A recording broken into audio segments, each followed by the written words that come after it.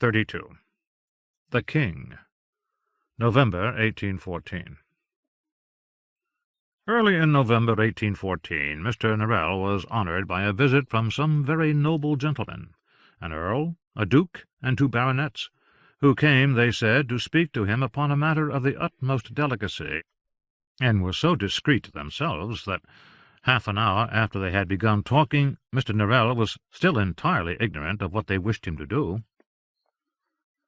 It emerged that, elevated as these gentlemen were, they were the representatives of one still greater, the Duke of York, and they had come to speak to Mr. Norrell about the madness of the king. The king's sons had recently paid a visit to their father, and had been very shocked by his sad condition. And though all of them were selfish, and some of them were dissolute, and none of them were much given to making sacrifices of any sort, they had all told each other how they would give any amount of money and cut off any number of limbs to make the king a little more comfortable.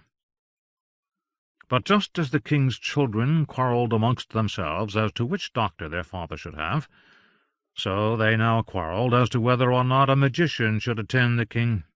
Chief in opposition to the idea was the Prince Regent. Many years before, during the life of the great Mr. Pitt, the king had suffered a severe bout of madness, and the prince had ruled in his place, but then the king had recovered, and the prince had found his powers and privileges stripped away from him. Of all the tiresome situations in the world, thought the Prince Regent, the most tiresome was to rise from one's bed in a state of uncertainty as to whether or not one was the ruler of Great Britain. So perhaps the prince might be forgiven for wishing that the king remain mad, or at least only gain such relief as death would supply. Mr. Norrell, who had no wish to offend the Prince Regent, declined to offer his assistance, adding that he doubted very much whether the king's illness were susceptible of treatment by magic. So the king's second son, the Duke of York, who was a military gentleman, asked the Duke of Wellington if he thought that Mr. Strange might be persuaded to visit the king. "Oh, I am certain of it," replied the Duke of Wellington. "Mr. Strange is always glad of an opportunity to do magic. Nothing pleases him more. The tasks I set him in Spain posed all sorts of difficulties, and though he made a great show of complaining, the truth was he could not have been more delighted. I have a great opinion of Mr. Strange's abilities. Spain is, as your Royal Highness knows, one of the most uncivilized places in the world, with scarcely any thoroughfare superior to a goat-track, from one end of the country to the other. But thanks to Mr. Strange, my men had good English roads to take them wherever they were needed, and if there was a mountain, or a forest, or a city in our way, why, Mr. Strange simply moved it somewhere else." The Duke of York remarked that King Ferdinand of Spain had sent a letter to the Prince Regent, complaining that many parts of his kingdom had been rendered entirely unrecognizable by the English magician, and demanding that Mr. Strange return and restore the country to its original form. "Oh," said the Duke of Wellington, not much interested, "they are still complaining about that, are they?" As a consequence of this conversation, Arabella Strange came downstairs one Thursday morning to find her drawing-room full of the king's male offspring. There were 5 of them, their Royal Highnesses the Dukes of York, Clarence, Sussex, Kent, and Cambridge. They were all between 40 and 50 years of age. All had been handsome once, but all were rather fond of eating and drinking, and consequently all were growing rather stout. Mr. Strange was standing with his elbow on the mantelpiece, one of Mr. Norrell's books in his hand, and a polite look of interest upon his face, while their Royal Highnesses all talked at the same time and interrupted one another in their eagerness to describe the terrible pathos of the king's situation. "Were you to see how His Majesty dribbles his bread and milk when he eats," said the Duke of Clarence to Arabella, with tears in his eyes, "how full of imaginary fears he is, and how he holds long conversations with Mr. Pitt, who has been dead this age. Well, my dear, you could not help but be brought very low by the sight." The Duke took Arabella's hand and began to stroke it, apparently under the impression that she was the parlour-maid. "All of His Majesty's subjects are very sorry that he is ill," said Arabella. "None of us can think of his suffering with indifference." "Oh, my dear," cried the Duke, delighted, how it touches my heart to hear you say so!" And he planted a large, wet, royal kiss upon her hand, and looked at her very tenderly. "If Mr. Norrell does not consider it a subject capable of treatment by magic, then, frankly, I do not think the chances are good," said Strange. "But I will gladly wait upon his Majesty." "In that case," said the Duke of York, "there is only the problem of the Willises." "The Willises?" said Strange. "Oh, indeed," cried the Duke of Cambridge. "The Willises are more impertinent than any one can imagine." "We must be careful not to vex the Willises too much," warned the Duke of Clarence, "or they are sure to revenge themselves upon his Majesty." "The Willises will have a great many objections to Mr. Strange visiting the King," sighed the Duke of Kent. The Willises were two brothers who owned a madhouse in Lincolnshire. For many years now they had attended the King whenever his Majesty had happened to become mad, and whenever he had happened to be in his right mind, the King had repeatedly told everyone how much he hated the Willises, and how deeply he resented their cruel treatment of him. He had extracted promises from the Queen and the Dukes and the Princesses that, should he ever become mad again, they would not surrender him to the Willises. But it had done no good. At the first sign of delirium the Willises had been sent for, and they had come immediately, and locked the King in a room, and clapped him in a strait waistcoat, and given him strong purging medicines. I believe it will puzzle my readers, for it puzzled every one else, that a king should be so little able to command his own fate. But consider with what alarm the rumour of madness is greeted in private families. Consider, then, how much greater the alarm when the sufferer is the King of Great Britain. If you or I go mad, it is a misfortune for ourselves, our friends and family. When a king goes mad, it is a disaster for the whole nation. Frequently in the past, King George's illness had left it entirely uncertain who should govern the country. There were no precedents. No one had known what to do. It was not that the Willises were liked or respected. They were not. It was not that their treatment granted the king any relief from his torments. They did not. The secret of the Willises' success was that they were cool when everyone else was in a panic. They embraced a responsibility which everyone else was most anxious to avoid. In return, they demanded absolute control of the king's person. No one was permitted to speak to the king without a Willis being present. Not the Queen, not the Prime Minister, not even the king's 13 sons and daughters.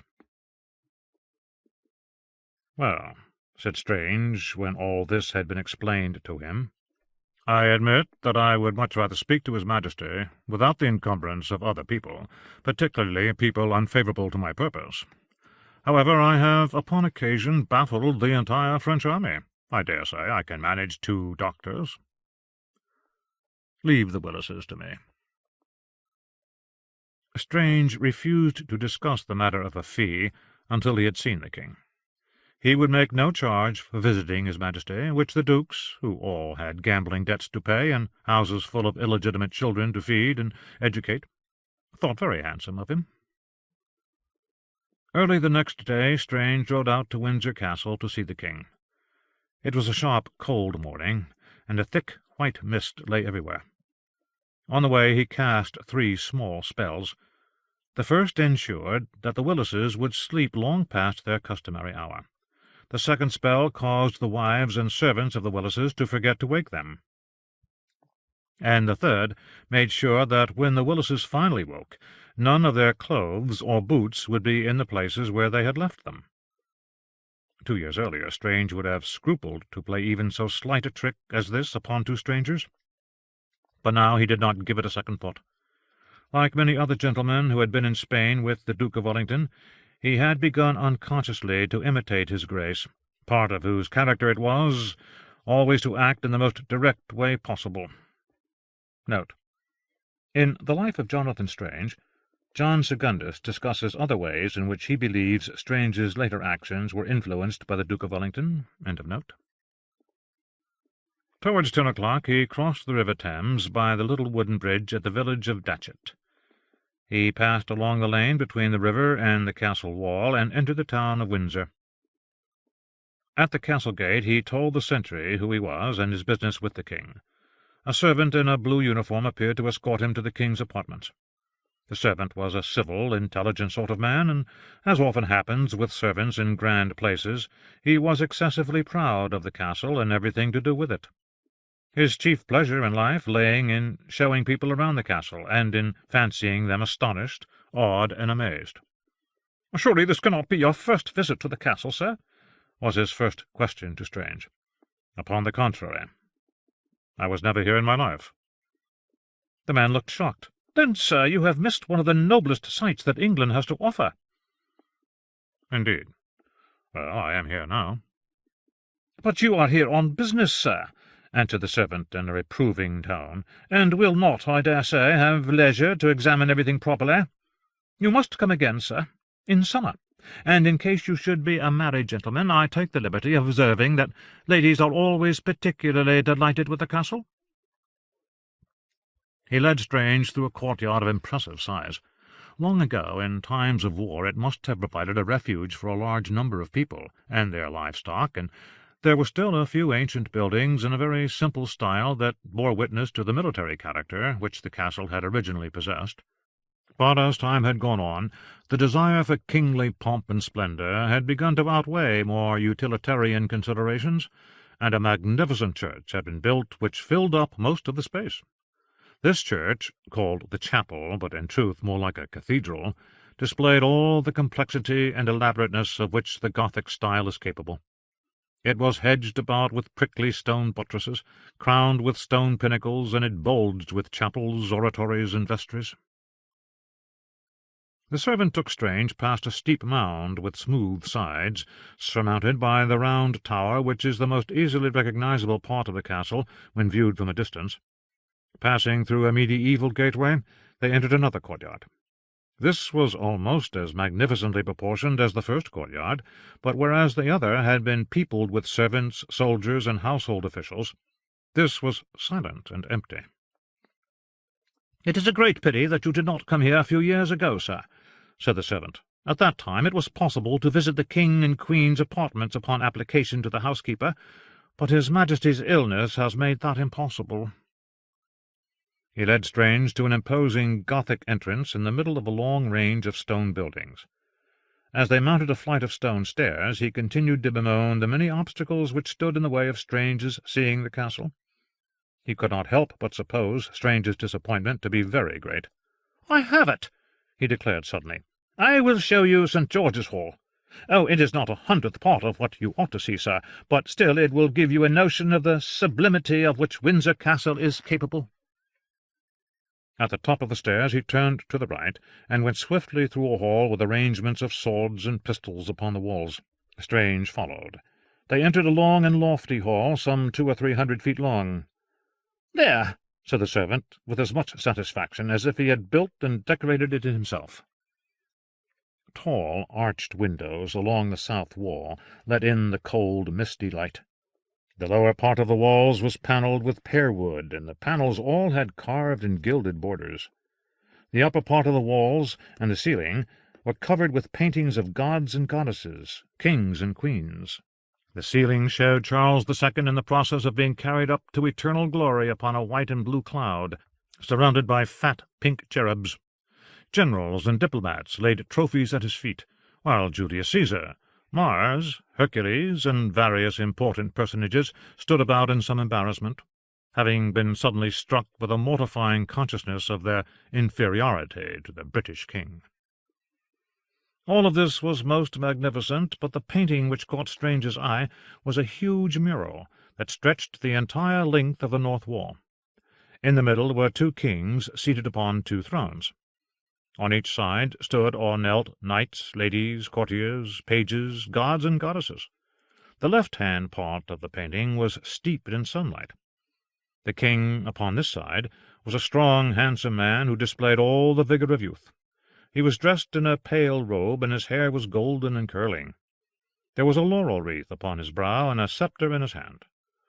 The people and gods who attended him were all equipped with helmets, breastplates, spears, and swords, as if the artist wished to suggest that this king only attracted the most warlike of men and gods to be his friends.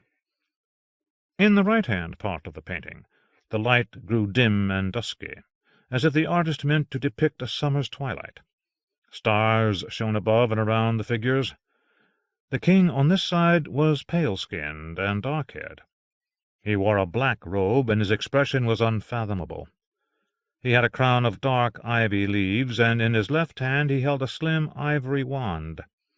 His entourage was composed largely of magical creatures, a phoenix, a unicorn, a manticore, fauns and satyrs. But there were also some mysterious persons.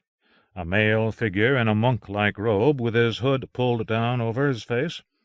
A female figure in a dark, starry mantle, with her arm thrown over her eyes.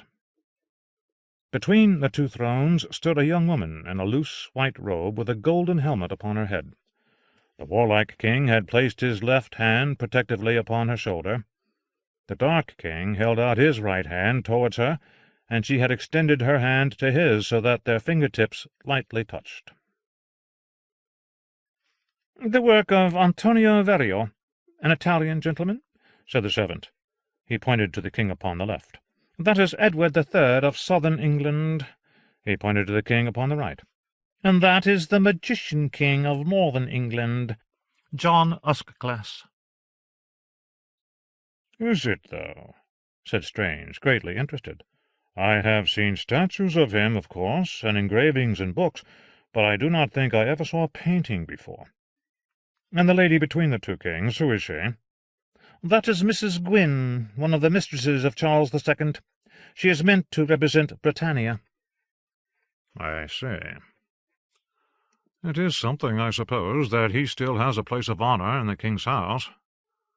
But then they put him in Roman dress, and make him hold hands with an actress. I wonder what he would say to that." The servant led Strange back through the weapon-lined room to a black door of imposing size, overtopped with a great jutting marble pediment. "I can take you no further than this, sir.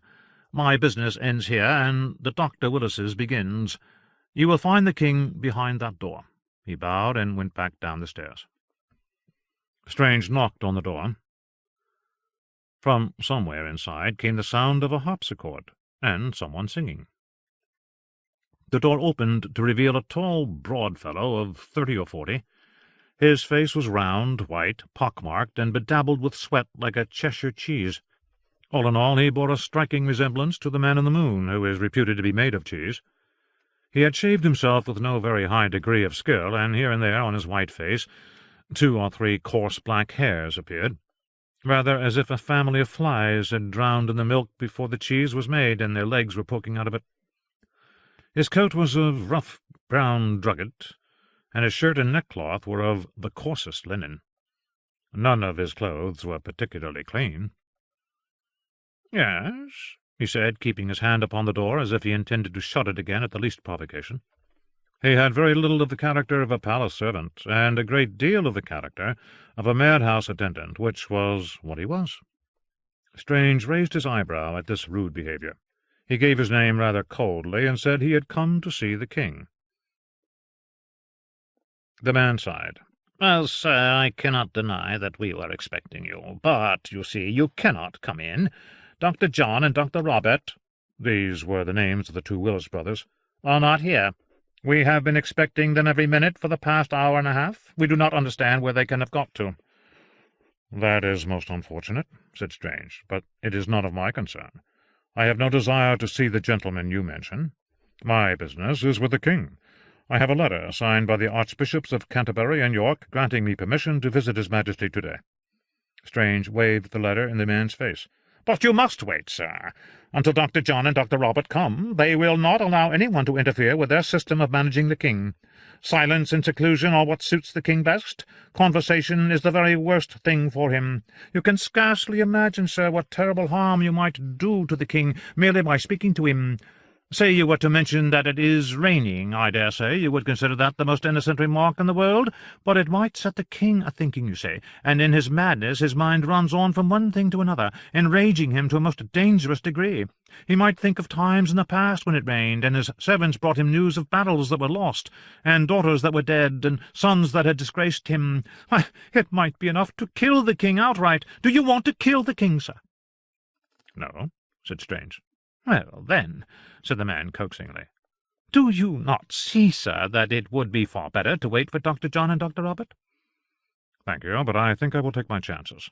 Conduct me to the king, if you please." "Dr. John and Dr. Robert will be very angry," warned the man. "I do not care if they are," replied Strange coolly. The man looked entirely astonished at this. "Now," said Strange, with a most determined look, and another flourish of his letter, "will you let me see the king, or will you defy the authority of 2 archbishops? That is a very grave matter, punishable by— well, I do not exactly know what, but something rather severe, I should imagine."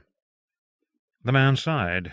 He called to another man, as rough and dirty as himself, and told him to go immediately to the houses of Dr. John and Dr. Robert to fetch them. Then, with great reluctance, he stood aside for Strange to enter.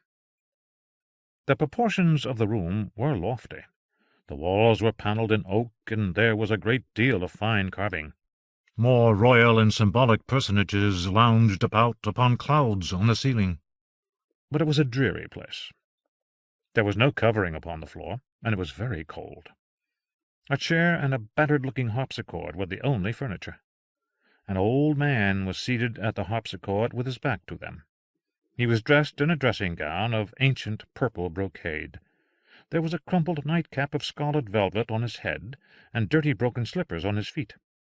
He was playing with great vigour, and singing loudly in German. When he heard the sound of approaching footsteps, he stopped. "Who's there?" he demanded. "Who is it?"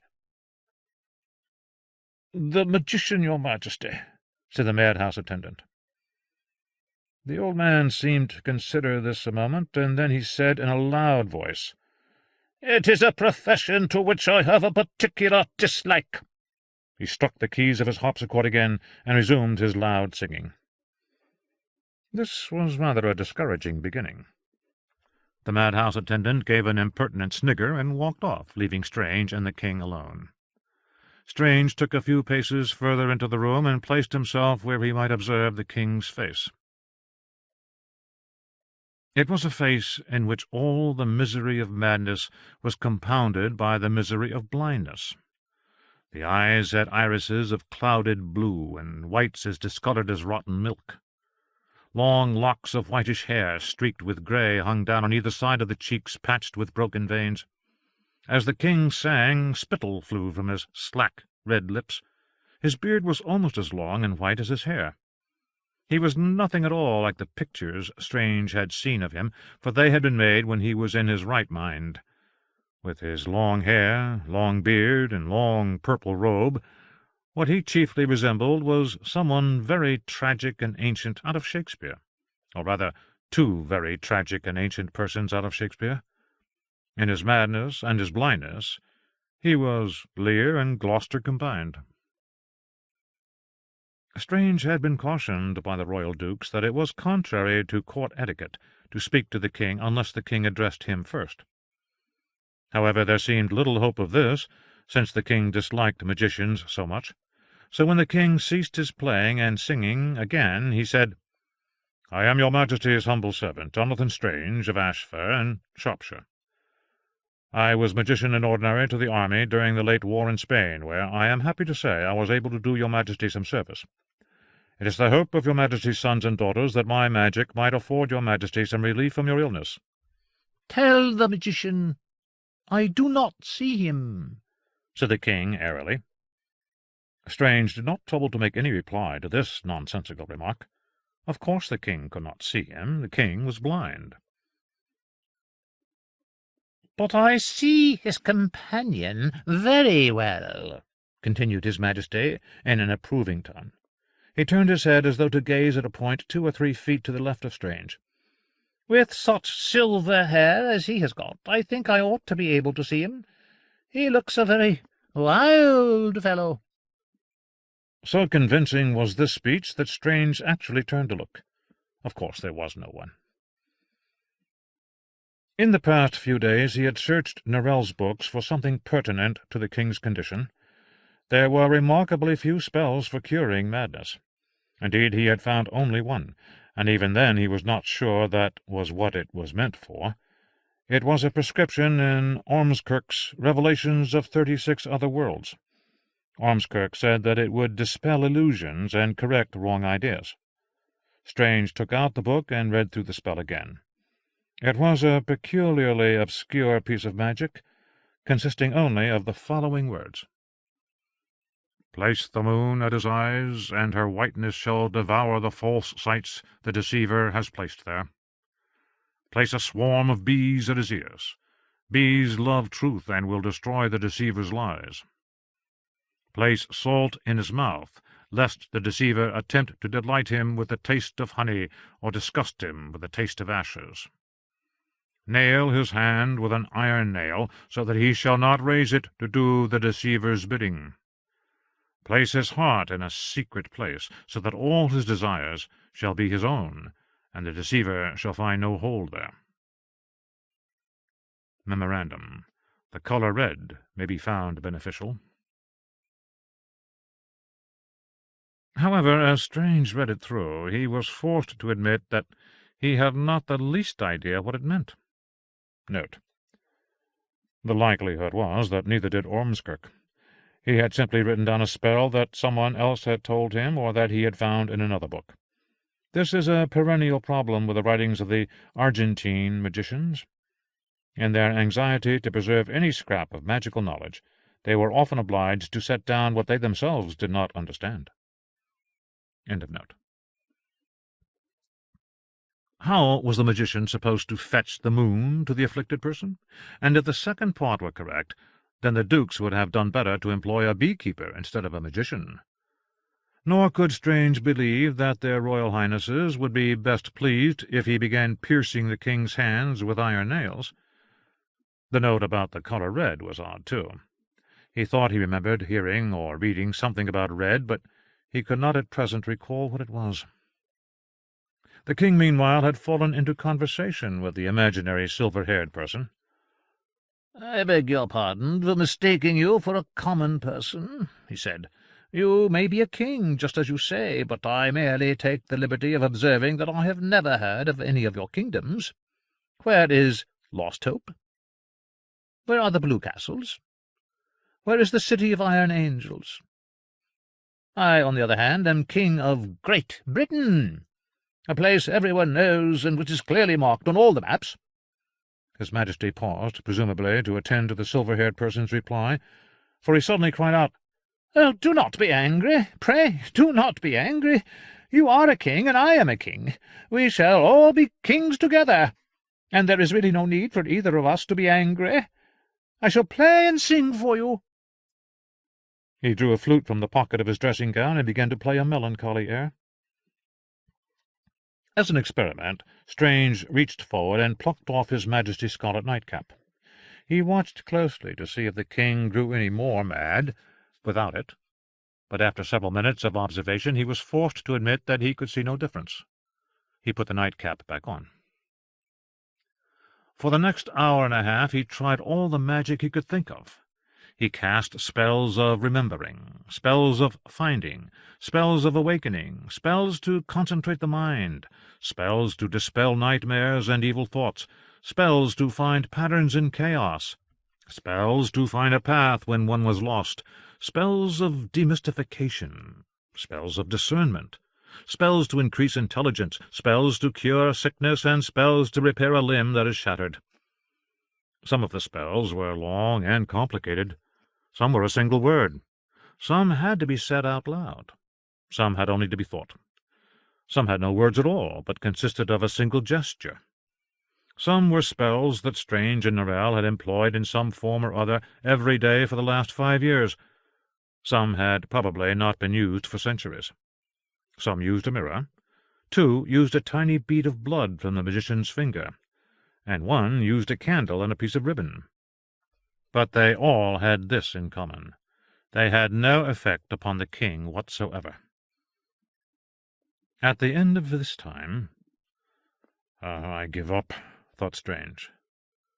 His Majesty, who had been happily unconscious of the magic directed at him, was chatting confidentially to the person with the silver hair that only he could see. "Have you been sent here for ever, or can you go away again? Oh, do not stay to be caught. This is a bad place for kings. They put us in strait waistcoats. The last time I was permitted to go out of these rooms was on a Monday in 1811. They tell me that was 3 years ago, but they lie.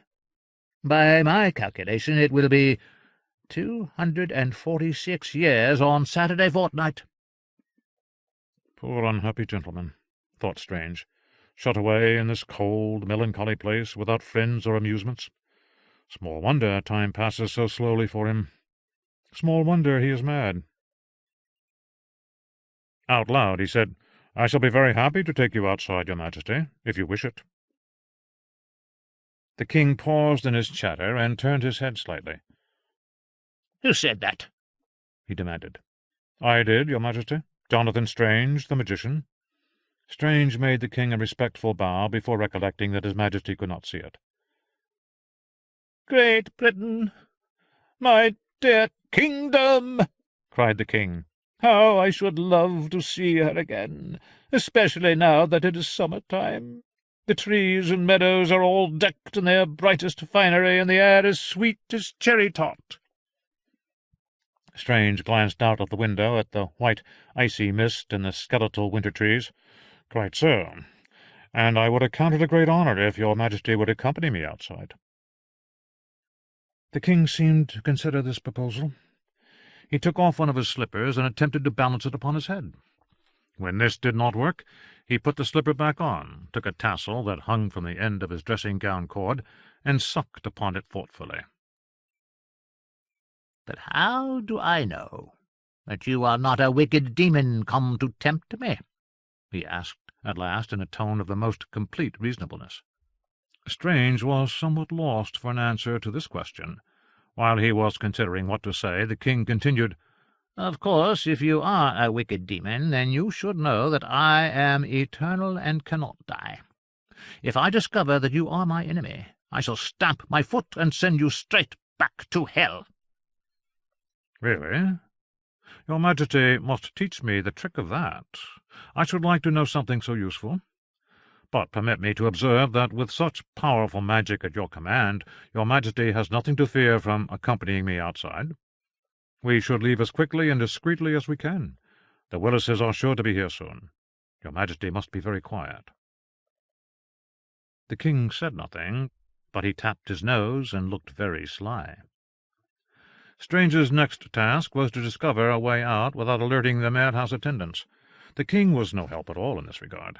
When asked where the various doors led to, he gave it as his opinion that one door led to America, another to everlasting perdition, and a third might possibly be the way to next Friday. So Strange picked one, the one the king thought led to America, and quickly escorted his Majesty through several rooms. All had painted ceilings in which English monarchs were depicted as dashing about the sky in fiery chariots, vanquishing persons who symbolized envy, sin, and sedition, and establishing temples of virtue, palaces of eternal justice, and other useful institutions of that sort. But though the ceilings were full of the most intense activity, the rooms beneath them were forlorn, threadbare, and full of dust and spiders. The furniture was all covered up with sheets, so that it appeared as if these chairs and tables must have died some time ago, and these were their gravestones. They came to a sort of back staircase. The king, who had taken Strange's warning to be quiet very much to heart, insisted upon tiptoeing down the stairs in the highly exaggerated manner of a small child. This took some time. "Well, Your Majesty," said Strange cheerfully, when at last they reached the bottom, "I think we managed that rather well. I do not hear any sounds of pursuit. The Duke of Wellington would be glad to employ either of us as intelligence officers. I do not believe that Captain Somers Cox or Colquhoun Grant himself could have crossed enemy territory with more—" He was interrupted by the king playing a very loud, very triumphant blare upon his flute. "D——," said Strange, and listened for sounds of the madhouse attendants coming, or, worse still, the Willises. But nothing happened. Somewhere close at hand there was an odd, irregular thumping and clattering, accompanied by screams and wailing, rather as if someone were being beaten by a whole cupboardful of brooms at once. Apart from that, all was quiet. A door opened onto a broad stone terrace. From here the land descended steeply, and at the foot of the slope lay a park. On the right a long double line of winter trees could be just seen. Arm in arm, the king and Strange walked along the terrace to the corner of the castle. Here Strange found a path leading down the slope and into the park. They descended this path, and had not walked far into the park when they came upon an ornamental pool, bounded by a low stone rim. Note: this pool and the line of trees were all that remained of a vast ornamental garden planned by King William III, which had been begun but never completed. It had been abandoned when the cost proved far too great. The land had been allowed to return to its former state of park and meadow. End of note. At its centre stood a little stone pavilion decorated with carved creatures. Some resembled dogs, except that their bodies were long and low like lizards, and each had a row of spines along its back. Others were meant to represent curved stone dolphins, which had somehow contrived to fasten themselves to the walls. On the roof, half a dozen classical ladies and gentlemen were sitting in classical attitudes, holding vases. It had clearly been the architect's intention that fountains of water should gush out of the mouths of all these strange animals, and out of the vases on the roof, and tumble decoratively into the pool. But just now all was frozen and silent. Strange was about to make some remark on the melancholy sight which this frozen pool presented, when he heard several shouts. He looked back and saw that a group of people were descending the slope of the castle very rapidly. As they drew nearer, he saw that they were 4 in number, 2 gentlemen he had never seen before, and the 2 madhouse attendants, the one with the face like a Cheshire cheese, and the one who had been sent to fetch the Willises. They all looked angry. The gentlemen hurried up, frowning in an important, offended sort of manner. They showed every symptom of having dressed in a great hurry.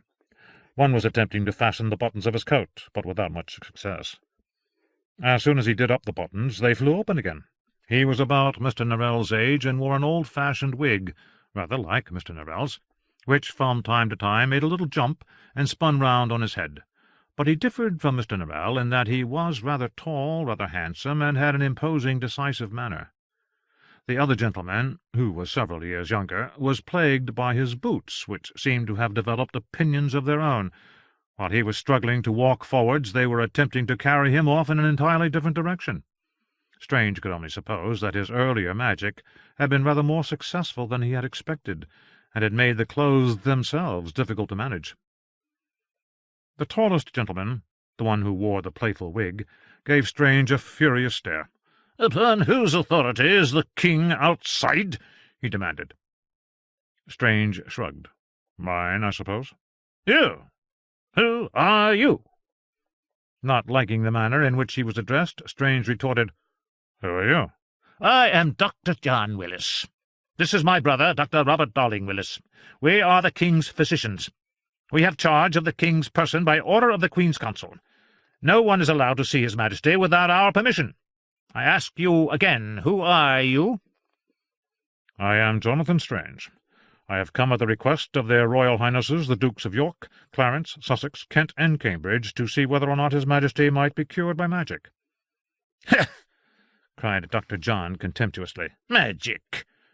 That is chiefly used for killing Frenchmen, is it not?" Dr. Robert laughed in a sarcastic manner, but the effect of cold, scientific disdain was rather spoilt when his boots suddenly carried him off with such force that he banged his nose against a tree. "Well, magician," said Dr. John, "you mistake your man if you think you may mistreat me and my servants with impunity. You will admit, I dare say, that you glued the doors of the castle shut by magic, so that my men could not prevent you leaving?" "Certainly not," declared Strange. "I did nothing of the sort. I might have done it," he conceded, "if there had been any need. But your men are as idle as they are impertinent. When His Majesty and I left the castle, they were nowhere to be seen." The first madhouse attendant, the one with a face like Cheshire cheese, almost exploded upon hearing this. "That is not true," he cried. "Dr. John, Dr. Robert, I beg that you will not listen to these lies. Martin here," he indicated the other madhouse attendant, "has had his voice entirely taken from him. He could not make a sound to raise the alarm." The other madhouse attendant mouthed and gestured furiously in confirmation. "As for me, sir, I was in the passageway at the bottom of the stairs when the door opened at the top. I was just readying myself to speak to this magician, and some strong words I was going to give him too, sir, on your behalf, when I was pulled by magic into a broom cupboard, and the door shut fast upon me." "What nonsense!" cried Strange. "Nonsense, is it?" cried the man. "And I suppose you did not make the brooms in the cupboard beat me? I am all over bruises." This, at least, was perfectly true. His face and hands were covered in red marks. "There, magician!" cried Dr. John triumphantly. "What do you say now? Now that all your tricks are exposed?" "Oh, really?" said Strange. "He has done that to himself to make his story more convincing." The king blew a vulgar noise on his flute. "Be assured," said Dr. John, "that the Queen's Council will soon hear of your impudence." Then, turning away from Strange, he cried out, "Your Majesty, come here!" The king skipped nimbly behind Strange. "You will oblige me by returning the king to my care," said Dr. John. "I will do no such thing," declared Strange. "And you know how lunatics should be treated, do you?" said Dr. Robert with a sneer. "You have studied the matter." "I know that to keep a man without companionship, to deny him exercise and a change of air, cannot possibly cure anything," said Strange. "It is barbaric. I would not keep a dog so." "And speaking as you do," added Dr. Robert, "you merely betray your ignorance. The solitude and tranquillity of which you complain so vigorously are the cornerstones of our whole system of treating the king." "Oh," said Strange, "you call it a system, do you? And what does it consist of, this system?" "There are three main principles," declared Dr. Robert. "Intimidation," the king played a few sad notes upon his flute, "isolation," which became a lonely little tune, and restraint, ending in a long note like a sigh. "In this way," continued Dr. Robert, "all possible sources of excitement are suppressed, and the patient is denied material with which to construct his fantasies and improper notions." "But in the end," added Dr. John, "it is by the imposition of his will upon his patient that the doctor effects his cure. It is the forcefulness of the doctor's own character which determines his success or failure. It was observed by many people that our father could subdue lunatics merely by fixing them with his eye." "Really?" said Strange, becoming interested in spite of himself. "I had never thought of it before. But something of the sort is certainly true of magic. There are all sorts of occasions when the success of a piece of magic depends upon the forcefulness of the magician's character." "Indeed?" said Dr. John, glancing briefly to his left.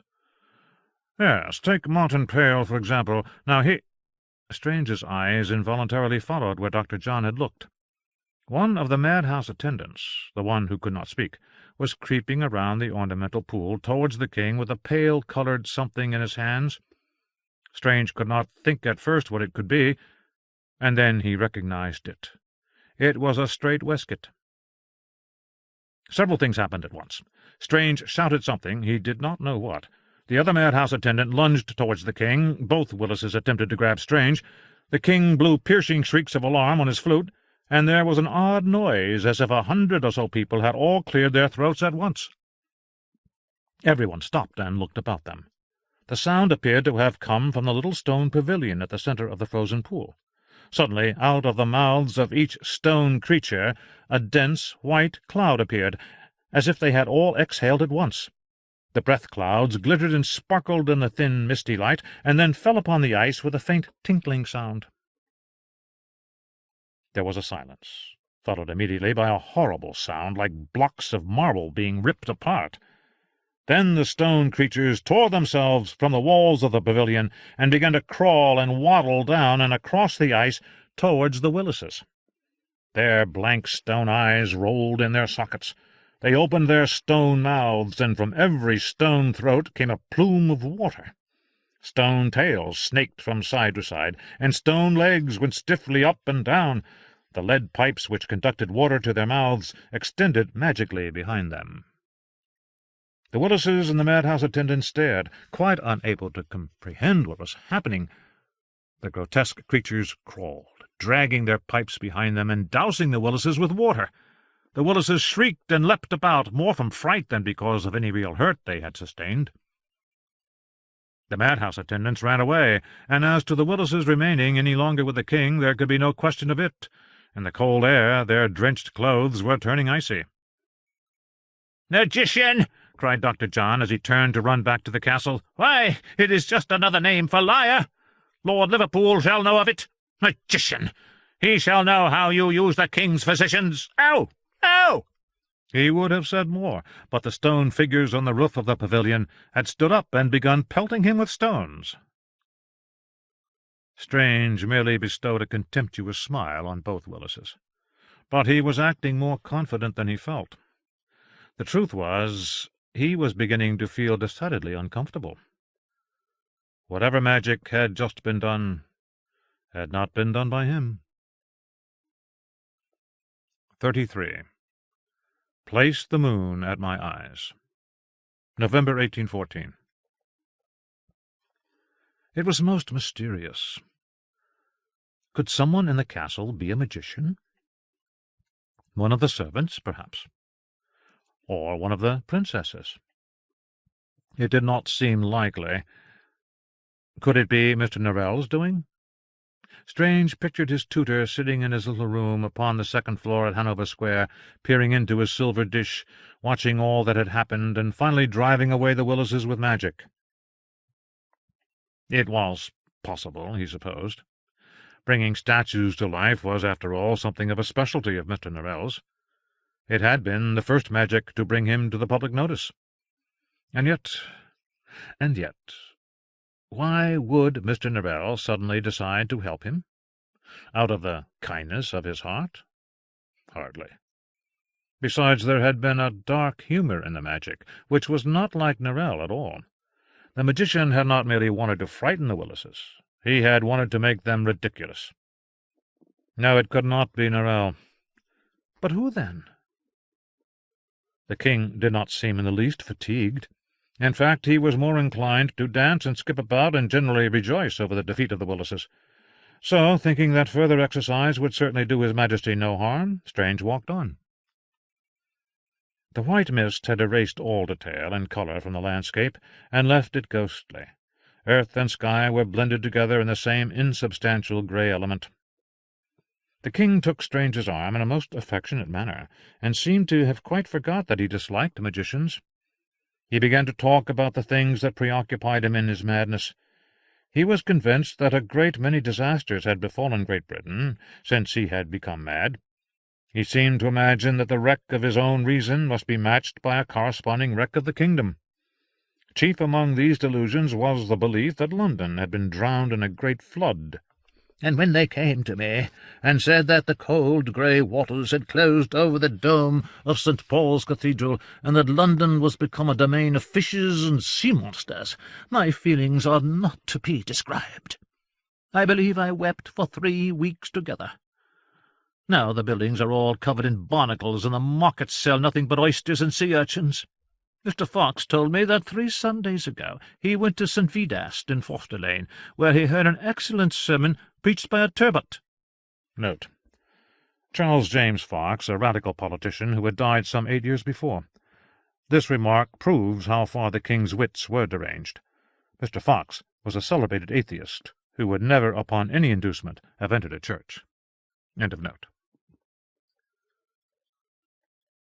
But I have a plan for my kingdom's restoration. I have dispatched ambassadors to the King of the Fishes, with proposals that I should marry a mermaid, and so end the strife between our two great nations." The other subject which preoccupied His Majesty was that of the silver-haired person, whom only he could say. "He says he is a king," he whispered eagerly, "but I believe he is an angel. With all that silver hair, I think it very likely." "And those two evil spirits, the ones you were talking to, he has been abusing them most horribly. It is my belief he has come to smite them and cast them into a fiery pit. Then, no doubt, he will carry you and me away to glory in Hanover." "Heaven," said Strange. "Your Majesty means heaven." They walked on. Snow began to fall, a slow tumble of white over a pale grey world. It was very quiet. Suddenly the sound of a flute was heard. The music was unutterably lonely and mournful, but at the same time full of nobility. Thinking that it must be the king who was playing, Strange turned to watch. But the king was standing with his hands at his side and his flute in his pocket. Strange looked around. The mist was not dense enough to hide anyone who might have been standing near them. There was no one. The park was empty. "Ah, listen," cried the king. "He is describing the tragedy of the King of Great Britain. That run of notes there, that is for past powers all gone. That melancholy phrase, that is for his reason destroyed by deceitful politicians and the wicked behaviour of his sons. That little tune, fit to break your heart, that is for the beautiful young creature whom he adored when he was a boy and was forced by his friends to give up. Ah, God, how he wept then!" Tears rolled down the king's face. He began to perform a slow, grave dance, waving his body and his arms from side to side and spinning slowly over the ground. The music moved away, deeper into the park, and the king danced after it. Strange was mystified. The music seemed to be leading the king in the direction of a grove of trees. At least Strange had supposed it was a grove. He was almost certain that a moment ago he had seen a dozen trees, probably fewer, but now the grove had become a thicket, a wood, a deep, dark wood, where the trees were ancient and wild. Their great branches resembled twisted limbs, and their roots tumbling nests of snakes. They were twined about thickly with ivy and mistletoe. There was a little path between the trees. It was pitted with deep, ice-rimmed hollows and fringed with frost-stiffened weeds. Pale pin-pricks of light deep within the wood suggested a house, where no house ought to be. "Your Majesty!" cried Strange. He ran after the king and caught him by the hands. "Your Majesty must forgive me, but I do not quite like the look of those trees. I think perhaps that we would be as well to return to the castle." The king was quite enraptured by the music and did not wish to leave. He grumbled and pulled his arm away from Strange's grasp. Strange caught him again and half led, half dragged him back towards the gate.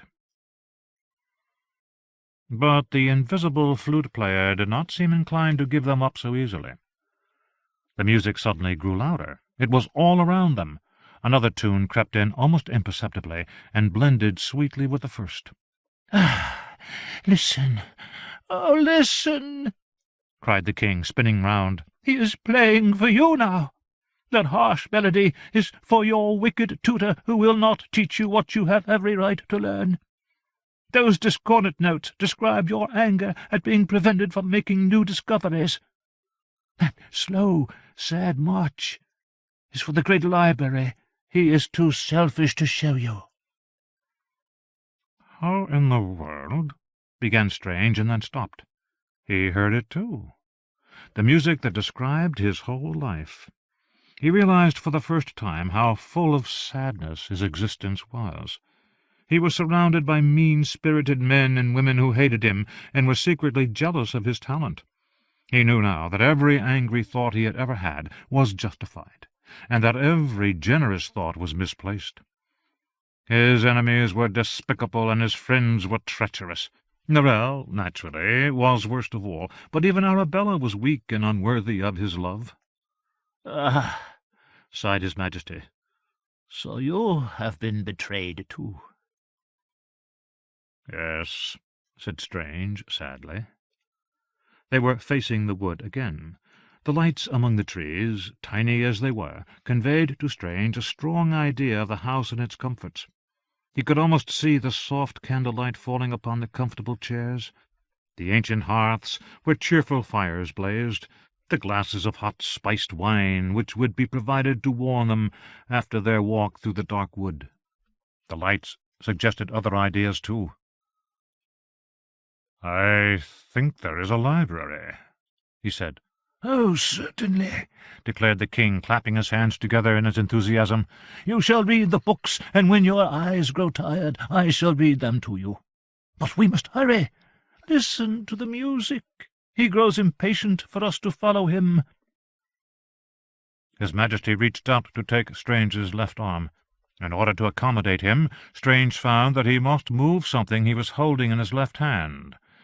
It was Ormskirk's Revelations of 36 Other Worlds.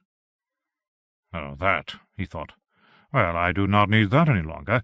There are sure to be better books at the house in the wood." He opened his hand and let Revelations fall upon the snowy ground. The snow fell thicker. The flute-player played. They hurried towards the wood. As they ran, the king's scarlet nightcap fell over his eyes. Strange reached up and straightened it. As he did so, he suddenly remembered what it was that he knew about the colour red. It was powerful protection against enchantment. "Hurry! Hurry!" cried the king. The flute-player played a series of rapid notes which rose and fell to mimic the sound of the wind.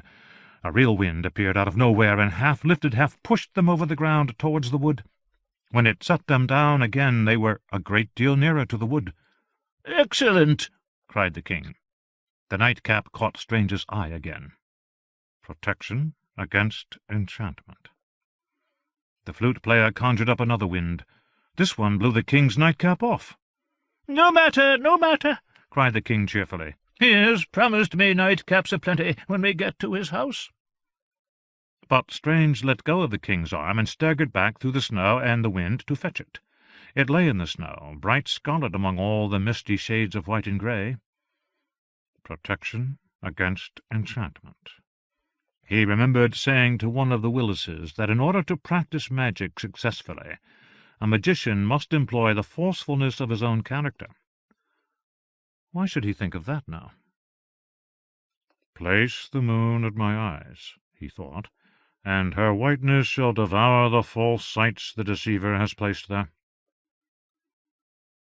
The moon's scarred white disk appeared suddenly, not in the sky, but somewhere else. If he had been obliged to say exactly where, he would have said that it was inside his own head. The sensation was not a pleasant one. All he could think of, all he could see, was the moon's face like a sliver of ancient bone.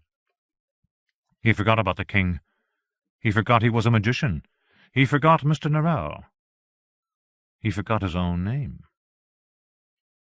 He forgot everything, except the moon. The moon vanished.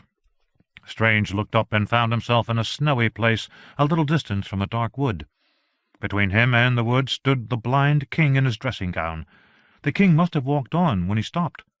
But without his guide to lean on, the king felt lost and afraid. He was crying out, "Magician! Magician! Where are you?" The wood no longer struck Strange as a welcoming place. It appeared to him now as it had at first, sinister, unknowable, un-English. As for the lights, he could barely see them. They were the merest pricks of white in the darkness, and suggested nothing except that the inhabitants of the house could not afford many candles. "Magician!" cried the king. "I am here, your Majesty." "Place a swarm of bees at my ears," he thought. "Bees love truth and will destroy the deceiver's lies." A low murmuring noise filled his ears, blocking out the music of the flute-player. It was very like language, and Strange thought that in a little while he would understand it. It grew, filling his head and his chest to the very tips of his fingers and toes. Even his hair seemed electrified, and his skin buzzed and shook with the noise. For one horrible moment he thought that his mouth was full of bees, and that there were bees buzzing and flying under his skin, in his guts, in his ears. The buzzing stopped. Strange heard the flute-player's music again, but it did not sound as sweet as before, and it no longer seemed to be describing his life. "Place salt in my mouth," he thought, "lest the deceiver attempt to delight me with a taste of honey, or disgust me with a taste of ashes." This part of the spell had no effect whatsoever. Note: when Strange reviewed the morning's events afterwards, he could only suppose that the flute-player had made no attempt to deceive him by his sense of taste. End of note. "Nail my hand with an iron nail, so that I shall not raise it to do the deceiver's bidding." "Ah, dear God!" screamed Strange. There was an excruciating pain in the palm of his left hand. When it ceased, as suddenly as it had begun, he no longer felt compelled to hurry towards the wood. "Place my heart in a secret place, so that all my desires shall be my own, and the deceiver shall find no hold there." He pictured Arabella, as he had seen her 1,000 times, prettily dressed and seated in a drawing-room among a crowd of people who were all laughing and talking. He gave her his heart. She took it, and placed it quietly in the pocket of her gown. No one observed what she did. Strange next applied the spell to the king, and at the last step he gave the king's heart to Arabella to keep in her pocket. It was interesting to observe the magic from the outside. There had been so many unusual occurrences in the king's poor head that the moon's sudden appearance there seemed to occasion him no surprise. But he did not care for the bees. He was brushing them away for some time afterwards. When the spell was finished, the flute-player abruptly ceased playing. "And now, your Majesty," said Strange, "I think it is time we returned to the castle. You and I, your Majesty, are a British king and a British magician. Though Great Britain may desert us, we have no right to desert Great Britain. She may have need of us yet." "True, true. I swore an oath at my coronation always to serve her. Oh, my poor country!" The king turned and waved in the direction he supposed the mysterious flute-player to be. "Goodbye. Goodbye, dear sir. God bless you for your kindness to George III. Revelations of 36 Other Worlds lay half covered up by the snow. Strange picked it up and brushed off the snow. He looked back. The dark wood had gone. In its place was a most innocent clump of 5 leafless beech trees. On the ride back to London, Strange was deep in thought. He was aware that he ought to have been disturbed by his experience at Windsor, perhaps even frightened. But his curiosity and excitement far exceeded his uneasiness. Besides, whatever or whoever had done the magic, he had defeated them and imposed his will upon theirs. They had been strong, but he had been stronger. The whole adventure had confirmed something he had long suspected, that there was more magic in England than Mr. Norrell admitted. Consider the matter from whichever point of view he would, he continually came back to the silver-haired person, whom only the king could see. He tried to recall what exactly the king had said about this person, but he could recall nothing beyond the simple fact of his silver hair. He reached London at about 4:30. The city was growing dark. Lights were glowing in all the shops, and the lamplighters were out in the streets. When he got to the corner of Oxford Street and New Bond Street, he turned aside and rode to Hanover Square. He found Mr. Norrell in his library, drinking tea. Mr. Norrell was as ever delighted to see the other magician, and he was eager to hear all about Strange's visit to the king. Strange told him how the king was kept a solitary prisoner in his own palace, and he listed the spells he had done. But of the drenching of the Willises, the enchanted wood, and the invisible flute-player, he said not a word. "I am not at all surprised that you could not help His Majesty," said Mr. Norrell. I do not believe that even the Orient magicians could cure madness. In fact, I am not sure that they tried. They seem to have considered madness in quite a different light. They held madmen in a sort of reverence, and thought they knew things sane men did not, things which might be useful to a magician. There are stories of both Ralph Stokesy and Catherine of Winchester consulting with madmen. "But it was not only magicians, surely," said Strange. "Fairies, too, had a strong interest in madmen. I am sure I remember reading that somewhere." "Yes, indeed.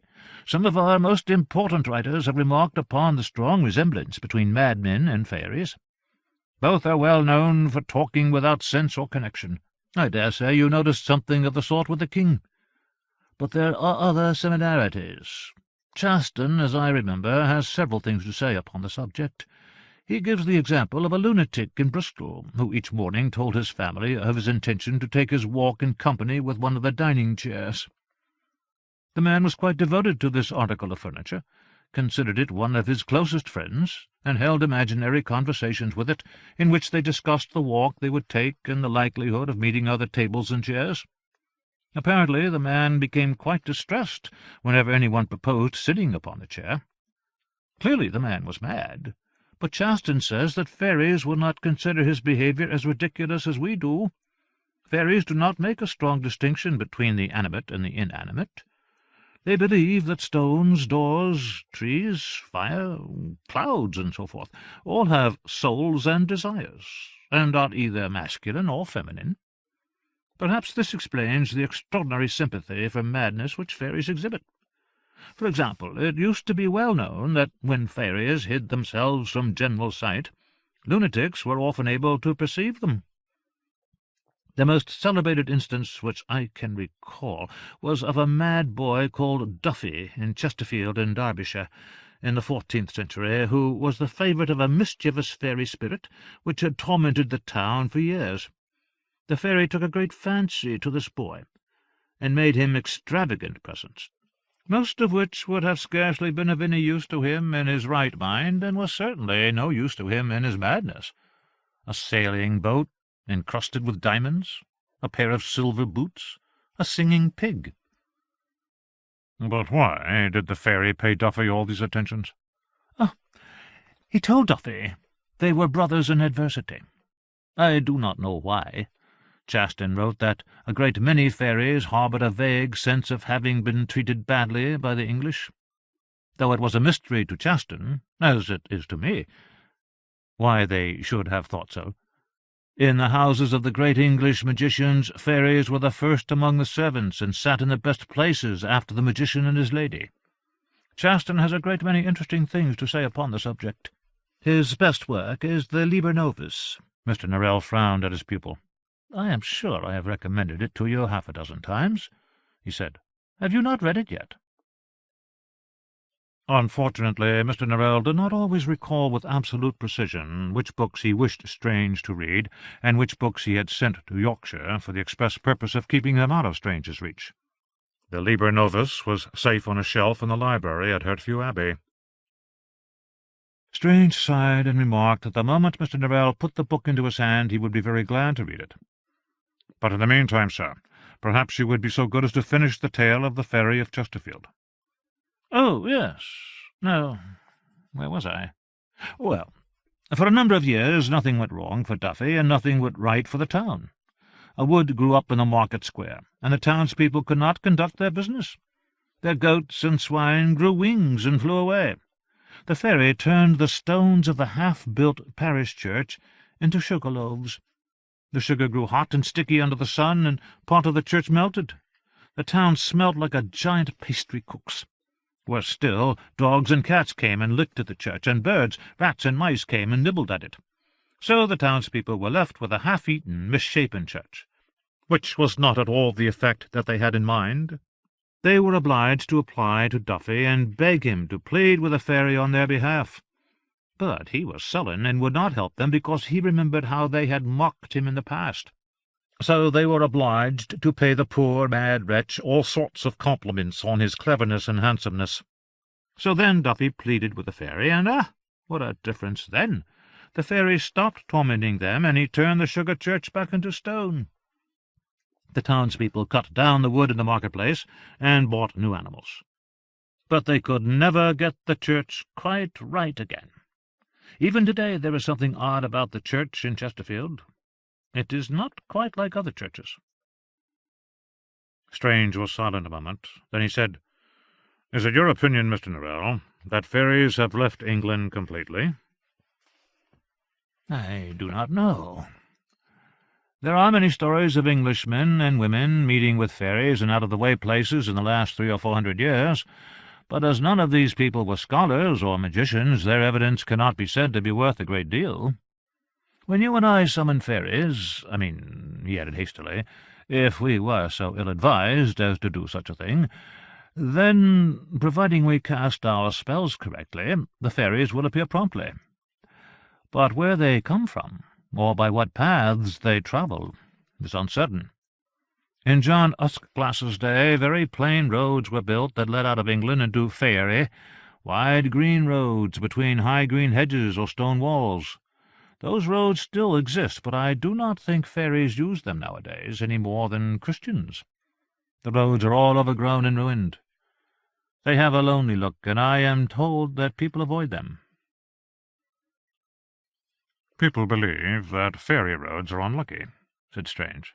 "They are foolish," said Norrell. "Fairy roads cannot hurt them. Fairy roads lead nowhere at all." Note: whether Mr. Norrell was right to say that fairy roads can do no harm is debatable. They are eerie places, and there are dozens of tales of the strange adventures which befell people who attempted to travel among them. The following is one of the better known. It is hard to say what precisely was the fate suffered by the people in the road. Certainly it is not a fate you or I would wish to share.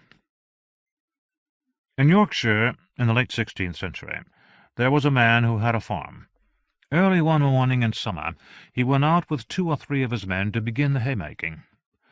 A white mist lay upon the land, and the air was cool. Along one side of the field there was an ancient fairy road, bounded by high hawthorn hedges. Tall grass and young saplings grew in the road, and even on the brightest day it was dim and shadowy. The farmer had never seen anyone on the fairy road, but that morning he and his men looked up and saw a group of people coming along it. Their faces were strange, and they were outlandishly dressed. One among them, a man, strode ahead of the others. He left the road and came into the field. He was dressed in black and was young and handsome, and though they had never seen him before, the farmer and his men knew him immediately. It was the magician king, John Uskglass. They knelt before him, and he raised them up. He told them that he was on a journey, and they brought him a horse and some food and drink. They went and fetched their wives and children, and John Uskglass blessed them and gave them good fortune. The farmer looked doubtfully at the strange people who remained in the fairy road, but John Uskglass told the farmer not to be afraid. He promised him that the people could do him no harm. Then he rode away. The strange people in the ancient road lingered a little while, but when the first rays of the strong summer sun touched them, they disappeared with the mist. End of note. "And what of the half-human descendants of fairies? Do they inherit their forefathers' knowledge and powers?" asked Strange. "Oh, that is quite another question. Many people nowadays have surnames that reveal their ancestors' fairy origins. Otherlander and Fairchild are 2. Elphick is another. And fairy, obviously. I remember there was a Tom Otherlander who worked upon one of our farms when I was a child. But it is quite rare for any of these descendants of fairies to exhibit the least magical talent. Indeed, more often than not, they have a reputation for malice, pride and laziness, all vices for which their fairy ancestors were well known." The next day Strange met with the royal dukes and told them how much he regretted that he had been unable to alleviate the king's madness. The royal highnesses were sorry to hear it, but they were not at all surprised. It was the outcome they had expected, and they assured Strange that they did not blame him in the least. In fact, they were pleased with all he had done, and they particularly liked that he had not charged them a fee. As a reward, they granted him their royal warrants. This meant that he could, if he wished, put gilt and plaster images of all their 5 coats of arms above his door in Soho Square, and he was at liberty to tell anyone he liked that he was magician to the royal dukes by appointment. Strange did not tell the dukes that he deserved their gratitude more than they knew. He was quite certain he had saved the king from some horrible fate or other. He simply did not know what it was. 34. On the Edge of the Desert.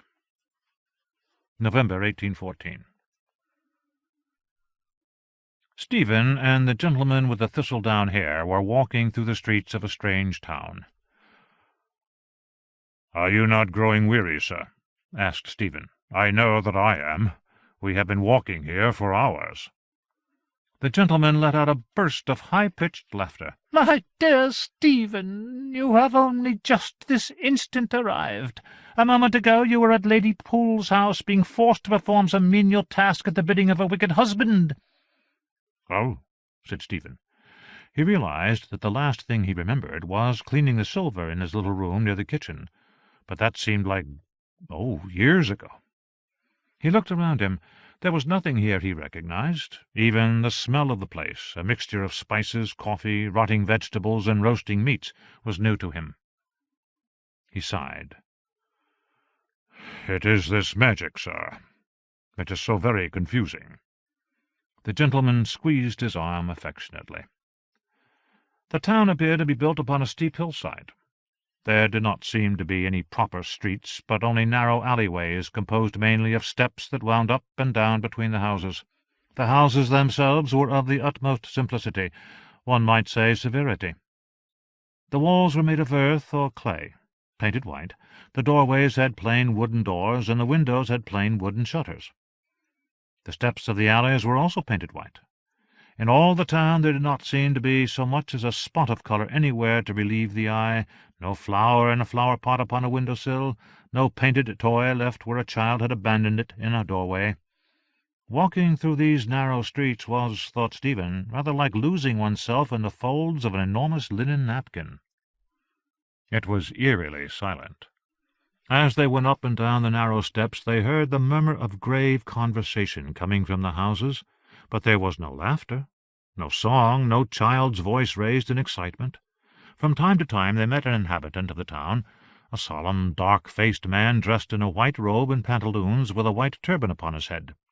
All carried walking-sticks, even the young men, though in truth none of them seemed to be very young. The inhabitants of this town had been born old. They saw only one woman, at least the gentleman with the thistledown hair said it was a woman. She stood at her husband's side, robed from the crown of her head to the tip of her toe in a single garment the colour of shadows. When Stephen first saw her, she had her back to him, and it seemed in keeping with the dream-like atmosphere of the place that as she turned slowly towards him, he saw that her face was not a face at all, but a panel of densely embroidered cloth of the same dusky hue as the rest of her garment. "These people are very strange," whispered Stephen, "but they do not appear to be surprised to find us here." "Oh," said the gentleman, "it is part of the magic I have done that you and I should appear to them as two of their number. They are quite convinced that they have known us since childhood. Moreover, you will find that you understand them perfectly, and they will understand you, in spite of the obscurity of their language, which is scarcely comprehensible to their own countrymen 25 miles away." Presumably, Stephen thought, it was also part of the magic that the town's inhabitants should not notice how loud the gentleman spoke, and how his words echoed from every whitewashed corner. The street they were descending turned a corner, and ended abruptly at a low wall that had been put there to prevent unwary pedestrians from tumbling off the hill. From this spot the surrounding country could be viewed.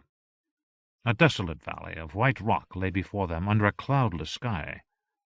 A hot wind blew across it. It was a world from which all flesh had been stripped, leaving only the bones. Stephen would have supposed that this place was a dream or part of his enchantment, Had not the gentleman with the thistledown hair informed him excitedly that this was Africa, your ancestral soil, my dear Stephen? But, thought Stephen, my ancestors did not live here, I am sure. These people are darker than Englishmen, but they are far fairer than me. They are Arabs, I suppose.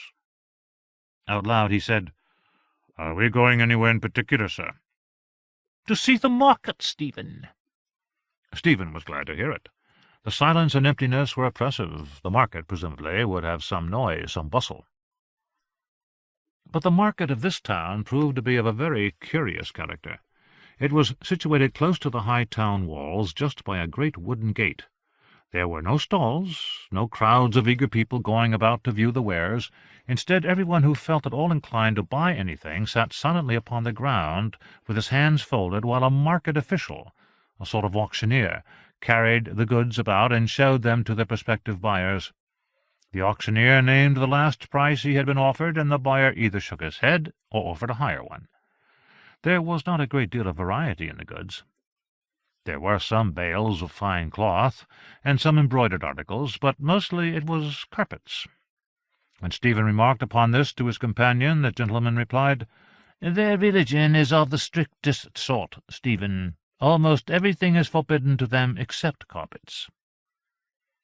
Stephen watched them as they went mournfully about the market, these men whose mouths were perpetually closed lest they spoke some forbidden word, whose eyes were perpetually averted from forbidden sights, whose hands refrained at every moment from some forbidden act. It seemed to him that they did little more than half exist.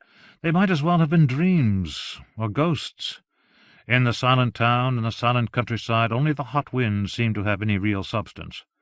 Stephen felt he would not be surprised if one day the wind blew the town and its inhabitants entirely away. Stephen and the gentleman seated themselves in a corner of the market beneath a tattered brown awning. "Why are we here, sir?"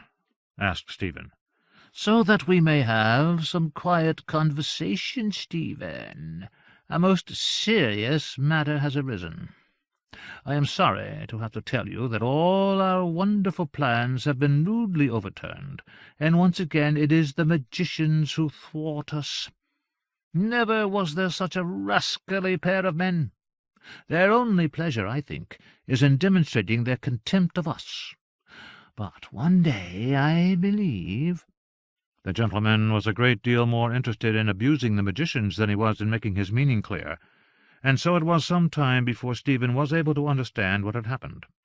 It seemed that Jonathan Strange had paid a visit to the King of England, for what reason the gentleman did not explain, and the gentleman had gone too with the idea first of seeing what the magician did, and secondly of looking at the King of England. "And I do not know how it is, but for some reason I never paid my respects to His Majesty before. I discovered him to be a most delightful old person, very respectful to me. We had a great deal of conversation. He has suffered much from the cruel treatment of his subjects. The English take great pleasure in humbling the great and the noble. A great many worthies throughout history have suffered from their vicious persecutions, people such as Charles I, Julius Caesar, and above all, you and me." "I beg your pardon, sir. But you mentioned plans. What plans are these?" "Why, our plans to make you King of England, of course. You had not forgotten?" "No, indeed, but—" "Well, I do not know what may be your opinion, dearest Stephen," declared the gentleman, not waiting to find out, "but I confess I grow weary of waiting for your wonderful destiny to happen of its own accord. I am very much inclined to anticipate the tardy fates, and make you king myself. Who knows, perhaps I am meant to be the noble instrument that raises you to the lofty position that is yours by right? Nothing seems so likely. While the king and I were talking, it occurred to me that the first step to making you king was to get rid of him. Observe, I meant the old man no harm. Upon the contrary, I wrapped his soul in sweetness and made him happier than he has been in many a long year. But this would not do for the magician. I had barely begun to weave an enchantment when the magician began to work against me. He employed ancient fairy magic of immense power. I was never more surprised in my life. Who could have supposed that he would have known how to do such a thing? The gentleman paused in his tirade long enough for Stephen to say, "Grateful as I am for your care of me, sir, I feel obliged to observe that the present king has 13 sons and daughters, the eldest of whom is already governing the country. Even if the king were dead, the crown would certainly pass to one of them." Yes, yes, but the king's children are all fat and stupid. Who wishes to be governed by such frights? When the people of England understand that they might instead be governed by you, Stephen, who are all elegance and charm, and whose noble countenance would look so well upon a coin, they must be very dull indeed if they are not immediately delighted and rush to support your cause. The gentleman, thought Stephen, understood the character of Englishmen a great deal less than he supposed. At that moment their conversation was interrupted by a most barbaric sound. A great horn was being blown. A number of men rushed forward and heaved the great town gates shut. Thinking that perhaps some danger threatened the town, Stephen looked around in alarm. "Sir, what is happening?"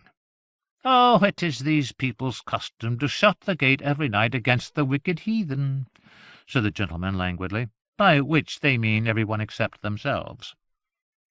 But tell me your opinion, Stephen. What should we do?" "Do, sir? About what?" "The magicians, Stephen, the magicians. It is clear to me now that as soon as your wonderful destiny begins to unfold, they are certain to interfere. Though why it should matter to them who is King of England, I cannot tell.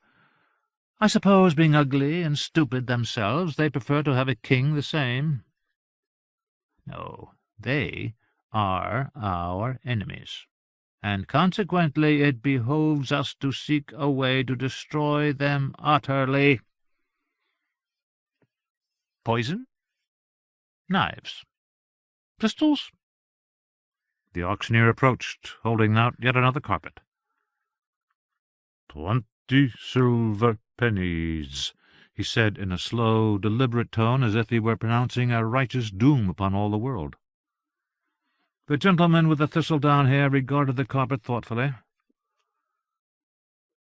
"It is possible, of course," he said, "to imprison someone within the pattern of a carpet for 1,000 years or so.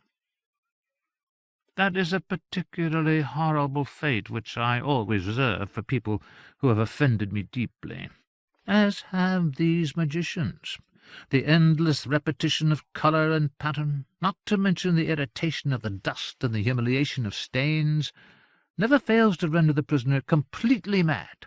The prisoner always emerges from the carpet determined to wreak revenge upon all the world, and then the magicians and heroes of that age must join together to kill him, or, more usually, imprison him a second time for yet more thousands of years in some even more ghastly prison.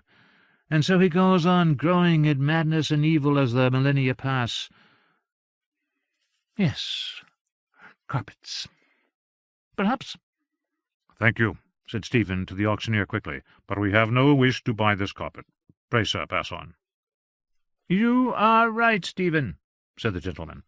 "Whatever their faults, these magicians have proved themselves most adept at avoiding enchantments. We must find some other way to crush their spirits, so that they no longer have the will to oppose us. We must make them wish they had never taken up the practice of magic." 35. The Nottinghamshire Gentleman. November 1814. During Strange's 3-year absence, Mr. Drawlight and Mr. Lascelles had enjoyed a little revival of their influence over Mr. Norrell. Anyone wishing to talk to Mr. Norrell or ask for Mr. Norrell's assistance had been obliged to apply first to them. They had advised Mr. Norrell upon the best way of managing the ministers, and the ministers upon the best way of managing Mr. Norrell. As friends and counsellors of England's most eminent magician, their acquaintance had been solicited by all the wealthiest and most fashionable people in the kingdom. After Strange's return, they continued to wait upon Mr. Norrell as assiduously as ever, but now it was Strange's opinion which Mr. Norrell most wished to hear, and Strange's advice which he sought before any other.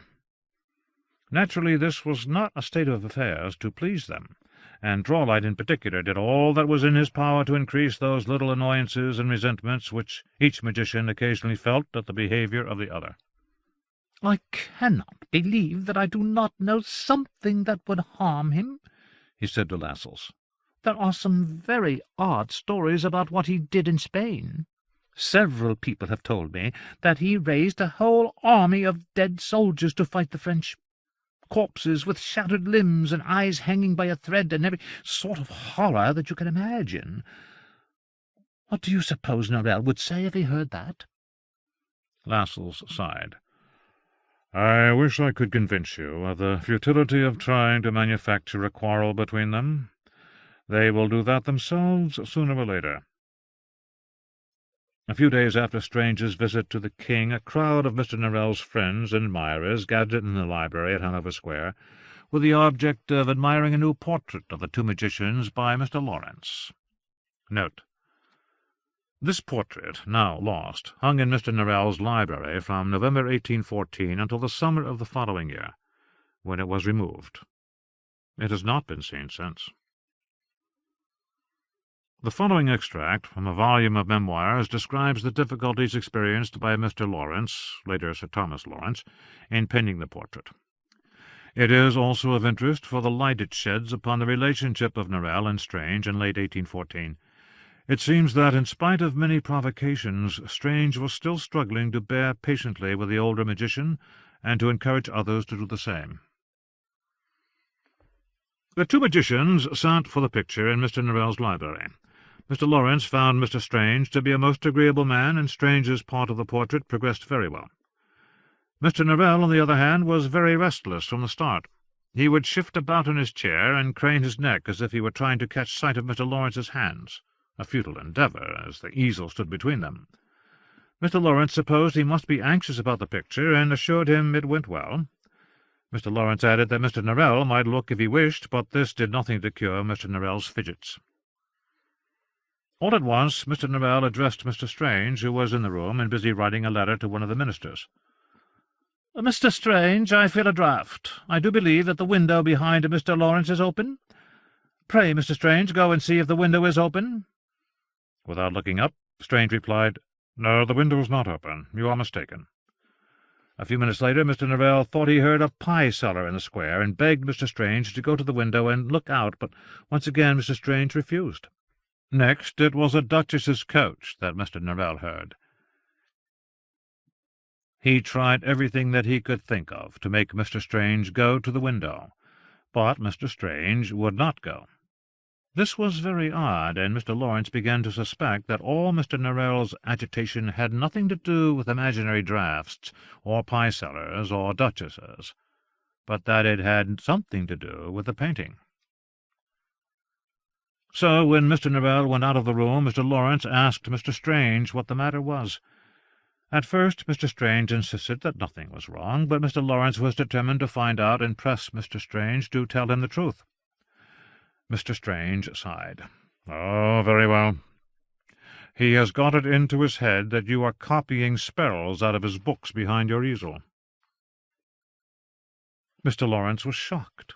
He had painted the greatest in the land, and never before had been suspected of stealing. This was not the treatment he expected. "Come," said Mr. Strange gently, "do not be angry. If any man in England deserves our patience, it is Mr. Norrell. All the future of English magic is on his shoulders, and I assure you he feels it very keenly. It makes him a little eccentric. What would be your sensations, I wonder, Mr. Lawrence, if you woke one morning and found yourself the only artist in Europe? Would you not feel a little lonely? Would you not feel the watchful gaze of Michelangelo and Raphael and Rembrandt and all the rest of them upon you, as if they both defied and implored you to equal their achievements? Would you not sometimes be out of spirits and out of temper?" From Recollections of Sir Thomas Lawrence during an intimacy of nearly 30 years, by Miss Croft. End of note. Mr. Lascelles and Mr. Drawlight were there, as were Mr. and Mrs. Strange and several of the King's ministers. The portrait showed Mr. Norrell in his plain grey coat and his old-fashioned wig. Both coat and wig seemed a little too large for him. He appeared to have withdrawn inside them, and his small blue eyes looked out of the world with a curious mixture of fearfulness and arrogance that put Sir Walter Poole in mind of his valet's cat.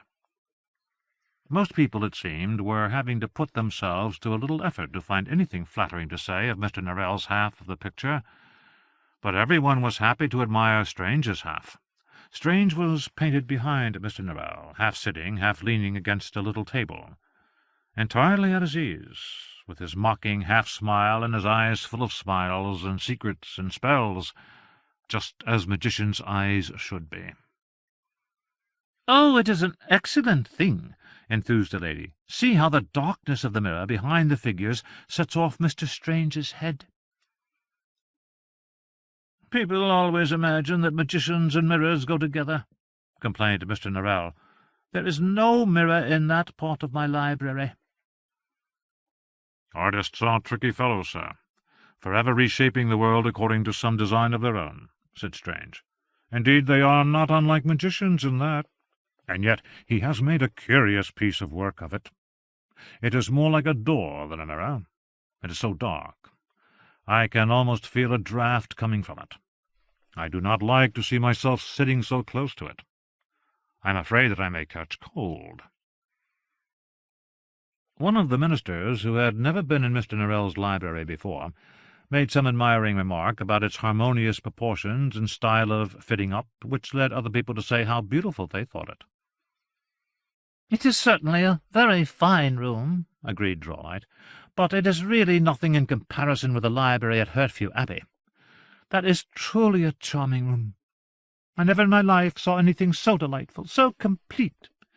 There are little pointed arches, and a dome with pillars in the Gothic style, and the carvings of leaves, dried and twisted leaves, as if withered by some horrid winter blast, all done in good English oak and ash and elm, are the most perfect things I ever saw. Mr. Norrell," I said when I saw them, "there are depths in you that we have not suspected. You are quite a romantic, sir." Mr. Norrell looked as if he did not much like to hear the library at Hertford talked about so much, but Mr. Drawlight continued regardless. "It is like being in a wood, a pretty little wood, late in the year, and the bindings of the books being all tan and brown and dry with age compound that impression. Indeed, there are as many books, it seems, as the leaves in a wood." Mr. Drawlight paused. "And were you ever at Hertford, Mr. Strange?" Strange replied that he had not yet had that pleasure. "Oh, you should go." Drawlight smiled spitefully. "Indeed, you should. It is truly wonderful." Norrell looked anxiously at Strange, but Strange did not reply. He had turned his back on them all, and was gazing intently at his own portrait. As the others moved away and began to speak of something else, Sir Walter murmured, "You must not mind his malice." Said Strange. "Oh, it is not that. It is the mirror. Does it not look as if one could just walk into it? It would not be so difficult, I think. One could use a spell of revelation. No, of unravelling. Or perhaps both. The way would be clear before one. One step forward and away." He looked around him and said, "And there are days when I would be away." "Where?" Sir Walter was surprised. There was no place he found so much to his liking as London, with its gas-lights and its shops, its coffee-houses and clubs, its 1,000 pretty women and its 1,000 varieties of gossip, and he imagined it must be the same for everyone. "Oh, wherever men of my sort used to go long ago, wandering on paths that other men have not seen, behind the sky, on the other side of the rain. Strange sighed again, and his right foot tapped impatiently on Mr. Norrell's carpet, suggesting that if he did not make up his mind soon to go to the forgotten paths, then his feet would carry him there of their own accord. By 2 o'clock the visitors had gone, and Mr. Norrell, who was rather anxious to avoid any conversation with Strange, went upstairs and hid himself away in his little room at the back of the house on the second floor. He sat down at his table and began to work. Very soon he had forgot all about Strange in the library at Hertford and all the disagreeable sensations which Strawlight's speech had produced. He was therefore somewhat dismayed when a few minutes later there was a knock at the door, and Strange walked in. "I beg your pardon for disturbing you, sir," he said, "but there is something I wish to ask you." "Oh," said Mr. Norrell nervously. "Well, of course I am always very happy to answer any questions you may have, but just now there is a piece of business which I fear I cannot neglect. I have spoken to Lord Liverpool about our plan to secure the coast of Great Britain from storms by magic, and he is quite delighted with it. Lord Liverpool says that every year property to the value of many hundreds of thousands of pounds is destroyed by the sea. Lord Liverpool says that he considers the preservation of property to be the first task of magic in peace-time. As always, his lordship wishes it done immediately, and it is a great deal of work. The county of Cornwall alone will take a week. I fear we must postpone our conversation until some other time." Strange smiled. "If the magic is as urgent as that, sir, then I had better assist you, and we can talk while we work. Where do you begin?" "At Yarmouth." "And what are you using? Molasses?" "No, not molasses. There is a reconstruction of Stokesy's magic for calming stormy waters and Lanchester's language of birds. I am not so foolish as to suppose that Lanchester greatly resembles Stokesy, but he is the best we have. I have made some revisions to Lanchester, and I am adding Pevensy's spells of ward and watch." Note: Francis Pevensey, 16th-century magician, wrote 18 wonders to be found in the house of Albion. We know that Pevensey was trained by Martin Pale. The 18 Wonders has all the characteristics of Pale's magic, including his fondness for complicated diagrams and intricate magical apparatus. For many years Francis Pevensey occupied a minor but respectable place in English magical history as a follower of Martin Pale, and it was a great surprise to everyone when he suddenly became the subject of one of the bitterest controversies in 18th-century magical theory. It began in 1754, with the discovery of a number of letters in the library of a gentleman in Stamford in Lincolnshire. They were all in an antique hand and signed by Martin Pale. The magical scholars of the period were besides themselves with joy. But upon closer examination the letters proved to be love letters, with no word of magic in them from beginning to end. They were of the most passionate description imaginable. Pale compared his beloved to a sweet shower of rain falling upon him, to a fire at which he warmed himself, to a torment that he preferred to any comfort. There were various references to milk-white breasts and perfumed legs and long, soft brown hair in which stars became entangled, and other things not at all interesting to the magical scholars who had hoped for magic spells. Pale was much addicted to writing his beloved's name, which was Francis, and in one letter he made a sort of punning poem or riddle upon her surname, Pevensey.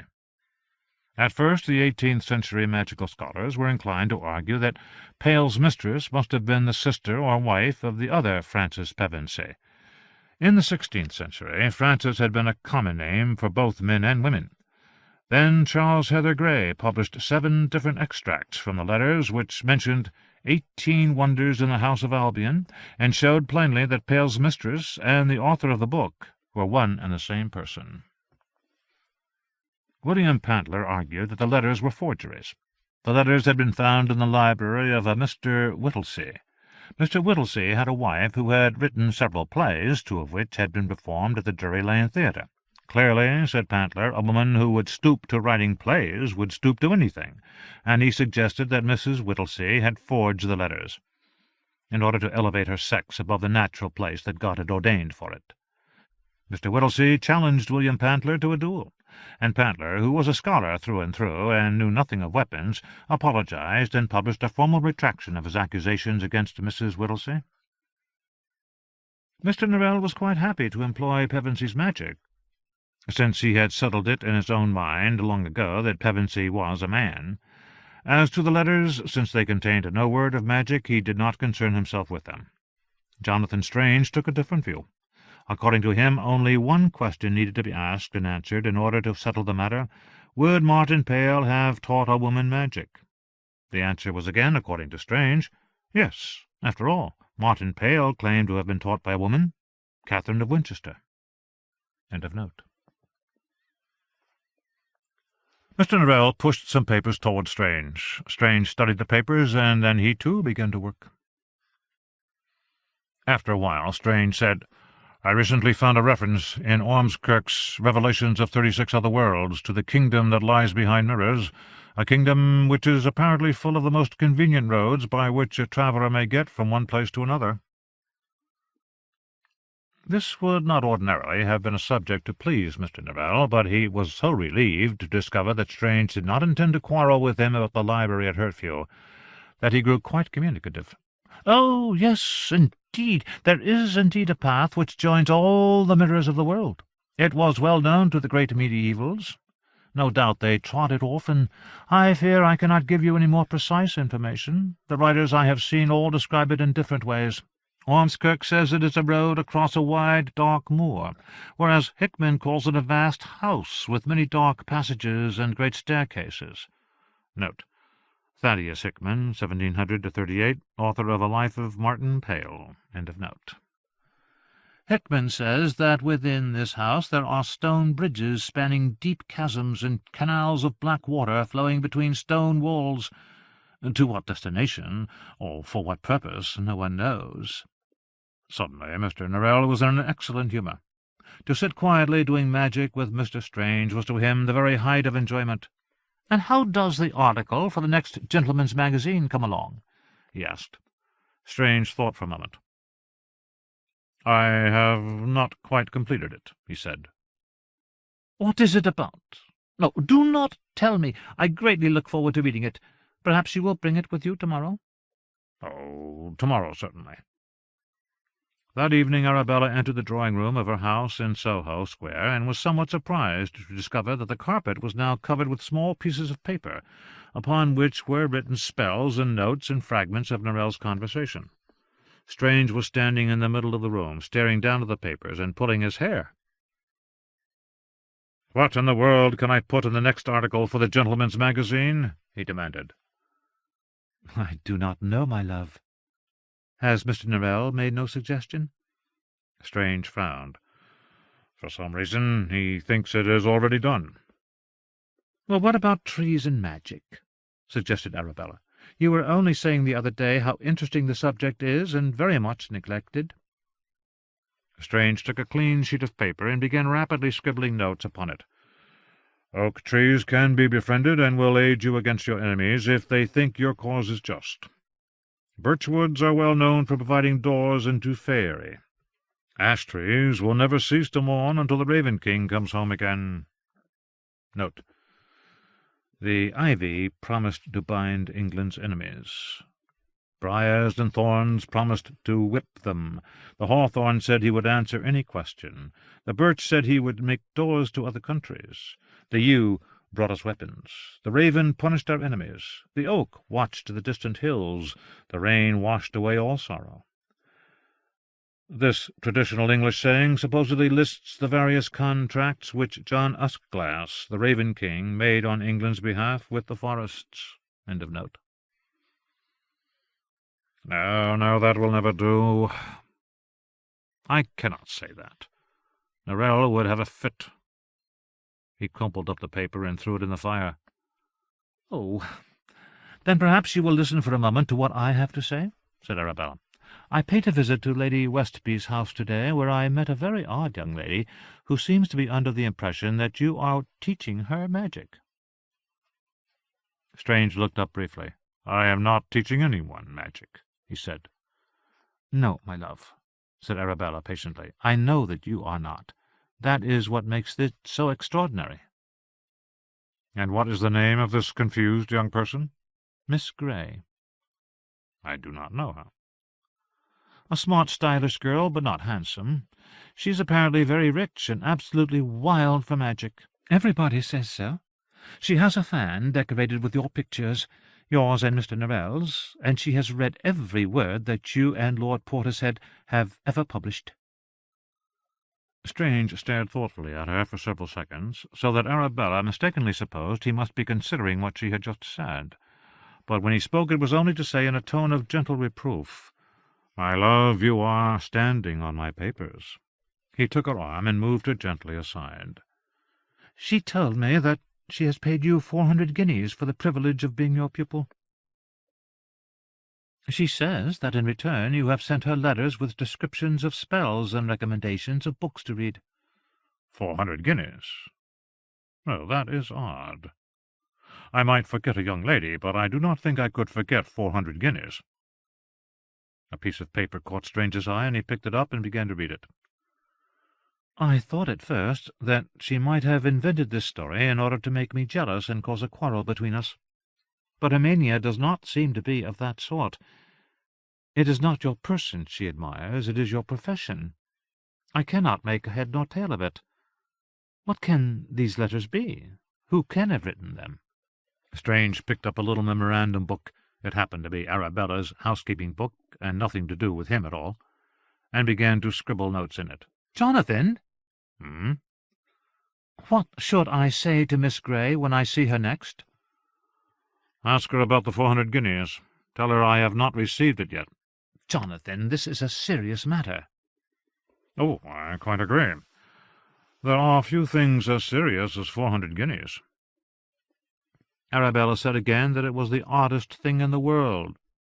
She told Strange that she was quite concerned upon Miss Grey's account, and she said she wished he would speak to Miss Grey, so that the mystery might be resolved. But she said all this for her own satisfaction, since she knew perfectly well that he was no longer attending to her. A few days later, Strange and Sir Walter Poole were playing at billiards at the Bedford in Covent Garden. The game had come to an impasse, as Sir Walter had begun, as usual, to accuse Strange of transporting billiard balls about the table by magic. Strange declared that he had done no such thing. "I saw you touch your nose," complained Sir Walter. "Good God!" cried Strange. "A man may sneeze, mayn't he? I have a cold." Two other friends of Strange and Sir Walter, Lieutenant Colonel Cahoon Grant and Colonel Manningham, who were watching the game, said that if Strange and Sir Walter merely wished to quarrel, then was it entirely necessary for them to occupy the billiards table to do it? Cahoon Grant and Colonel Manningham hinted that there were other people, more interested in the game itself, who were waiting to play. This, developing into a more general argument, unfortunately led two country gentlemen to put their heads round the door and inquire when the table might be free for a game, unaware that on Thursday evenings the billiards-room at the Bedford was generally considered to be the personal property of Sir Walter Poole and Jonathan Strange, and their particular friends. "Upon my word," said Cahoon Grant, "I do not know, but probably not for a very long while." The first of the two country gentlemen was a thick-set, solid-looking person, with a coat of heavy brown cloth, and boots which would have appeared more to advantage at some provincial market than in the fashionable surroundings of the Bedford. The second country gentleman was a limp little man, with an expression of perpetual astonishment. "What, sir," said the first man, addressing Strange in tones of the utmost reasonableness, "you are talking, not playing. Mr. Tantony and I are from Nottinghamshire. We have ordered our dinner, but are told we must wait another hour before it is ready. Let us play while you have your chat, and then we will be only too glad to give up the table to you again."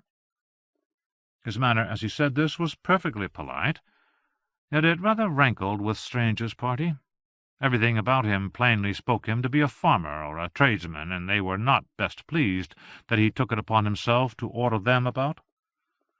"If you examine the table," said Strange, "you will see that we have just begun. To ask a gentleman to break off before his game is ended, well, sir, it is a thing that is never done at the Bedford." "Ah, is it not?" said the Nottinghamshire gentleman pleasantly. "Then I beg your pardon, but perhaps you will not object to telling me whether you think it will be a short game or a long one." "We have already told you," said Grant. "We do not know." He gave Strange a look which plainly said, "This fellow is very stupid." It was at this point that the Nottinghamshire gentlemen began to suspect that Strange's party were not merely unhelpful, but that they intended to be rude to him. He frowned and indicated the limp little man with the astonished expression, who stood at his side. "It is Mr. Tantony's first visit to London, and he does not desire to come again. I particularly wished to show him the Bedford coffee-house, but I did not think to find the people so very disobliging." "Well, if you do not like it here," said Strange angrily, "then I can only suggest that you go back home to wherever it is. Nottinghamshire, I think you said?"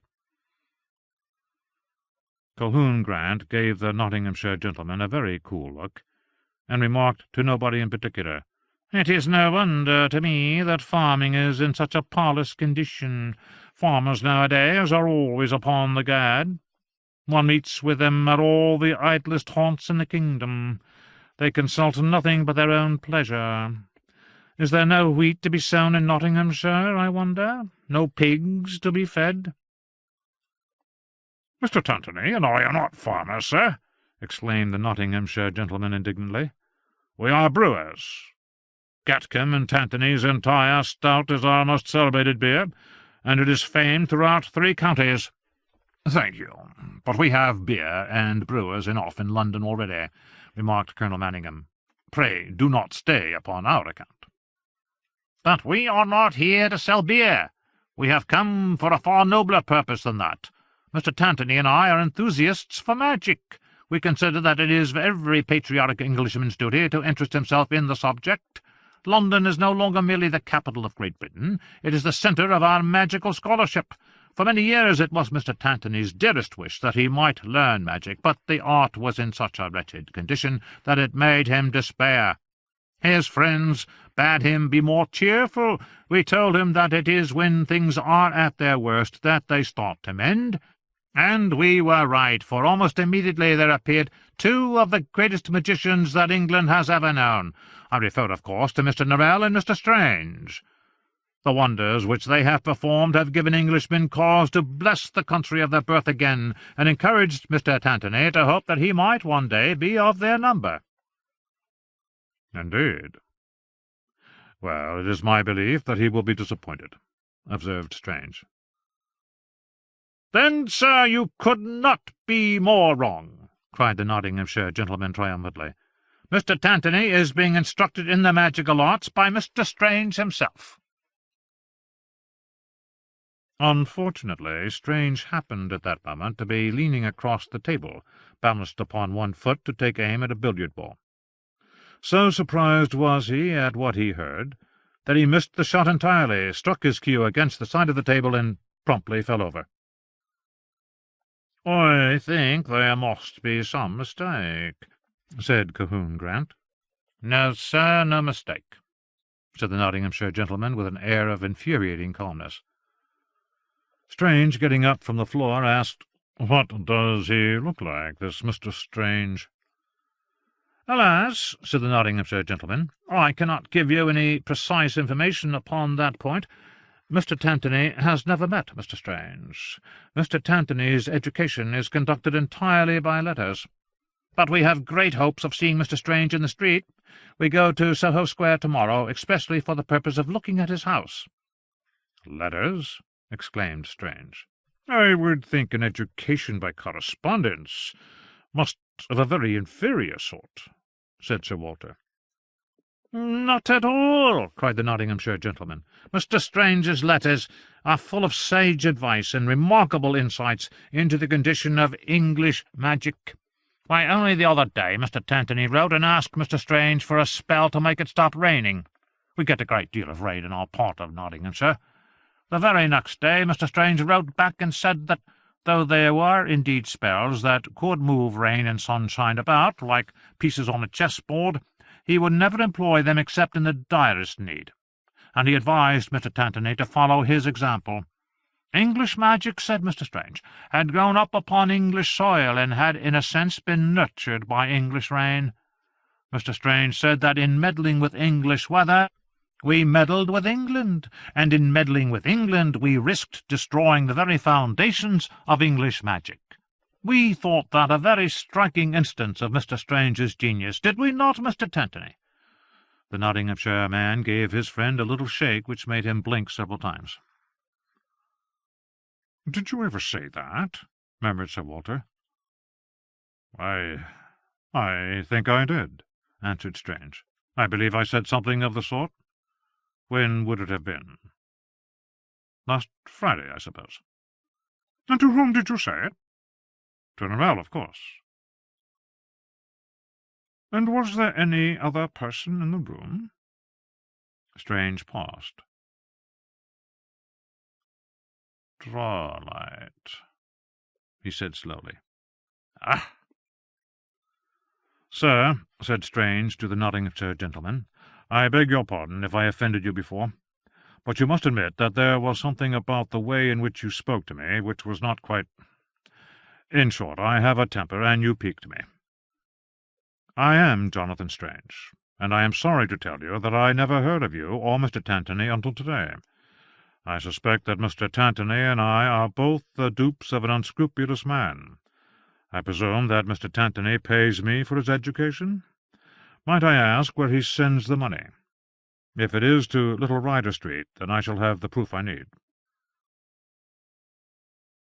Unfortunately, the Nottinghamshire gentleman and Mr. Tantony had formed an idea of Strange as a tall, deep-chested man with a long white beard, a ponderous way of speaking, and an antiquated mode of dress.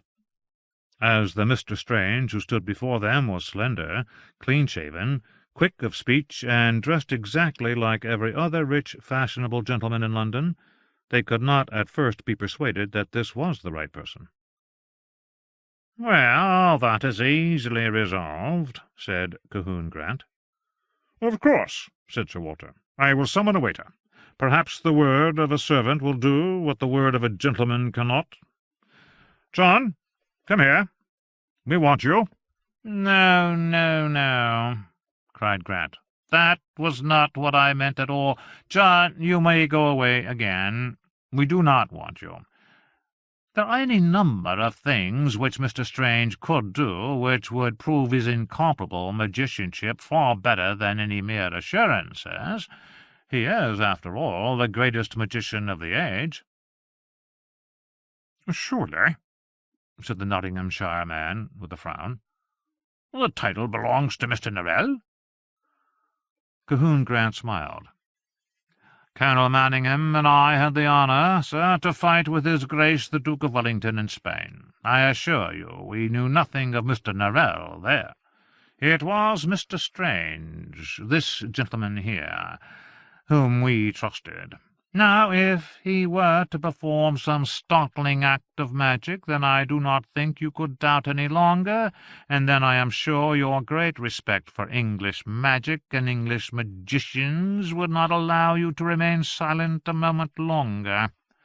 I am sure you would wish to tell him all you know about these forged letters." Grant looked at the Nottinghamshire gentleman inquiringly. "Well," said the Nottinghamshire gentleman, "you are a very queer set of gentlemen, I must say, and what you can mean by spinning me such a tale as this I do not know, for I tell you plainly I will be very much surprised if the letters prove to be forgeries when every line, every word, breathes good English magic." "But," said Grant, "if, as we suppose, this scoundrel made use of Mr. Strange's own words to concoct his lies, then that would explain it, would it not? Now, in order to prove that he is who we say he is, Mr. Strange shall now show you something that no man living has ever seen." "Why," said the Nottinghamshire man, "what will he do?" Grant smiled broadly and turned to Strange, as if he too was suddenly struck with curiosity. "Yes, Strange, tell us. What will you do?" But it was Sir Walter who answered. He nodded in the direction of a large Venetian mirror, which took up most of one wall and was at that moment reflecting only darkness, and he declared, "He will walk into that mirror, and he will not come out again." 36. All the Mirrors of the World. November 1814. The village of Hampstead is situated 5 miles north of London. In our grandfather's day it was an entirely unremarkable collection of farmhouses and cottages, but the existence of so rustic a spot close to London attracted large numbers of people to go there to enjoy the sweet air and verdure. A racecourse and bowling green were built for their amusement. Bun shops and tea gardens provided refreshment. Rich people bought summer cottages there, and Hampstead soon became what it is today, one of the favourite resorts of fashionable London society. In a very short space of time it has grown from a country village to a place of quite respectable size, almost a little town. 2 hours after Sir Walter, Colonel Grant, Colonel Manningham, and Jonathan Strange had quarrelled with a Nottinghamshire gentleman, a carriage entered Hampstead on the London road, and turned into a dark lane which was overhung with elder bushes, lilacs, and hawthorns. The carriage drove to a house at the end of the lane, where it stopped, and Mr. Drawlight got out. The house had once been a farmhouse, but it had been much improved in recent years. Its small country windows, more useful for keeping out the cold than letting in the light, had all been made large and regular. A pillared portico had replaced the mean country doorway. The farmyard had been entirely swept away, and a flower garden and shrubbery established in its place. Mr. Drawlight knocked upon the door. A maidservant answered his knock, and immediately conducted him to a drawing-room. The room must once have been a farmhouse parlour, but all signs of its original character had disappeared beneath costly French wallpapers, Persian carpets, and English furniture of the newest make and style. Drawlight had not waited there more than a few minutes when a lady entered the room. She was tall, well-formed, and beautiful. Her gown was of scarlet velvet, and her white neck was set off by an intricate necklace of jet beads. Through an open door across the passageway could be glimpsed a dining-parlour, as expensively got up as the drawing-room. The remains of a meal upon the table showed that the lady had dined alone. It seemed that she had put on the red gown and black necklace for her own amusement. "Ah, madam," cried Drawlight, leaping up, "I hope you are well." She made a little gesture of dismissal. "I suppose I am as well as I can be, with scarcely any society and no variety of occupation." "What!" cried Drawlight in a shocked voice. "Are you all alone here?" "I have one companion, an old aunt. She urges religion upon me." "Oh, madam," cried Drawlight, "do not waste your energies upon prayers and sermons. You will get no comfort there. Instead, fix your thoughts upon revenge." "I shall. I do," she said simply. She sat down upon the sofa opposite the window. "And how are Mr. Strange and Mr. Norrell?" "Oh, busy, madam. Busy, busy, busy. I could wish for their sakes as well as yours that they were less occupied. Only yesterday Mr. Strange inquired most particularly after you. He wished to know if you are in good spirits." "Oh, tolerable," I told him. "Merely tolerable. Mr. Strange is shocked, madam. Frankly shocked at the heartless behaviour of your relations." "Indeed. I wish that his indignation might show itself in more practical ways," she said coolly. "I have paid him more than 100 guineas, and he has done nothing. I am tired of trying to arrange matters through an intermediary, Mr. Drawlight. Convey to Mr. Strange my compliments.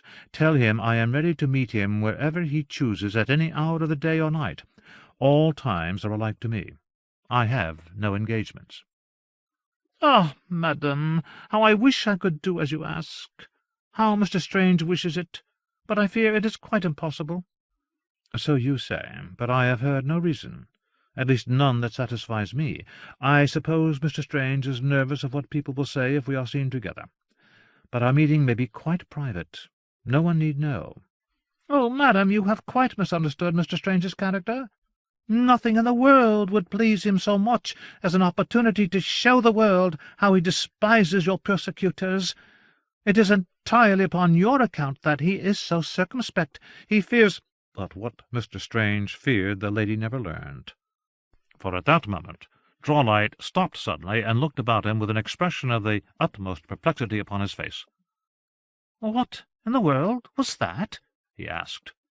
It was as if a door had opened somewhere, or possibly a series of doors. There was a sensation as of a breeze blowing into the house and bringing with it the half-remembered sense of childhood. There was a shift in the light, which seemed to cause all the shadows in the room to fall differently. There was nothing more definite than that, and yet, as often happens when some magic is occurring, both Drawlight and the lady had the strongest impression that nothing in the visible world could be relied upon any more. It was as if one might put out one's hand to touch anything in the room and discover it was no longer there. A tall mirror hung upon the wall above the sofa where the lady sat. It showed a second great white moon in a second tall dark window and a second dim mirror-room. But Drawlight and the lady did not appear in the mirror-room at all. Instead, there was a kind of an indistinctness, which became a sort of shadow, which became the dark shape of someone coming towards them. From the path which this person took, it could clearly be seen that the mirror-room was not like the original at all, and that it was only by odd tricks of lighting and perspective, such as one might meet with in the theatre, that they appeared to be the same. It seemed that the mirror-room was actually a long corridor.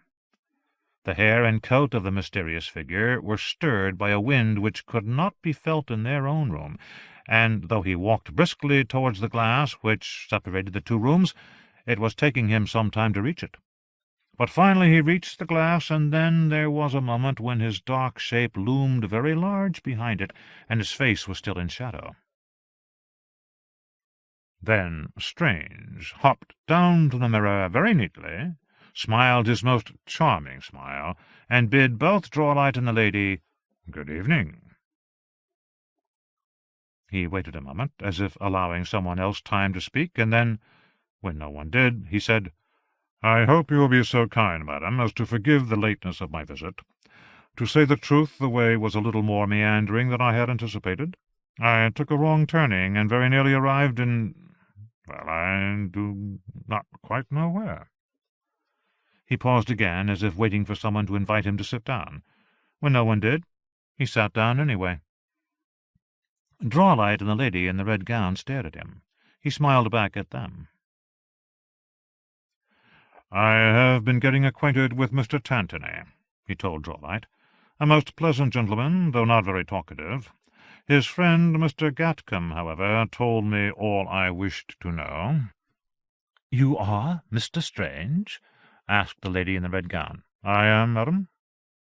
"This is most fortunate. Mr. Drawlight was just explaining to me why you and I could never meet." "It is true, madam, that until tonight circumstances did not favour our meeting. Mr. Drawlight, pray make the introductions." Drawlight muttered that the lady in the red gown was Mrs. Bulworth. Strange rose, bowed to Mrs. Bulworth, and sat down again. "Mr. Drawlight has, I believe, told you of my horrible situation," said Mrs. Bulworth. Strange made a small gesture with his head, which might have meant one thing, or might have meant another thing, or might have meant nothing at all. He said, "A narration by an unconnected person can never match the tale told by someone intimately concerned with the events. There may be vital points which Mr. Drawlight has, for one reason or another, omitted. Indulge me, madam. Let me hear it from you." "All?" "All." "Very well. I am, as you know, the daughter of a gentleman in Northamptonshire. My father's property is extensive. His house and income are large. We are among the first people in that county. But my family have always encouraged me to believe that with my beauty and accomplishments I might occupy an even higher position in the world. 2 years ago I made a very advantageous marriage. Mr. Bulworth is rich, and we moved in the most fashionable circles. But still I was not happy. In the summer of last year I had the misfortune to meet a man who is everything Mr. Bulworth is not. Handsome, clever, amusing. A few short weeks were enough to convince me that I preferred this man to any one I had ever seen." She gave a little shrug of her shoulders. 2 days before Christmas I left my husband's house in his company. I hoped, indeed expected, to divorce Mr. Bulworth and marry him, but that was not his intention. By the end of January we had quarrelled, and my friend had deserted me. He returned to his house and all his usual pursuits, but there was to be no such revival of a former life for me. My husband cast me off. My friends refused to receive me. I was forced back upon the mercy of my father. He told me that he would provide for me for the rest of my life, but in return I must live in perfect retirement. No more balls for me, no more parties, no more friends, no more anything. She gazed into the distance for a moment, as if in contemplation of all that she had lost, but just as quickly she shook off her melancholy and declared, "And now to business." She went to a little writing-table, opened a drawer, and drew out a paper which she offered to Strange. "I have, as you suggested, made a list of all the people who have betrayed me," she said. "I told you to make a list, did I?" said Strange, taking the paper. "How businesslike I am. It is quite a long list." "Oh," said Mrs. Bulworth, "every name will be considered a separate commission, and you shall have your fee for each. I have taken the liberty of writing by each name the punishment which I believe ought to be theirs. But your superior knowledge of magic may suggest other, more appropriate fates for my enemies. I shall be glad of your recommendations." "Sir James Southall. Gout," read Strange. "My father," explained Mrs. Bulworth. "He wearied me to death with speeches upon my wicked character, and exiled me for ever from my home. In many ways it is he who is the author of all my miseries. I wish I could harden my heart enough to decree some more serious illness for him, but I cannot. I suppose that is what is meant by the weakness of women." "Gout is exceedingly painful," observed Strange, "or so I am told." Mrs. Bulworth made a gesture of impatience. "Miss Elizabeth Church," continued Strange, "to have her engagement broken off." "Who is Miss Elizabeth Church?" "A cousin of mine, a tedious, embroidering sort of girl. No one ever paid her the least attention until I married Mr. Bulworth. Yet now I hear she is to be married to a clergyman, and my father has given her a banker's draft to pay for wedding clothes and new furniture. My father has promised Lizzie and the clergyman that he will use his interest to get them all sorts of preferments. Their way is to be made easy. They are to live in York, where they will attend dinners and parties and balls, and enjoy all those pleasures which ought to have been mine. Mr. Strange," she cried, growing more energetic, "surely there must be spells to make the clergyman hate the very sight of Lizzie, to make him shudder at the sound of her voice?"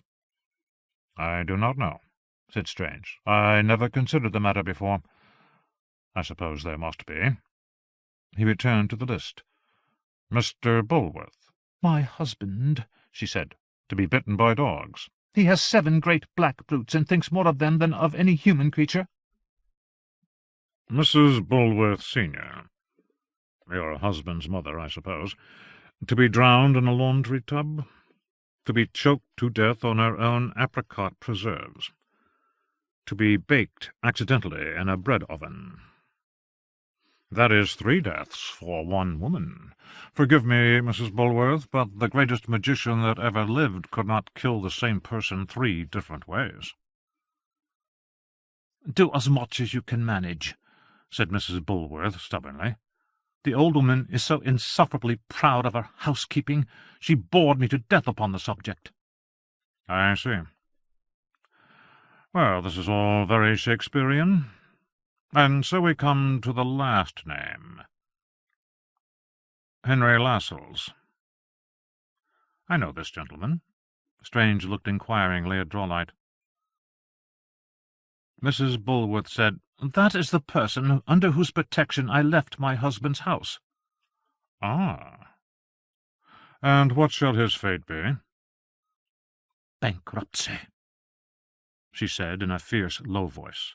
"Lunacy, fire, a disfiguring disease, a horse to trample upon him, a villain to lie in wait for him and cut his face with a knife, a vision of horror to haunt him and drive away sleep night after night." She rose and began to pace about the room. "Let every mean and dishonourable action he ever did be published in the newspaper. Let everyone in London shun him. Let him seduce some country girl who will go mad for love of him.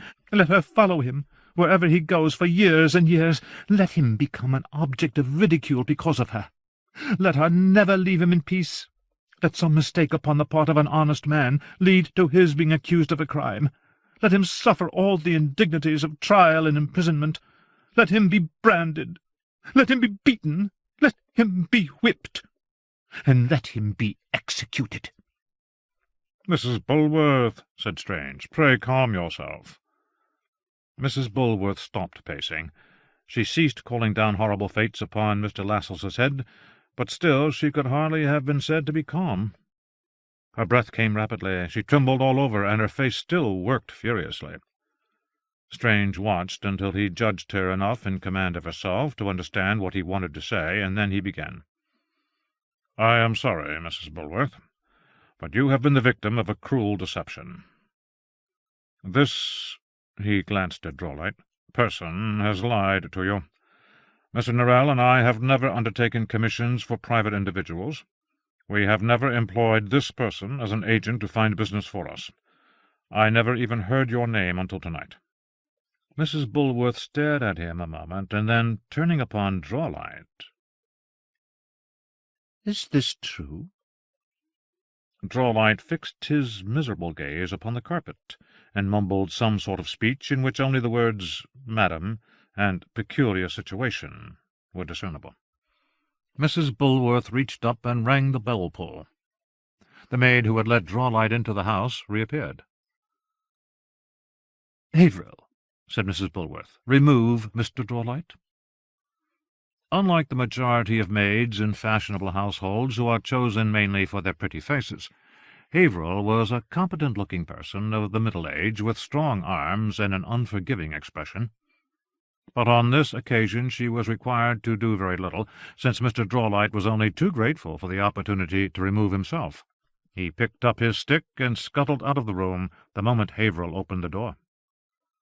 Mrs. Bulworth turned to Strange. "Will you help me? Will you do what I ask, if the money is not sufficient?" "Oh, the money!" Strange made a dismissive gesture. "I am sorry, but as I have just told you, I do not undertake private commissions." She stared at him, and then said in a wondering tone, "Can it be that you are entirely unmoved by the misery of my situation?" "Upon the contrary, Mrs. Bulworth, a system of morality which punishes the woman and leaves no share of blame to the man seems to me quite detestable. But beyond that I will not go. I will not hurt innocent people." "Innocent!" she cried. "Innocent! Who is innocent? No one." "Mrs. Bulworth, there is nothing to be said. I can do nothing for you. I am sorry." She regarded him sourly. Well, at least you have the grace to refrain from recommending repentance or good works or needlework or whatever it is the other fools hold up as a cure for a blank life and a broken heart. Nevertheless, I think it will be best for both of us if this interview is brought to a conclusion. Good night, Mr. Strange." Strange bowed. As he left the room he gave a wistful glance at the mirror above the sofa, as if he would have preferred to depart by that means. But Haverhill held the door open, and common politeness obliged him to go through it. Having neither horse nor carriage, he walked the 5 miles from Hampstead to Soho Square. On arriving at his own front door, he discovered that, although it was almost 2 o'clock in the morning, there was a light in every window of the house. Before he could even fish in his pocket for his door key, the door was flung open by Cahoon Grant. "Good heavens, what are you doing here?" cried Strange. Grant did not trouble to answer him, but instead turned back into the house and called, "He is here, ma'am. He is quite safe." Arabella came running, almost tumbling out of the drawing-room, followed a moment later by Sir Walter. Then Jeremy Johns and several of the servants appeared in the passageway leading to the kitchen. "Has something happened? Is something wrong?" asked Strange, gazing at them all in surprise. "Blockhead!" laughed Grant, striking him affectionately on the head. "We were concerned about you. Where in the world have you been?" "Hampstead." "Hampstead!" exclaimed Sir Walter. "Well, we are very glad to see you. He glanced at Arabella and added nervously, "I fear we have made Mrs. Strange anxious for no good reason." "Oh," said Strange to his wife, "you were not afraid, were you? I was perfectly well. I always am." "There, ma'am," declared Colonel Grant cheerfully. "It is just as I told you. In Spain Mr. Strange was often in great peril, but we were never in the least concerned about him. He is too clever to come to any harm." "Must we stand in the hallway?" asked Strange. On the way from Hampstead he had been thinking about magic, and he had intended to continue doing so at home. Instead, he found a house full of people all talking together. It put him out of humour. He led the way into the drawing-room and asked Jeremy to bring him some wine and something to eat. When they were all seated, he said, "It was just as we supposed. Drawlight has been arranging for Norrell and I to perform every sort of black magic you can think of. I found him with a most excitable young woman who wanted me to inflict torments upon her relations." "How horrible," said Colonel Grant. "And what did Drawlight say?" asked Sir Walter. "How did he explain himself?" "Ha!" Strange let out a short burst of uncheerful laughter. "He did not say anything. He simply ran away, which was a pity, as I had a great mind to challenge him to a duel." "Oh," said Arabella suddenly. "It is duels now, is it?" Sir Walter and Grant both looked at her in alarm, but Strange was too absorbed in what he was saying to notice her angry expression. "Not that I suppose he would have accepted, but I should have liked to frighten him a little. God knows he deserves it." "But you have not said anything about this kingdom path, whatever it is, behind the mirror," said Colonel Grant. "Did it answer your expectations?" Strange shook his head. "I do not have the words to describe it. All that Norrell and I have done is as nothing in comparison. And yet we have the audacity to call ourselves magicians. I wish I could give you an idea of its grandeur, of its size and complexity, of the great stone halls that lead off in every direction. I tried at first to judge their length and number, but soon gave up. There seemed no end to them. There were canals of still water and stone embankments. The water appeared black in the gloomy light. I saw staircases that rose up so high I could not see the top of them, and others that descended into utter blackness. Then suddenly I passed under an arch and found myself upon a stone bridge that crossed a dark, empty landscape. The bridge was so vast that I could not see the end of it. Imagine a bridge that joined Islington to Twickenham, or York to Newcastle, and everywhere in the halls and on the bridge I saw his likeness." "Whose likeness?" asked Sir Walter. "The man that Norrell and I have slandered in almost everything we have written. The man whose name Norrell can hardly bear to hear mentioned. The man who built the halls, canals, bridge, everything. John Uskglass, the Raven King. Of course, the structure has fallen into disrepair over the centuries. Whatever John Uskglass once used these roads for, it seems he no longer needs them. Statues and masonry have collapsed. Shafts of light break in from God knows where. Some halls are blocked, while others are flooded. And I will tell you something else very curious. There were a great number of discarded shoes everywhere I went. Presumably they belonged to other travellers. They were of a very ancient style, and much decayed, from which I conclude that these passages have been little frequented in recent years. And all the time I was walking I only saw one other person." "You saw someone else?" said Sir Walter. "Oh, yes. At least I think it was a person.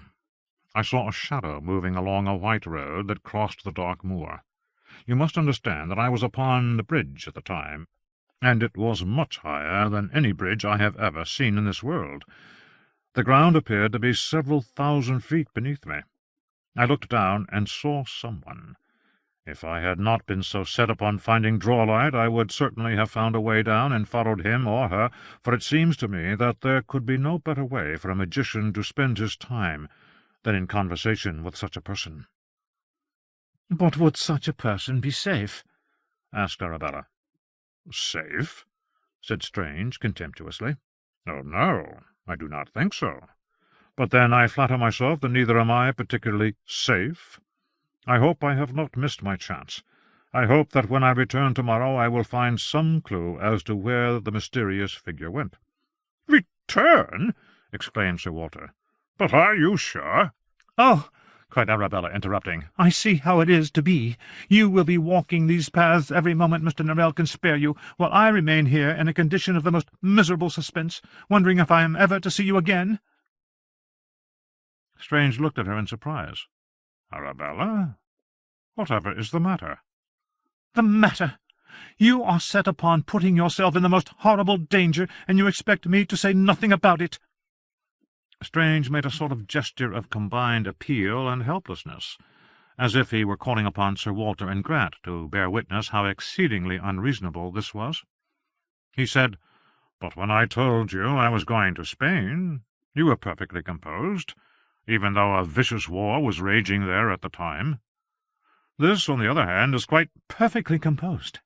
I assure you I was nothing of the kind. I was horribly afraid for you, as were all the wives and mothers and sisters of the men in Spain. But you and I agreed that you had a duty to go. And besides, in Spain you had the entire British army with you, whereas there you will be perfectly alone. I say there, but none of us knows where there is." "I beg your pardon, but I know exactly where it is. It is the King's Roads. Really, Arabella, I think it is a little late in the day to decide you do not like my profession." "Oh, that is not fair. I have never said a word against your profession. I think it one of the noblest in the world. I am proud beyond measure of what you and Mr. Norrell have done, and I have never objected in the least to your learning whatever new magic you saw fit. But until to-day you have always been content to make your discoveries in books." "Well, no longer. To confine a magician's researches to the books in his library, well, you might just as well tell an explorer that you approve his plan to search for the source of whatever it is those African rivers are called, on the condition that he never steps outside Tunbridge Wells." Arabella gave an exclamation of exasperation. "I thought you meant to be a magician, not an explorer." "It is the same thing. An explorer cannot stay at home reading maps other men have made. A magician cannot increase the stock of magic by reading other men's books. It is quite obvious to me that sooner or later Norrell and I must look beyond our books." "Indeed? That is obvious to you, is it?" "Well, Jonathan, I very much doubt that it is obvious to Mr. Norrell." Throughout this exchange Sir Walter and Lieutenant Colonel Grant looked as uncomfortable as any two people can, who inadvertently find themselves witnesses to a little outburst of marital disharmony. Nor was their situation improved by the consciousness that just at present neither Arabella nor Strange was feeling particularly well disposed towards them. They had already had to endure some sharp words from Arabella when they had confessed their part in encouraging Strange to perform the dangerous magic. Now Strange was directing angry glances at them, as if he wondered by what right they had come to his house in the middle of the night and put his usually sweet-tempered wife out of temper. As soon as there was anything like a pause in the conversation, Colonel Grant muttered something incoherent about the lateness of the hour, and about their kind hospitality being more than he deserved, and about wishing them all good night. But then, as no one paid the slightest attention to his speech, he was obliged to continue where he was. Sir Walter, however, was of a more resolute character. He concluded that he had been wrong in sending Strange upon the mirror path, and he was determined to do what he could to put matters right. Being a politician, he was never dissuaded from giving anybody his opinion by the mere fact that they were not inclined to hear it. "Have you read every book upon magic?" he demanded of Strange. "What? No, of course not. You know very well I have not," said Strange. He was thinking of the books in the library at Hertfield. "These halls that you saw tonight, do you know where they all lead?" asked Sir Walter. "No," said Strange. "Do you know what the dark land is that the bridge crosses?" "No, but then surely it would be better to do as Mrs. Strange suggests, and read all you can about these roads before returning to them," said Sir Walter. "But the information in books is inaccurate and contradictory. Even Norrell says so, and he has read everything there is to read about them. You may be certain of that." Arabella, Strange, and Sir Walter continued to argue for another half-hour, until everyone was cross and wretched and longing to go to bed. Only Strange seemed at all comfortable with these descriptions of eerie, silent halls, unending pathways, and vast dark landscapes. Arabella was genuinely frightened by what she had heard, and even Sir Walter and Colonel Grant felt decidedly unsettled. Magic, which had seemed so familiar just hours before, so English, had suddenly become inhuman, unearthly, otherlandish. As for Strange, it was his decided opinion that they were the most incomprehensible and infuriating set of people in the country. They did not appear to comprehend that he had done something entirely remarkable. It would not be going too far, he thought, to say that this had been the most extraordinary achievement of his career so far. No English magician since Martin Pale had been on the King's roads, but instead of congratulating him and praising his skill, which anyone else would have done, all they did was complain in a Norrellish sort of way. The following morning he awoke, determined to return to the King's roads. He greeted Arabella cheerfully, talked to her upon indifferent subjects, and generally tried to pretend that the quarrel had been due to her tiredness and overwrought state the previous evening. But long before he could take advantage of this convenient fiction, and slip away to the roads by the nearest large mirror, Arabella told him very plainly that she felt just the same as she had last night. In the end, is it not futile to try and follow the course of a quarrel between husband and wife? Such a conversation is sure to meander more than any other. It draws in tributary arguments and grievances from years before, all quite incomprehensible to any but the two people they concern most nearly. Neither party is ever proved right or wrong in such a case, or if they are, what does it signify? The desire to live in harmony and friendship with one's spouse is very strong, and Strange and Arabella were no different from other people in this respect. Finally, after 2 days arguing the point back and forth, they made each other a promise. He promised her not to go upon the King's roads again until she said that he might. In return, she promised him to grant him that permission just as soon as he convinced her that it was safe to do so. 37. The Cinque Dragownes. November 1814. 7 years ago, Mr. Lascelles's house in Bruton Street was generally reckoned to be one of the best in London. It had the sort of perfection that can only be achieved by a very rich, very idle man, who devotes the greater part of his time to collecting pictures and sculpture, and the greater part of his mental energies to choosing furniture and wallpapers. His taste was remarkably good, and he had a talent for combining colours in new and quite striking ways. He was particularly fond of blues, greys, and a sort of darkish metallic bronze. Yet he never became sentimentally attached to his possessions. He sold paintings as frequently as he bought them, and his house never deteriorated into that picture-gallery confusion which besets the homes of some collectors. Each of Lascelles's rooms contained only a handful of pictures and objets d'art, but that handful included some of the most beautiful and remarkable objects in all of London. In the last 7 years, however, the perfection of Mr. Lascelles's house had become somewhat diminished. The colours were as exquisite as ever, but they had not been changed for 7 years. The furnishings were expensive, but they represented what had been most fashionable 7 years ago. In the last 7 years no new paintings had been added to Lascelles's collection. In the last 7 years remarkable antique sculptures had arrived in London from Italy, Egypt, and Greece, but other gentlemen had bought them. What is more, there were signs that the owner of the house had been engaged in useful occupation, that he had, in short, been working.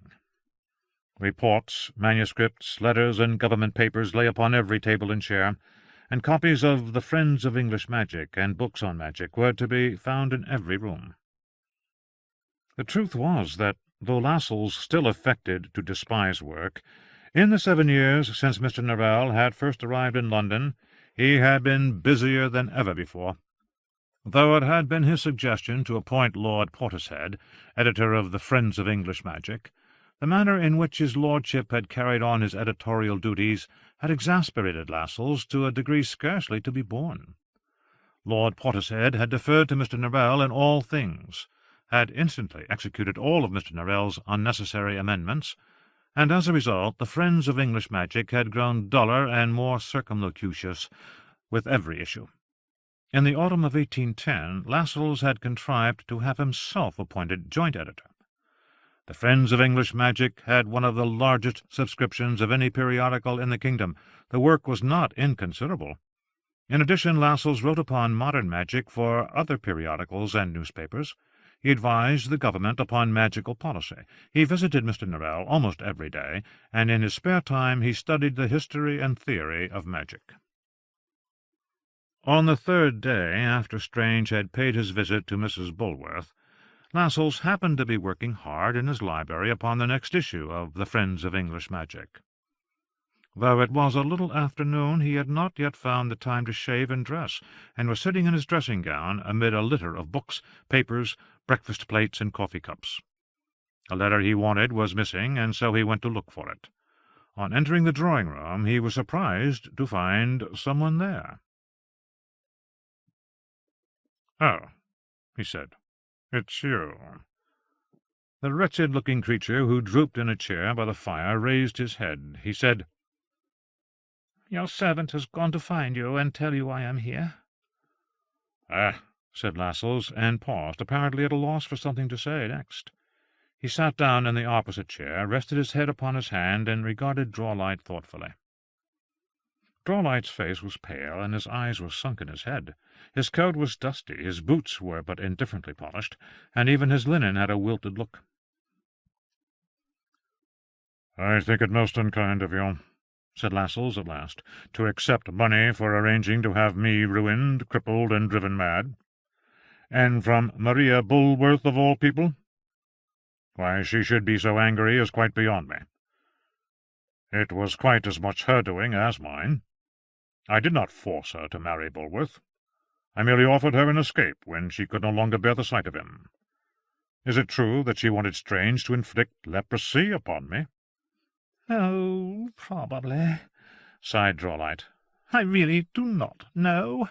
There was never the least danger in the world that anything would happen to you. You sit there every bit as rich, healthy, and comfortable as ever you were, whereas I am the wretchedest being in London. I have not slept in 3 days. This morning my hands were shaking so much I could scarcely tie my cravat. No one knows what mortification it is to me to appear in the scarecrow condition. Not that any one will see me, so what does it matter? I have been turned away from every door in London. Yours is the only house where I am admitted." He paused. "I ought not to have told you that." Lascelles shrugged. "What I do not understand," he said, "is how you expected to succeed with such a perfectly absurd scheme." "It was not in the least absurd. Upon the contrary, I was scrupulous in my choice of clients. Maria Bulworth lives in perfect retirement from society. Gatcombe and Tantony are brewers, from Nottinghamshire. Who could have predicted that they and Strange would ever meet?" "And what of Miss Grey? Arabella Strange met her at Lady Westby's house in Bedford Square." Drawlight sighed. "Miss Grey was 18 years old and lived with her guardians in Whitby. According to the terms of her father's will, she was obliged to consult their wishes in everything she did until she was 36. They detested London and were determined never to leave Whitby. Unfortunately, they both caught colds and died very suddenly 2 months ago, and the wretched girl immediately set off for the capital." Drawlight paused and licked his lips nervously. "Is Norrell very angry?" "Beyond anything I ever saw," said Lascelles softly. Drawlight retreated a little further into his chair. "What will they do?" "I do not know. Since your little adventure became known, I have thought it best to absent myself from Hanover Square for a while. I heard from Admiral Summerhays that Strange wished to call you out. Drawlight gave a sort of yelp of fright, but Arabella disapproves of duelling, and so nothing came of it. "Norrell has no right to be angry with me," declared Drawlight suddenly. "He owes everything to me. Magicianship is all very well, but had it not been for me taking him about and showing him to people, no one would ever have heard of him. He could not do without me then, and he cannot do without me now." You think so? Drawlight's dark eyes grew larger than ever, and he put a finger in his mouth as though to gnaw a fingernail for comfort, but finding that he was still wearing his gloves, he took it out again quickly. "I shall call again this evening," he said. "Shall you be at home?" Oh, probably. I have half promised Lady Blessington to go to her salon, but I doubt that I shall go. We are horribly behind with the friends. Norrell keeps plaguing us with contradictory instructions. "So much work, my poor Lascelles. That will not suit you at all. What a slave-driver the old man is." After Drawlight had gone, Lascelles rang for his servant.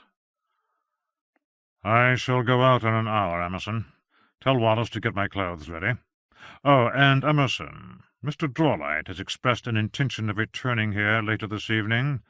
When he comes, do not, upon any consideration, admit him." At the same time that the above conversation was taking place, Mr. Norrell, Mr. Strange, and John Childermus were gathered in the library at Hanover Square to discuss Drawlight's treachery. Mr. Norrell sat in silence, staring into the fire, while Childermus described to Strange how he had discovered another of Drawlight's dupes, an elderly gentleman in Twickenham called Palgrave, who had given Drawlight 200 guineas to have his life prolonged by another 80 years, and his youth returned to him. "I am not sure," continued Childermus, "that we will ever know for certain how many people have paid Drawlight in the belief that they were commissioning you to perform black magic. Both Mr. Tantany and Miss Grey have received promises of some future position in a hierarchy of magicians, which Drawlight told them will soon exist, and which I do not pretend to understand very well." Strange sighed. "How we shall ever convince people that we had no part in it, I do not know. We should do something, but I confess that I have not the least idea what." Suddenly Mr. Norrell said, "I have been considering the matter very carefully during the last 2 days. Indeed, I may say that I have thought of little else, and I have come to the conclusion that we must revive the Cinque Dragownes." Note: Les Cinque Dragownes, the 5 dragons. This court took its name, not, as is generally supposed, from the ferocity of its judges, but from a chamber in the house of John Uskglass, the Raven King, in Newcastle, where the judgments were originally given. This chamber was said to be 12-sided, and to be decorated by wonderful carvings, some of them the work of men, and some of them the work of fairies. The most marvellous of all were the carvings of 5 dragons. Crimes tried by the Cinque Dragownes included evil tendings, magic with an inherently malevolent purpose, false magic, pretending to do magic or promising to do magic which one either could not or did not intend to do, selling magic rings, hats, shoes, coats, belts, shovels, beans, musical instruments, etc., etc., to people who could not be expected to control those powerful articles, pretending to be a magician or pretending to act on behalf of a magician, teaching magic to unsuitable persons, for example, drunkards, madmen, children, persons of vicious habits and inclinations, and many other magical crimes committed by trained magicians and other Christians. Crimes against the person of John Uskglass were also tried by the Cinque Dragownes. The only category of magical crimes with which the Cinque Dragownes had nothing to do was crimes by fairies. These were dealt with by the separate Court of Faufleurs. In England in the 12th, 13th, and 14th centuries, a thriving community of magicians and fairies was continually performing magic. Magic is notoriously difficult to regulate, and naturally enough, not all the magic that was done was well-intentioned. John Usclass seems to have devoted a great deal of time and energy to the creation of a body of law to govern magic and magicians. When the practice of magic spread throughout England, the southern English kings were only too grateful to borrow the wisdom of their northern neighbour. It is a peculiarity of that time that, though England was divided into two countries with separate judiciary systems, the body of law which governed magic was the same for both. The southern English equivalent of the Cinque Dragownes was called the Petty Dragownes of London, and was situated near Blackfriars. End of note. There was a short silence, and then Strange said, "I beg your pardon, sir. Did you say the Cinque Dragownes?" Mr. Norrell nodded. "It is quite clear to me that this villain should be tried by the Cinque Dragownes. He is guilty of false magic and evil tendings. Happily, the old medieval law has never been revoked." "Old medieval law," said Chilternus with a short laugh, "required 12 magicians to sit in judgment in the court of Cinque Dragownes. There are not 12 magicians in England. You know very well there are not. There are 2. "We could find others," said Mr. Norrell. Strange and Chilternus looked at him in astonishment. Mr. Norrell had the grace to appear a little embarrassed at contradicting all that he had maintained for 7 years, but nevertheless he continued. "There is Lord Portishead and that dark little man in York, who would not sign the agreement. That is 2, and I dare say," here he looked at Chilternus, "you will find some more if you put your mind to it." Chilternus opened his mouth, presumably to say something of all the magicians he had already found for Mr. Norrell, magicians who were magicians no longer now that Mr. Norrell had their books, or had turned them out of their businesses, or made them sign pernicious agreements, or in some other way destroyed them. "Forgive me, Mr. Norrell," interrupted Strange, "but when I spoke of something being done, I meant an advertisement in the newspaper, or something of that sort. I very much doubt that Lord Liverpool and the ministers would allow us, for the sake of punishing one man, to revive a branch of English law that has been defunct for more than 200 years. And even if they were so obliging as to permit it, I think we must assume that 12 magicians means 12 practising magicians. Lord Portishead and John Secundus are both theoretical magicians. Besides, it is very likely that Drawlight will soon be prosecuted for fraud, forgery, theft, and I do not know what else. I fail to see what advantage the Cinque Dragownes has over the common law courts." "The justice of the common law courts is entirely unpredictable. The judge will know nothing of magic. The magnitude of this man's crimes will be entirely lost upon him. I am speaking of his crimes against English magic, his crimes against me. The Cinque Dragownes was renowned for its severity. I consider it our best security that he will be hanged." "Hanged?" "Oh, yes. I am quite determined to see him hanged. I thought that was what we were talking about." Mr. Norrell blinked his small eyes rapidly. "Mr. Norrell," said Strange, "I am quite as angry with this man as you are. He is unprincipled, he is deceitful, he is everything I despise, but I will not be the cause of any one's death. I was in the peninsula, sir. I have seen enough men die." "But 2 days ago you wished to challenge him to a duel." Strange gave him an angry look. "That is quite another thing." "In any case," continued Mr. Norrell, "I scarcely think Drawlight more to blame than you." "Me?" cried Strange, startled. "Why, what have I done?" "Oh, you know very well what I mean. What in the world possessed you to go upon the King's roads, alone and entirely without preparation? You could hardly suppose that I would approve such a wild adventure. Your actions that night will do as much to bring magic into disrepute as anything that man has done. Indeed, they will probably do more. No one ever did think well of Christopher Drawlight. It is no surprise to anyone that he turns out a villain. But you are known everywhere as my pupil. You are the second magician in the land. People will think that I approved what you did. People will think that this is part of my plan for the restoration of English magic." Strange stared at his master. "God forbid, Mr. Norrell, that you should feel compromised by any action of mine. Nothing, I assure you, could be further from my wishes. But it is easily remedied. If you and I part company, sir, then each of us may act independently. The world will judge each of us without reference to the other." Mr. Norrell looked very shocked. He glanced at Strange, glanced away again, and muttered in a low voice that he had not meant that. He hoped Mr. Strange knew he had not meant that. He cleared his throat. "I hope Mr. Strange will make some allowance for the irritation of my spirits. I hope Mr. Strange cares enough for English magic to bear with my fretfulness. He knows how important it is that he and I speak and act together for the good of English magic. It is altogether too soon for English magic to be exposed to the buffeting of contrary winds. If Mr. Strange and I begin to contradict each other upon important matters of magical policy, then I do not believe that English magic will survive." A silence. Strange rose from his chair and made Mr. Norrell a stiff, formal bow. The next few moments were awkward. Mr. Norrell looked as if he would have been glad to say something, but was at a loss for a subject.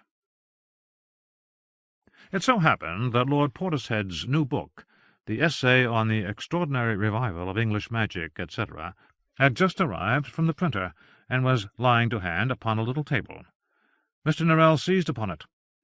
"What an excellent little work this is, and how devoted to our cause is Lord Portishead! After such a crisis one does not feel much inclined to trust anybody, and yet I think we may always rely upon Lord Portishead." He handed Strange the book. Strange turned the pages thoughtfully. "He has certainly done everything we asked. 2 long chapters attacking the Raven King, and scarcely a mention of fairies at all. As I remember, his original manuscript had a long description of the Raven King's magic." "Yes, indeed," said Mr. Norrell. "Until you made those corrections it was worthless.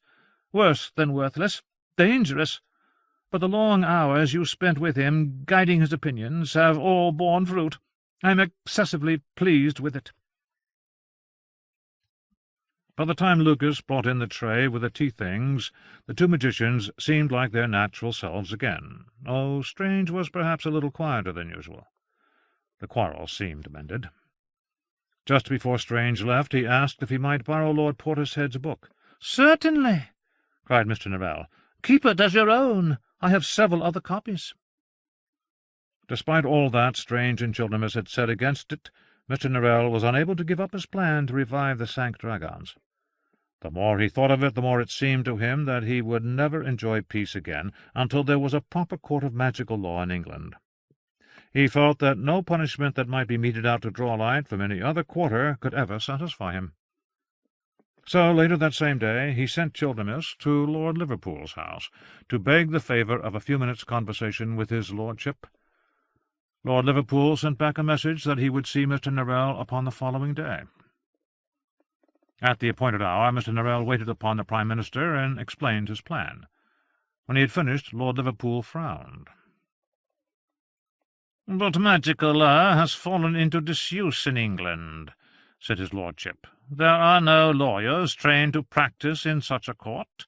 Who would take the cases? Who would judge them?" "Ah!" exclaimed Mr. Norrell, producing a thick sheaf of papers. "I am glad your lordship asks such pertinent questions. I have drawn up a document describing the workings of the Cinque Dragownes. Sadly, there are many lacunae in our knowledge, but I have suggested ways in which we might restore what has been lost. I have taken as my model the ecclesiastical courts of the Doctors' Commons. As your lordship will see, we have a great deal of work before us." Lord Liverpool glanced at the papers. "Too much work by far, Mr. Norrell," he declared flatly. "Oh, but it is very necessary, I assure you, very necessary indeed. How else will we regulate magic? How else will we guard against wicked magicians and their servants?" "What wicked magicians? There's only Mr. Strange and you." "Well, that is true, but—" "Do you feel particularly wicked at present, Mr. Norrell? Is there some pressing reason that the British government should establish a separate body of law to control your vicious tendencies?" "No, or perhaps Mr. Strange is exhibiting a strong inclination to murder, maim, and steal?" "No, but—" Then all we are left with is this Mr. Drawlight, who, as far as I can tell, is not a magician at all." "But his crimes are specifically magical crimes. Under English law he ought to be tried by the court of Cinque Dragownes. It is the proper place for him. These are the names of his crimes." Mr. Norrell placed yet another list before the Prime Minister. "There. False magic, evil tendings, and malevolent pedagogy. No ordinary court is competent to deal with them." "No doubt. But as I have already observed, there is no one who can try the case.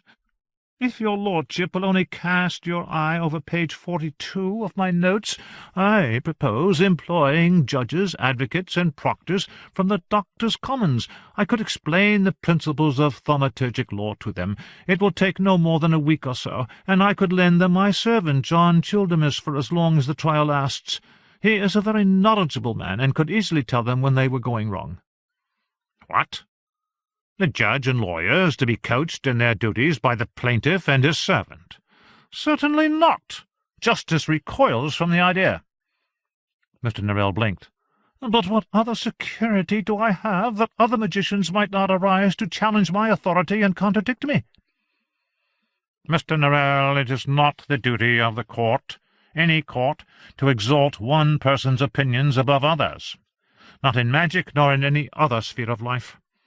If other magicians think differently from you, then you must battle it out with them. You must prove the superiority of your opinions, as I do in politics. You must argue and publish and practice your magic, and you must learn to live as I do, in the face of constant criticism, opposition, and censure.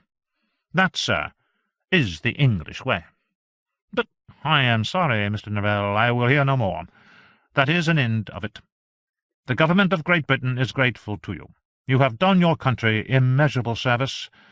Any one may know how highly we prize you, but what you ask is quite impossible."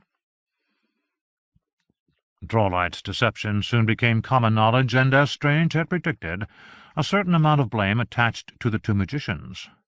Drawlight was, after all, the bosom companion of one of them. It made an excellent subject for the caricaturists, and several quite startling examples were published. One, by George Cruikshank, showed Mr. Norrell making a long speech to a group of his admirers about the nobility of English magic, while in a back room Strange dictated a sort of bill of fare to a servant who chalked it upon a blackboard. For killing a slight acquaintance by magic, 20 guineas. For killing a close friend, 40 guineas. For killing a relation, 100 guineas. For killing a spouse, 400 guineas. In another caricature by Rowlandson, a fashionable lady was walking in the street leading a fluffy little dog upon a leash. She was met by some of her acquaintance, who began exclaiming over her dog. "La, Mrs. Ffoulkes, what a sweet little pug!" "Yes," replied Mrs. Ffoulkes, "it is Mr. Ffoulkes. I paid Mr. Strange and Mr. Norrell 50 guineas to make my husband obedient to my every desire, and this is the result."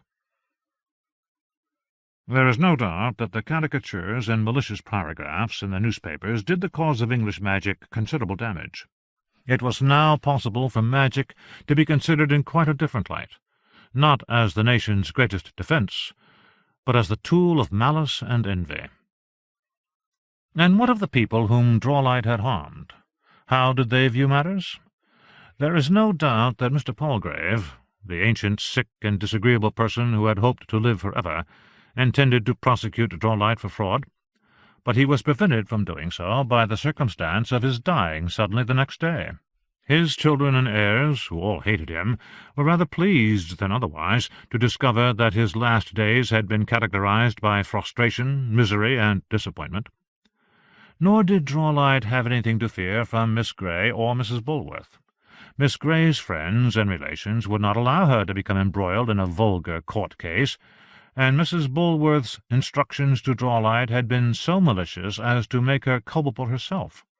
She was powerless to strike at him. That left Gatcombe and Tantony, the Nottinghamshire brewers. As a practical man of business, Mr. Gatcombe was chiefly concerned to recover the money and sent bailiffs to London to fetch it. Unfortunately, Drawlight was unable to oblige Mr. Gatcombe in this small particular, as he had spent it all long ago. And so we come to Drawlight's real downfall, for no sooner Had he escaped the gallows, then his true nemesis appeared in the already cloudy sky of his existence, whirling through the air upon black wings to crush him. He had never been rich, indeed quite the reverse. He lived chiefly upon credit and by borrowing from his friends. Sometimes he won money at gambling clubs, but more often he encouraged foolish young Toms and Jerrys to gamble, and when they lost, which they invariably did, he would take them by the arm, and, talking all the while, would lead them to this or that money-lender of his acquaintance. "I could not honestly recommend you to any other money-lender," he would tell them solicitously. "They require such monstrous amounts of interest. But Mr. Bazzard is quite another sort. He is such a kindly old gentleman. He cannot bear to see anybody denied a pleasure when he has the means of obtaining it for them. I truly think that he considers the lending of small sums of money more in the light of a work of charity than a business venture." For this small but important role in luring young men into debt, vice, and ruination, Drolight received payment from the money-lenders, generally 4% of the first year's interest for the son of a commoner, 6% for the son of a viscount or baronet, and 10% for the son of an earl or duke. News of his disgrace began to circulate. Tailors, hatters, and glove-makers to whom he owed money became anxious and began to clamour for payment. Debts which he had confidently supposed might be put off for another 4 or 5 years were suddenly revived and made matters of urgency. Rough-faced men with sticks in their hands came pounding upon his door. He was advised by several people to go abroad immediately, but he could not quite believe that he was so entirely forsaken by his friends. He thought Mr. Norrell would relent. He thought Lascelles, his dear, dear Lascelles, would help him. He sent them both respectful letters requesting the immediate loan of 400 guineas. But Mr. Norrell never replied, and Lascelles only wrote to say that he made it a rule never to lend money to anyone. Drolight was arrested for debt upon the Tuesday morning, and by the following Friday he was a prisoner in the King's Bench prison. On an evening towards the end of November, a week or so after these events, Strange and Arabella were sitting in the drawing-room at Soho Square. Arabella was writing a letter, and Strange was plucking absent-mindedly at his hair and staring straight ahead of him. Suddenly he got up and went out of the room. He reappeared an hour later with a dozen sheets of paper covered in writing. Arabella looked up. "I thought the article for the Friends of English Magic was done," she said. "This is not the article for the Friends of English Magic. It is a review of Portishead's book." Arabella frowned. "But you cannot review a book which you yourself helped write." "I believe I might, under certain circumstances." "Indeed? And what circumstances are those?" "If I say it is an abominable book, a wicked fraud perpetrated upon the British public." Arabella stared at him. "Jonathan!" she said at last. "Well, it is an abominable book." He handed her the sheaf of papers, and she began to read them. The mantelpiece clock struck 9, and Jeremy brought in the tea-things. When she had finished, she sighed. "What are you going to do?" "I do not know. Publish it, I suppose." "But what of poor Lord Portishead? If he has written things in his book that are wrong, then of course someone ought to say so. But you know very well that he only wrote them because you told him to. He will feel himself very ill-used." "Oh, quite. It is a wretched business, from start to finish," said Strange unconcernedly. He sipped his tea and ate a piece of toast. "But that is not the point. Ought I to allow my regard for Portishead to prevent me from saying what I think is true? I do not think so. Do you?" "But must it be you?" said Arabella, with a miserable look. "Poor man, he will feel it so much more, coming from you." Strange frowned. "Of course it must be me. Who else is there? But come, I promise you I will make him a very handsome apology just as soon as the occasion arises." And with that Arabella was obliged to be content.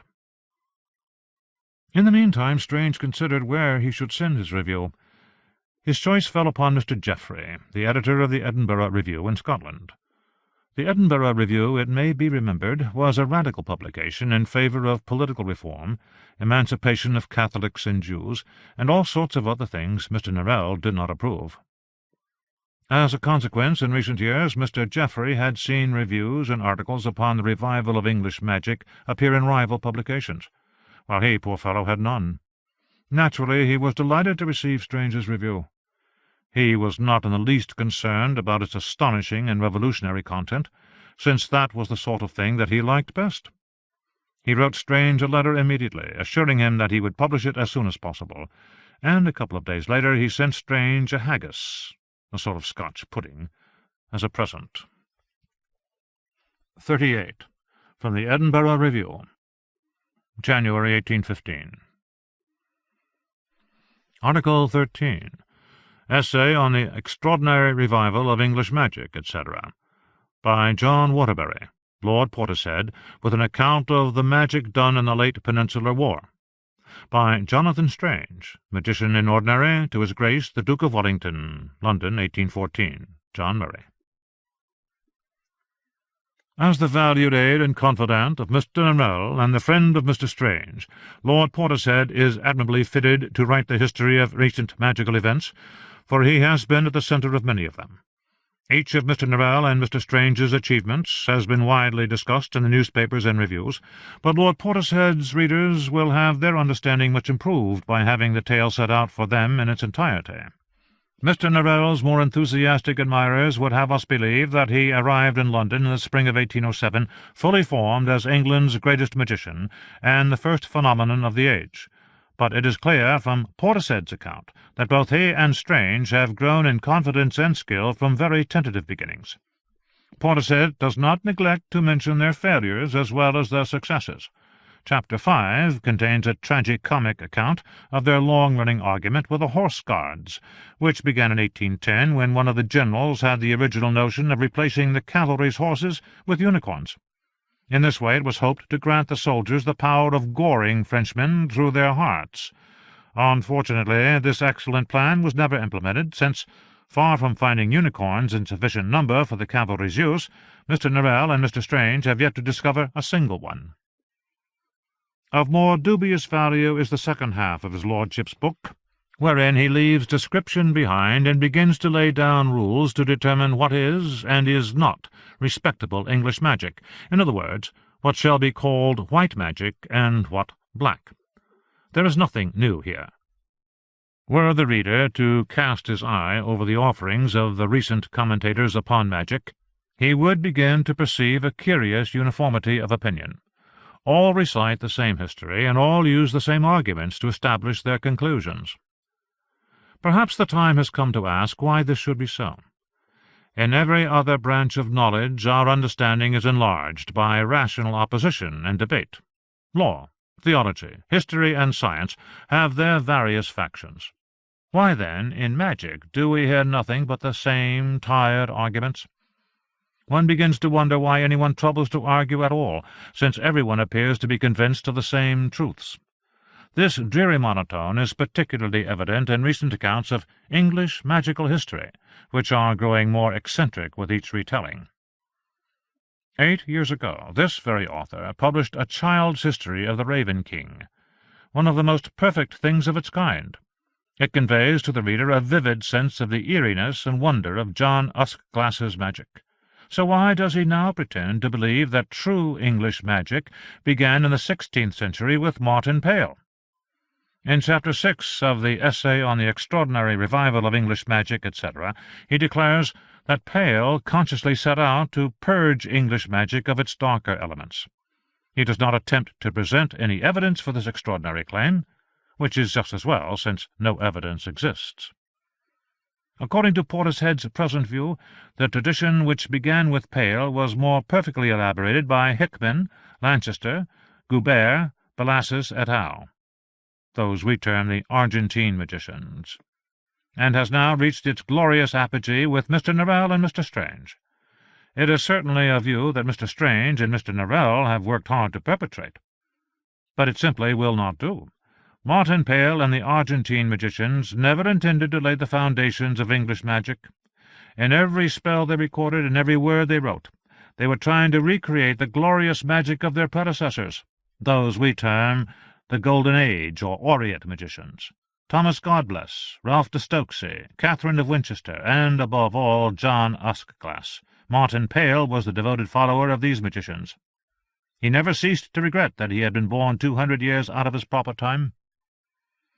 One of the most extraordinary characteristics of the revival of English magic has been its treatment of John Uskglass. Nowadays it seems that his name is only spoken in order to revile him. It is as if Mr. Davy and Mr. Faraday and our other great men of science felt obliged to begin their lectures by expressing their contempt and loathing of Isaac Newton, or as if our eminent physicians prefaced every announcement of a new discovery in medicine with a description of the wickedness of William Harvey. Lord Portishead devotes a long chapter of his book to trying to prove that John Uskglass is not, as is commonly supposed, the founder of English magic, since there were magicians in these islands before his time. I do not deny it, but what I do most vehemently deny is that there was any tradition of magic in England before John Uskglass. Let us examine these earlier magicians that Portishead makes so much of. Who were they? Joseph of Arimathea was one, a magician who came from the Holy Lands and planted a magic tree to protect England from harm. But I never heard that he stayed long enough to teach any of the inhabitants his skills. Merlin was another, but as he was upon his mother's side Welsh and upon his father's infernal, he will scarcely do for that pattern of respectable English magic upon which Portishead, Norrell, and Strange have set their hearts. And who were Merlin's pupils and followers? We cannot name a single one. No, for once the common view is the correct one. Magic had been long extinct in these islands until John Uskglass came out of Faery and established his kingdom of northern England. Portishead seems to have had some doubts upon this point himself, and in case his arguments have failed to convince his readers, he sets about proving that John Uskglass's magic was inherently wicked. But it is far from clear that the examples he chooses support this conclusion. Let us examine one of them. Every one has heard of the 4 magical woods that surrounded John Uskglass's capital city of Newcastle. Their names were Great Tom, Asmodee's Citadel, Petty Egypt, and Serlo's Blessing. They moved from place to place, and were known, upon occasion, to swallow up people who approached the city intending harm to the inhabitants. Certainly the notion of man-eating woods strikes us as eerie and horrible, but there is no evidence that John Uskglass's contemporaries found it so. It was a violent age. John Uskglass was a medieval king, and he acted as a medieval king should, to protect his city and his citizens. Often it is difficult to decide upon the morality of Uskglass's actions because his motives are so obscure. Of all the Orient magicians, he is the most mysterious. No one knows why, in 1138, he caused the moon to disappear from the sky and made it travel through all the lakes and rivers of England. We do not know why, in 1202, he quarrelled with winter and banished it from his kingdom, so that for 4 years northern England enjoyed continual summer. Nor do we know why for 30 consecutive nights in May and June of 1345, every man, woman, and child in the kingdom dreamt that they had been gathered together upon a dark red plain beneath a pale golden sky to build a tall black tower.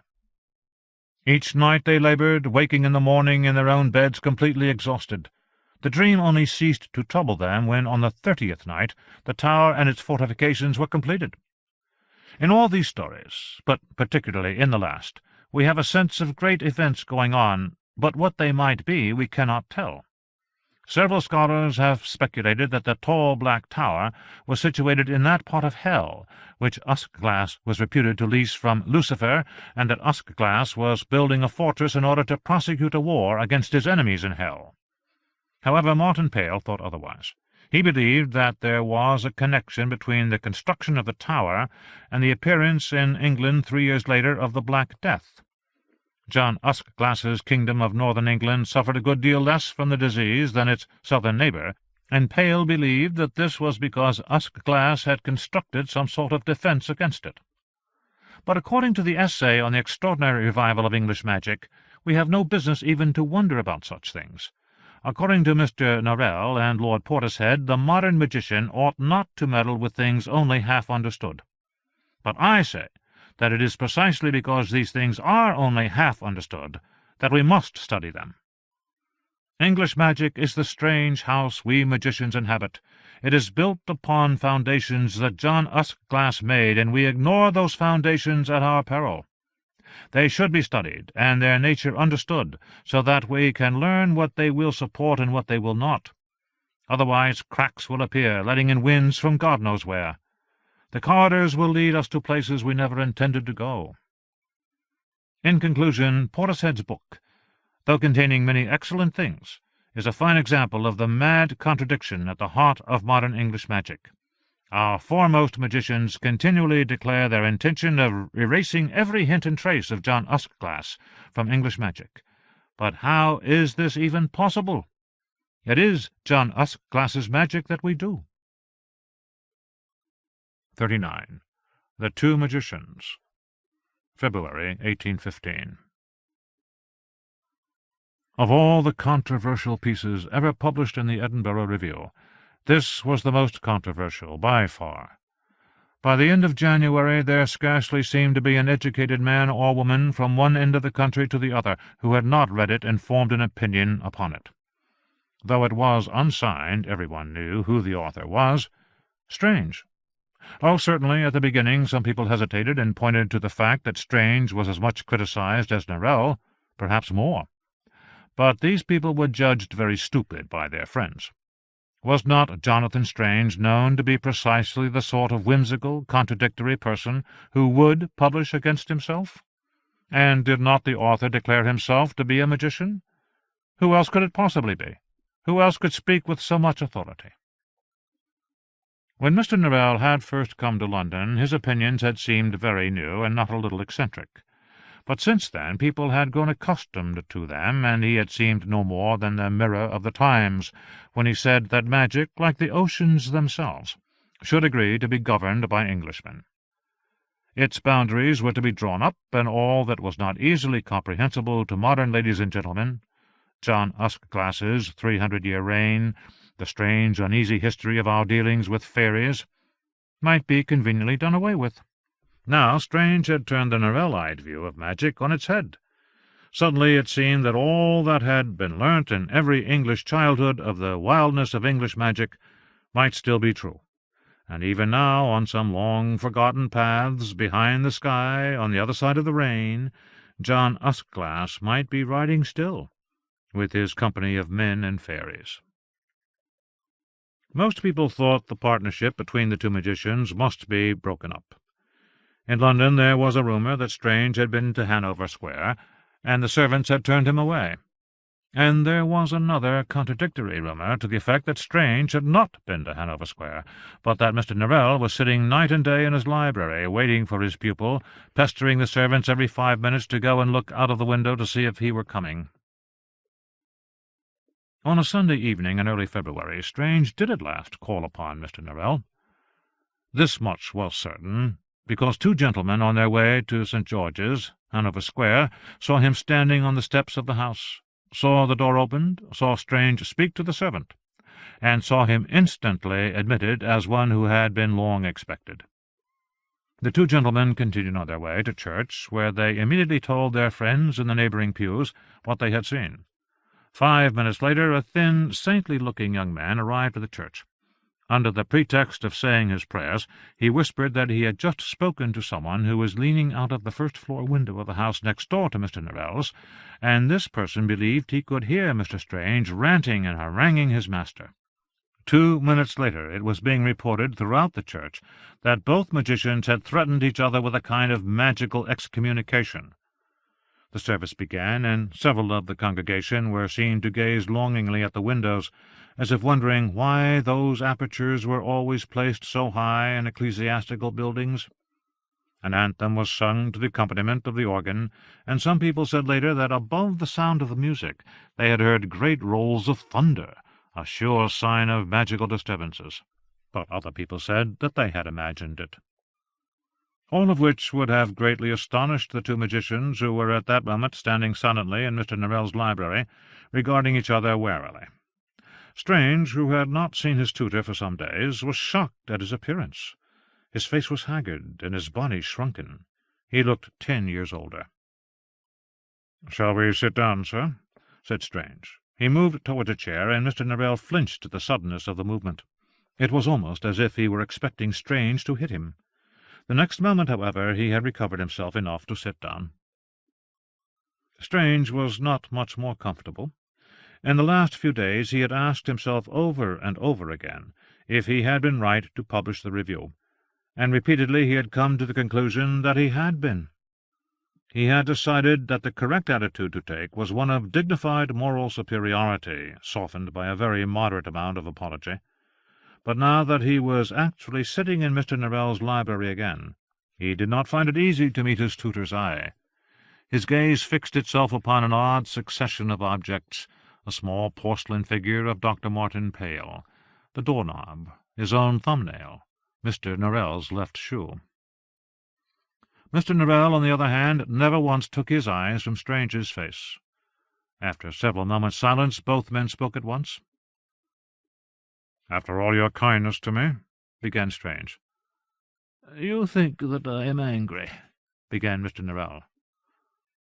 Both paused, and then Strange indicated that Mr. Norrell should continue. "You think that I am angry," said Mr. Norrell.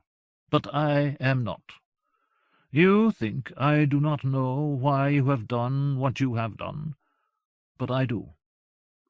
You think you have put all your heart into that writing, and that every one in England now understands you. What do they understand? Nothing. I understood you before you wrote a word." He paused, and his face worked as if he were struggling to say something that lay very deep inside him. "What you wrote for me. For me alone." Strange opened his mouth to protest at this surprising conclusion, but upon consideration he realized it was probably true. He was silent. Mr. Norrell continued. "Do you really believe that I have never felt the same longing you feel? It is John Usclass's magic that we do. Of course it is. What else should it be? I tell you, there were times when I was young, when I would have done anything, endured anything, to find him and throw myself at his feet. I tried to conjure him up. Ha! That was the act of a very young, very foolish man. To treat a king like a footman, and summon him to come and talk to me. I consider it one of the most fortunate circumstances of my life that I was unsuccessful. Then I tried to find him using the old spells of election.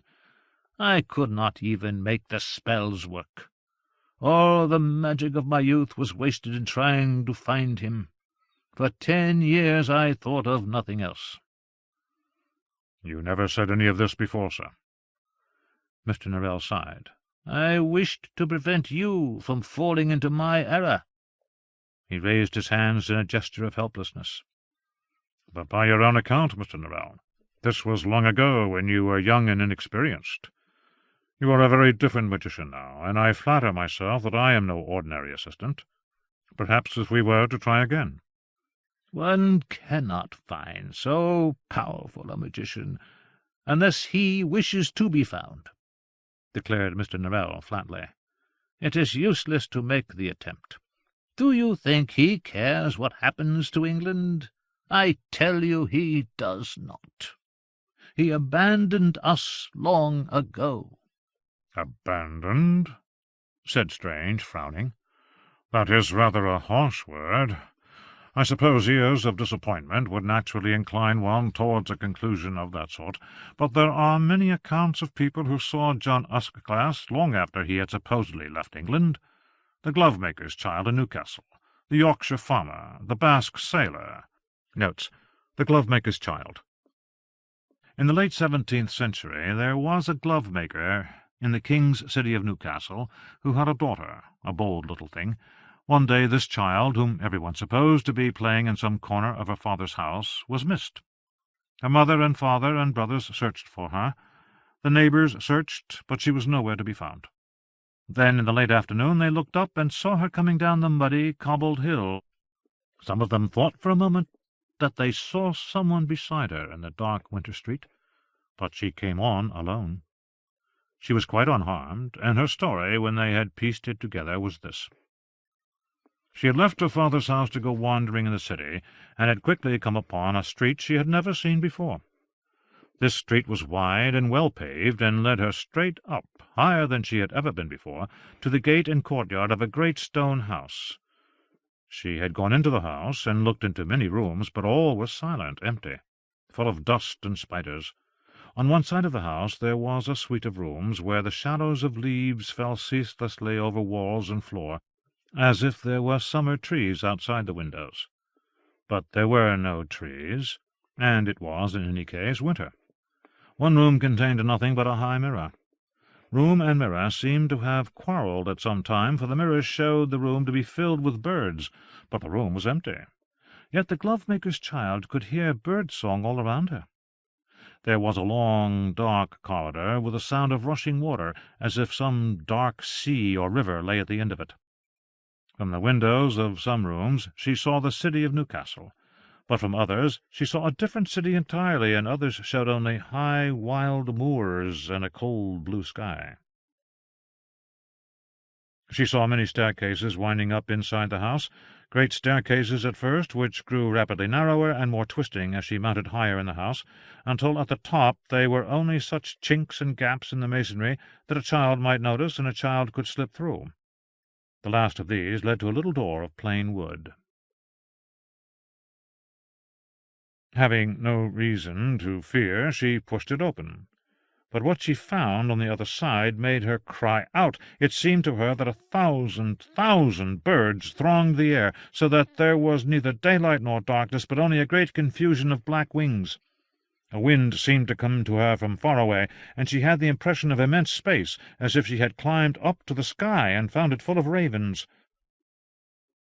The glove-maker's child began to be very much afraid, but then she heard someone say her name. Instantly the birds disappeared, and she found herself in a small room with bare stone walls and a bare stone floor.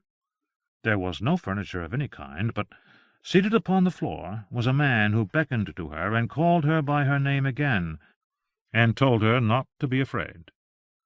He had long, ragged black hair and strange, ragged black clothes.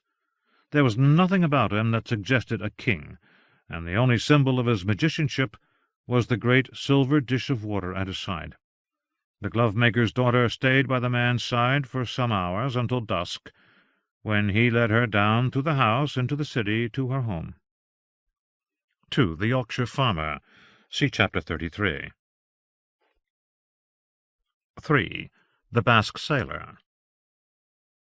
Perhaps the eeriest tale told of John Uskglass's return was that told by a Basque sailor, a survivor of the Spanish king's great armada. After his ship was destroyed by storms on the far northern coasts of England, the sailor and 2 companions had fled inland. They dared not go near villages, but it was winter, and the frost was thick upon the ground. They feared they would die of the cold. As night came on, they found an empty stone building on a high hillside of bare frozen earth. It was almost dark inside, but there were openings high in the wall that let in starlight. They lay down upon the earth floor and slept. The Basque sailor dreamt that there was a king who watched him. He woke. Above him dim shafts of grey light pierced the winter dark. In the shadows at the farthest end of the building he thought he saw a raised stone dais. As the light grew, he saw something upon the dais, a chair or throne. A man sat upon the throne, a pale man with long black hair, wrapped in a black robe. Terrified, the man woke his fellows and showed them the uncanny sight of the man who sat upon the throne. He seemed to watch them, but he never moved, not so much as a finger. Yet it did not occur to them to doubt that he was a living man. They stumbled to the door and ran away across the frozen fields. The Basque sailor soon lost his companions. One man died of cold and heartbreak within the week. The other, determined to try and make his way back to the Bay of Biscay, began to walk south, and what became of him no one knows. But the Basque sailor stayed in Cumbria, and was taken in by some farm people. He became a servant at that same farm and married a young girl from a neighbouring farm. All his life he told the story of the stone barn upon the high hills, and he was taught by his new friends and neighbours to believe that the man upon the black throne was the Raven King. The Basque sailor never found the stone barn again, and neither did his friends nor any of his children. And all his life, whenever he went into dark places, he said, "I greet thee, Lord, and bid thee welcome to my heart," in case the pale king with the long black hair should be seated in the darkness waiting for him. Across the expanses of northern England 1,000 darknesses, 1,000 places for the king to be. I greet thee, Lord, and bid thee welcome to my heart. End of notes. Mr. Norrell made a small sound of irritation. "Hearsay and superstition, even if those stories are true, which I am very far from allowing. I have never understood how any of them knew that the person they had seen was John Uskglass. No portraits of him exist. Two of your examples, the glove-maker's child and the Basque sailor, did not in fact identify him as Uskglass. They saw a man in black clothes, and other people told them later that it was John Uskglass. But it is really of very little consequence whether or not he returned at this or that time, or was seen by this or that person. The fact remains that when he abandoned his throne and rode out of England, he took the best part of English magic with him. From that day forth it began to decline. Surely that is enough in itself to mark him as our enemy? You are familiar, I dare say, with Watership's A Fair Wood Withering. Note: A Fair Wood Withering, 1444, by Peter Watership. This is a remarkably detailed description by a contemporary magician of how English magic declined after John Uskglass left England. In 1434, the year of Uskglass's departure, Watership was 25, a young man just beginning to practice magic in Norwich. A Fair Wood Withering contains precise accounts of spells which were perfectly practicable as long as Uskglass and his fairy subjects remained in England, but which no longer had any effect after their departure. Indeed, it is remarkable how much of our knowledge of Orient English magic comes from Watership. A Fair Wood Withering seems an angry book until one compares it with two of Watership's later books, A Defence of My Deeds, written while wrongly imprisoned by my enemies in Newark Castle, 1459, 60, and Crimes of the False King, written 1461, published 1697, Penzance. End of note. "No, I do not know it," said Strange. He gave Mr. Norrell a sharp look that seemed to say he had not read it for the usual reason. "But I cannot help wishing, sir, that you had said some of this before." "Perhaps I have been wrong to keep so much of my mind from you," said Mr. Norrell, knotting his fingers together. "I am almost certain now that I have been wrong.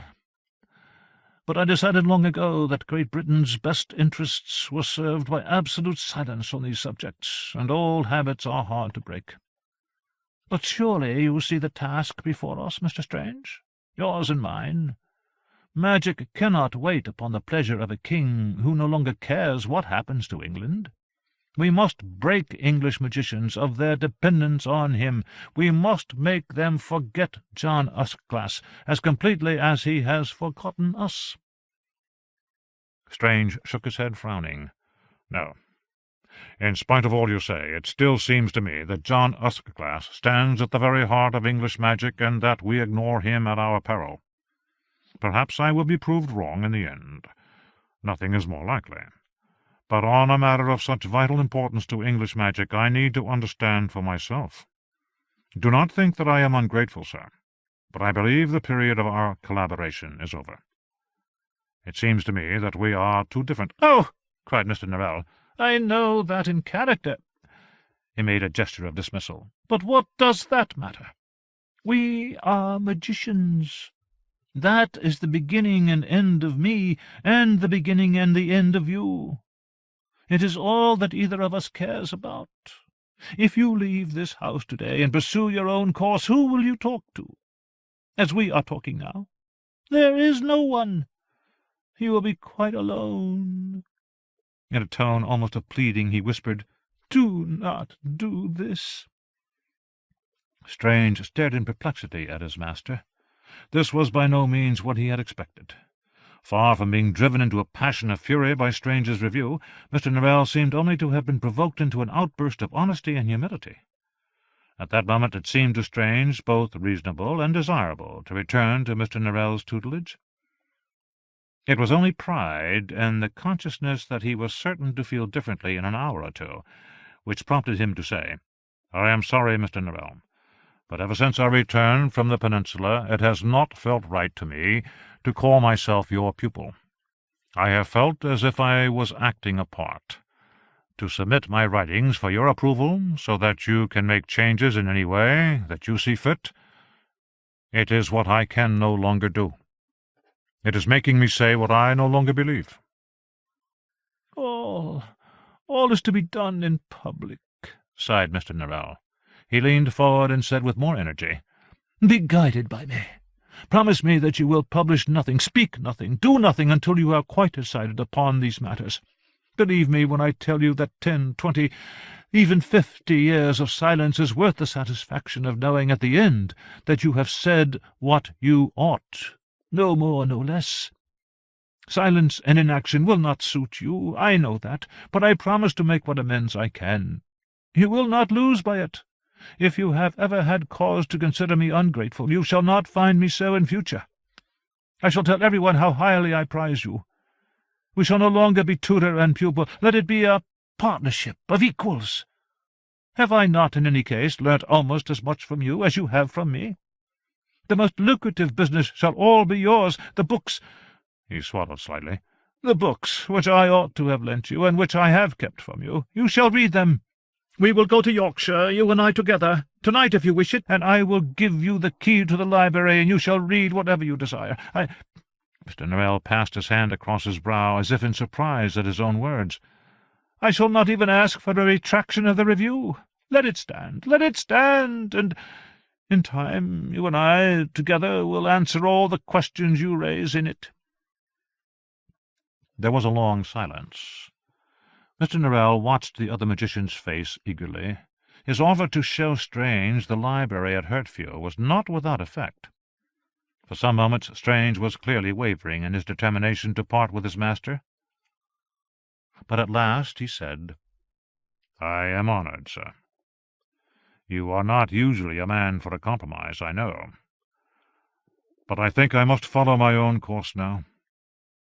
I think we must part." Mr. Norrell closed his eyes. At that moment the door opened.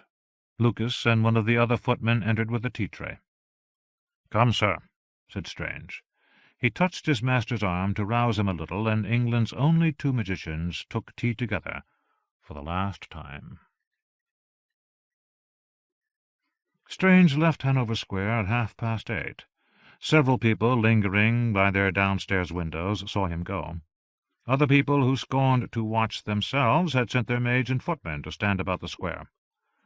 Whether Lascelles had made some arrangement of this sort is not known, but 10 minutes after Strange had turned the corner into Oxford Street, Lascelles knocked upon Mr. Norrell's door.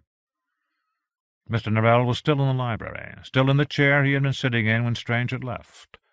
He was staring fixedly at the carpet. "Is he gone?" asked Lascelles. Mr. Norrell did not answer. Lascelles sat down.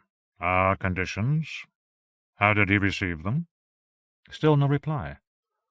"Mr. Norrell, you told him what we agreed. You told him that unless he publishes a retraction we shall be forced to reveal what we know of the black magic done in Spain. You told him that under no circumstances would you accept him any longer as a pupil." "No," said Mr. Norrell. "I said none of those things." "But—" Mr. Norrell sighed deeply. "It does not matter what I said to him. He is gone." Lascelles was silent a moment, and looked with some displeasure at the magician. Mr. Norrell, still lost in his own thoughts, did not observe this. Finally Lascelles shrugged. "You were right in the beginning, sir," he said. "There can be only one magician in England." "What do you mean?" "I mean that 2 of anything is a most uncomfortable number. 1 may do as he pleases. 6 may get along well enough. But 2 must always struggle for mastery. 2 must always watch each other. The eyes of all the world be on 2, uncertain which of them to follow. You sigh, Mr. Norrell. You know that I am right. Henceforth we must consider Strange in all our plans, what he will say, what he will do, how to counter him. You have often told me that he is a remarkable magician. His brilliance was a great advantage when it was employed in your service. But that is all over now. Sooner or later he is sure to turn his talents against you. We cannot begin to guard against him too soon. I am speaking quite literally. His genius for magic is so great, and his materials so poor, and the end of it will be that he comes to believe that all things are permitted to a magician, be they housebreaking, theft, or deception." Lascelles leant forward. "I do not mean that he is so depraved as to steal from you at this moment, but if a day ever comes when he is in great need, then it will appear to his undisciplined mind that any breach of trust, any violation of private property is justified." He paused. "You have made provision against thieves at Hertford? Spells of concealment?" "Spells of concealment would be no protection against Strange," declared Mr. Norrell angrily. "They would only serve to attract his eye. It would bring him straight to my most precious volumes. No, you are right," he sighed. "Something more is needed here. I must think." 2 hours after Strange's departure, Mr. Norrell and Lascelles left Hanover Square in Mr. Norrell's carriage. 3 servants accompanied them, and they had every appearance of embarking on a long journey. The following day Strange, as whimsical and contradictory as ever, was inclined to regret his break with Mr. Norrell. Mr. Norrell's prediction that he would never again have any one to talk to about magic continually presented itself to his mind. He had been rehearsing their conversation. He was almost certain that all Norrell's conclusions concerning John Uskglass were wrong. As a consequence of what Mr. Norrell had said, he had developed a great many new ideas about John Uskglass, and now he was suffering all the misery of having no one to tell them to. In the absence of a more suitable listener, he went and complained to Sir Walter Poole in Harley Street. "Since last night I have thought of 50 things I ought to have said to him. Now I suppose I shall have to put them in an article or a review, which will not be published until April at the earliest, and then he will have to instruct Lascelles or Portishead to write a repudiation, which will not appear until June or July. 5 or 6 months to know what he would say to me. It is a very cumbersome way of conducting an argument, particularly when you consider that until yesterday I could simply have walked to Hanover Square and asked him what he thought. And I am certain now to get no sight nor smell of the books which matter. How is a magician to exist without books? Let someone explain that to me. It is like asking a politician to achieve high office without the benefit of bribes or patronage." Sir Walter took no offence at this peculiarly uncivil remark, but charitably made allowances for the irritation of Strange's spirits. As a schoolboy at Harrow he had been forced to study magical history, which he had loathed, and he now cast his mind back to discover if he remembered anything which might be useful. He found that he did not remember much, as much, he thought wryly, as might half fill a very small wine-glass. He thought for a moment or two, and at last offered the following. "It is my understanding that the Raven King learnt all there is to know of English magic without the aid of any books, since there were none at that time in England. And so perhaps you could do the same." Strange gave him a very cool look. "And it is my understanding that the Raven King was the favourite foster-child of King Oberon, which, among other trifles, secured him an excellent magical education and a large kingdom of his own. I suppose that I could take to loitering in out-of-the-way copses and mossy glades in the hopes of being adopted by some fairy royalty, but I rather think that they might find me a little tall for the purpose." Sir Walter laughed. "And what shall you do now, without Mr. Norrell to fill your days for you? Shall I tell Robeson at the Foreign Office to send you some magic to do? Only last week he was complaining that he is obliged to wait until all the work for the Admiralty and the Treasury is done before Mr. Norrell has any time to spare for him." "By all means. But tell him it cannot be for 2 or 3 months. We are going home to Shropshire. Both Arabella and I have a great desire to be in our own country, and now that we need not consult the convenience of Mr. Norrell, nothing remains to prevent our going." "Oh," said Sir Walter. "But you are not going immediately?" "In 2 days' time." "So soon? Do not look so stricken. Really, Poole, I had no idea you were so fond of my company." "I am not. I was thinking of Lady Poole. It will be a sad change for her. She will miss her friend." "Oh. Oh, yes," said Strange, a little discomfited. "Of course." Later that morning Arabella made her parting visit to Lady Poole. 5 years had made very little difference to her ladyship's beauty, and none at all to her sad condition. She was as silent as ever, and as indifferent to every pain or pleasure. Kindness or coldness left her equally unmoved. She passed her days sitting by the window in the Venetian drawing-room in the house in Harley Street. She never exhibited the least inclination for any occupation, and Arabella was her only visitor. "I wish you were not going," said her ladyship, when Arabella told her the news. "What sort of a place is Shropshire?" "Oh, I fear I am a very partial judge. I believe that most people would agree that it is a pretty place, with green hills and woods and sweet country lanes. Of course we shall have to wait for spring to enjoy it completely. But even in winter the views can be very striking. It is a peculiarly romantic county, with a noble history. There are ruined castles and stones planted on the hill-tops by who knows what people, and being so close to Wales, it has often been fought over. There are ancient battlefields in almost every valley." "Battlefields?" said Lady Poole. "I know only too well what that is like. To glance out of a window and see nothing but broken bones and rusting armour everywhere one looks. It is a very melancholy sight. I hope you will not find it too distressing." "Broken bones and armour?" echoed Arabella. "No, indeed, your ladyship misunderstands me. The battles were all long ago. There is nothing to see, certainly nothing to distress one." "And yet, you know," continued Lady Poole, scarcely attending to her, "battles have been fought at some time or other almost everywhere. I remember learning in my schoolroom how London was once the scene of a particularly fierce battle. The people were put to death in horrible ways, and the city was burnt to the ground.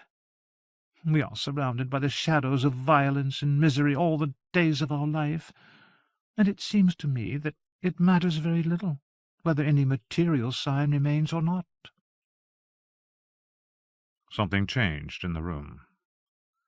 It was as if cold, grey, beating wings had passed over their heads, or as if someone had walked through the mirrors and cast a shadow into the room. It was an odd trick of the light, which Arabella had often observed when she sat with Lady Poole. Not knowing what else to attribute it to, she supposed it must be because there were so many mirrors in the room. Lady Poole shivered and pulled her shawl tighter round her. Arabella leaned forward and took her hand. "Come, fix your thoughts upon more cheerful objects." Lady Poole looked at her blankly. She had no more idea how to be cheerful than to fly. So Arabella began to talk, hoping to distract her for a time from thinking of horrors. She spoke of new shops and new fashions. She described a very pretty ivory-coloured sarcenet she had seen in a window in Friday Street, and a trimming of turquoise-coloured bugle beads she had seen somewhere else, which would match the ivory sarcenet beautifully. She went on to relate what her dressmaker had said about bugle beads, and then to describe an extraordinary plant that the dressmaker possessed, which stood in a pot on a little iron balcony outside the window, and which had grown so tall in the space of a year that it had entirely blocked up a window on the floor above, belonging to a candlestick-maker. Next came other surprisingly tall plants, Jack and his beanstalk, the giant at the top of the beanstalk, giants and giant-killers in general, Napoleon Bonaparte and the Duke of Wellington, the Duke's merits in every sphere of life except in one, the great unhappiness of the Duchess. "Happily, it is what you and I have never known anything of," she finished up, a little breathless, "to have one's peace continually cut up by the sight of one's husband paying attentions to other women." "I suppose so," answered Lady Poole, somewhat doubtfully. This annoyed Arabella. She tried to make allowances for all Lady Poole's oddities, but she found it rather hard to forgive her habitual coolness towards her husband. Arabella could not visit at Harley Street as often as she did without being aware of how very devoted Sir Walter was to Lady Poole. If he ever thought that anything might bring her pleasure or ease her sufferings in the slightest, then that thing was done in an instant, and Arabella could never observe without a pang the very meagre return he got for his pains. It was not that Lady Poole showed any dislike towards him, but sometimes she scarcely seemed to know that he was there. "Oh, but you do not consider what a blessing it is," said Arabella. "One of the best blessings of existence." "What is?" "Your husband's love." Lady Poole looked surprised. "Yes, he does love me," she said at last. "Or at least he tells me that he does. But what good is that to me? It has never warmed me when I was cold, and I always am cold, you know. It has never shortened a long, dreary ball by so much as a minute, or stopped a procession through long, dark, ghostly corridors. It has never saved me from any misery at all. Has the love of your husband ever saved you from anything?" "Mr. Strange?" smiled Arabella. "No, never. I am more in the habit of saving him. I mean," she added quickly, since it was clear that Lady Poole did not understand her, "that he often meets with people who wish him to do magic on their behalf. Or they have a great-nephew who wishes to learn magic from him. Or they believe they have discovered a magic shoe or fork or some such nonsense. They mean no harm. Indeed, they are generally most respectful. But Mr. Strange is not the most patient of men, and so I am obliged to go in and rescue him before he says something that he had much better not." It was time for Arabella to be thinking of leaving, and she began upon her good-byes. Now that they might not meet again for many months, she was particularly anxious to say something cheerful. "And I hope, my dear Lady Poole," she said, "that when you and I next meet you will be a great deal better, and perhaps able to go out into society again. It is my dearest wish that one day we shall see each other at a theatre or in a ball-room." "A ball-room!" exclaimed Lady Poole in horror. "What in the world should make you say that? God forbid that you and I should ever meet in a ball-room!" "Hush, hush! I never meant to distress you. I forgot how you hate dancing. Come, do not weep. Do not think of it if it makes you unhappy." She did her best to soothe her friend. She embraced her, kissed her cheek and her hair, stroked her hand, offered her lavender water. Nothing did any good. For several minutes Lady Poole was entirely given over to a fit of weeping. Arabella could not quite understand what the matter was. But then, again, what understanding could there be? It was part of her ladyship's complaint to be put in a fright by trifles, to be made unhappy by nothing at all. Arabella rang the bell to summon the maid. Only when the maid appeared did her ladyship at last make an effort to compose herself. "You do not understand what you have said," she cried, "and God forbid that you should ever find out as I have. I shall try to warn you. I know it is hopeless, but I shall try. Listen to me, my dear, dear Mrs. Strange. Listen, as if your hopes of eternal salvation depended upon it." So Arabella looked as attentive as she possibly could. But it was all to no end. This occasion proved no different from any other, when her ladyship had claimed to have something of great importance to communicate to Arabella. She looked pale, took several deep breaths, and then proceeded to relate a very odd story about the owner of a Derbyshire lead mine, who fell in love with a milkmaid. The milkmaid was everything the mine owner had ever hoped for, except that her reflection always came several minutes too late into a mirror. Her eyes changed colour at sunset, and her shadow was often seen dancing wild dances when she herself was still. After Lady Poole had gone upstairs, Arabella sat alone. "How stupid of me," she thought, "when I know very well that any mention of dancing distresses her beyond measure. How can I have been so unguarded? I wonder what it was that she wished to tell me. I wonder if she knows herself. Poor thing! Without the blessing of health and reason, riches and beauty are worthless indeed." She was moralizing to herself in this strain, when a slight noise behind her caused her to look round. Immediately she rose from her seat and walked rapidly towards the door with hands outstretched. "It is you! How glad I am to see you! Come, shake hands with me. This will be our last meeting for a long time." That evening she said to Strange, "One person at least is delighted that you have turned your attention to the study of John Uscaglass and his fairy subjects." "Oh? And who is that?" "The gentleman with the thistledown hair." "Who?" "The gentleman who lives with Sir Walter and Lady Poole. I told you before." "Oh, yes, I remember." There was a silence of some moments while Strange considered this. "Arabella," he suddenly exclaimed, "do you mean to tell me that you have still not learnt his name?" He began to laugh. Arabella looked annoyed. "It is not my fault," she said. "He has never said his name, and I have never remembered to ask him. But I am glad you take it so lightly. I thought at one time that you were inclined to be jealous." "I do not remember that I was." "How odd! I remember it quite distinctly." "I beg your pardon, Arabella, but it is difficult to be jealous of a man whose acquaintance you made a number of years ago, and whose name you have yet to discover." "So he approves of my work, does he?" "Yes, he has often told me that you will never get anywhere until you begin to study fairies. He says that that is what true magic is, the study of fairies and fairy magic." "Indeed. He seems to have very decided views upon the subject. And what, pray, does he know about it? Is he a magician?" "I do not think so. He once declared that he had never read a book upon the subject in his life." "Oh, he is one of those, is he?" said Strange contemptuously. "He has not studied the subject at all, but has managed to devise a great many theories about it. I meet with that sort very often. Well, if he is not a magician, what is he? Can you at least tell me that?"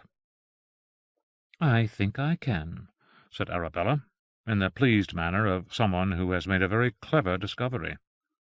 Strange sat expectantly. "No," said Arabella. "I will not tell you. You will only laugh at me again." "Probably." "Well, then," said Arabella after a moment, "I believe he is a prince." "Or a king. He is certainly of royal blood." "What in the world should make you think that?" "Because he has told me a great deal of his kingdoms and his castles and his mansions, though I confess they all have very odd names, and I never heard of a single one before. I think he must be one of the princes that Bonaparte deposed in Germany or Switzerland." "Indeed," said Strange, with some irritation. "Well, now that Bonaparte has been defeated, perhaps he would like to go home again." None of these half-explanations and guesses concerning the gentleman with the thistledown hair quite satisfied him, and he continued to wonder about Arabella's friend. The following day, which was to be the stranger's last in London, he walked to Sir Walter's office in Whitehall, with the express intention of discovering who the fellow was. But when Strange arrived, he found only Sir Walter's private secretary hard at work. "Ah, Moorcock, good morning. Has Sir Walter gone?" "He has just gone to Fife House, Mr. Strange."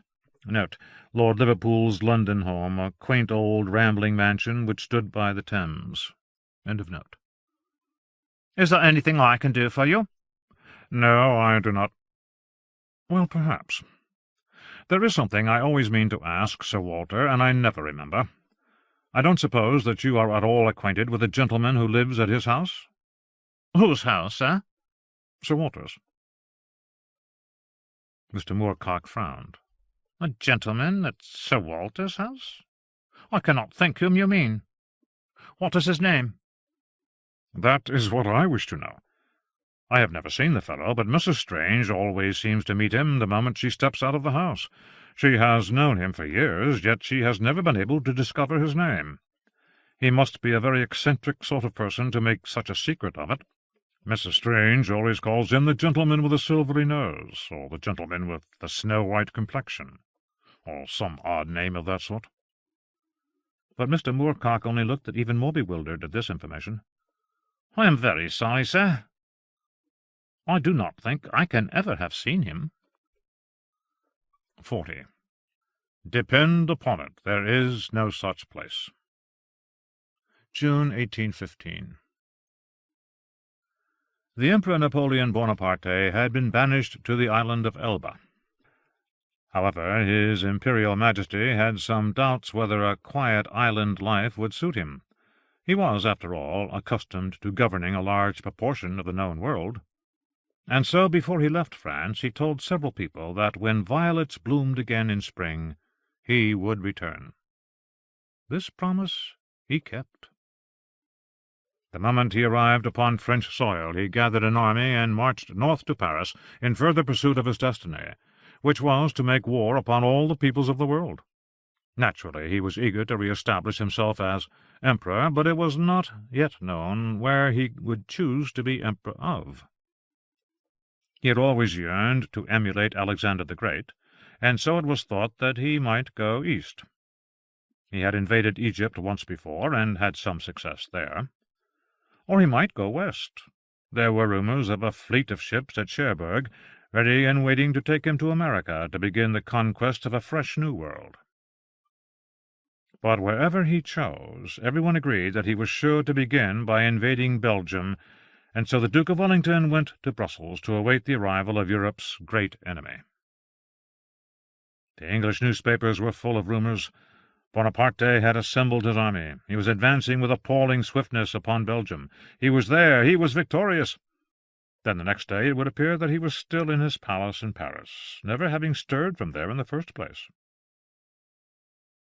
At the end of May, Jonathan Strange followed Wellington and the army to Brussels.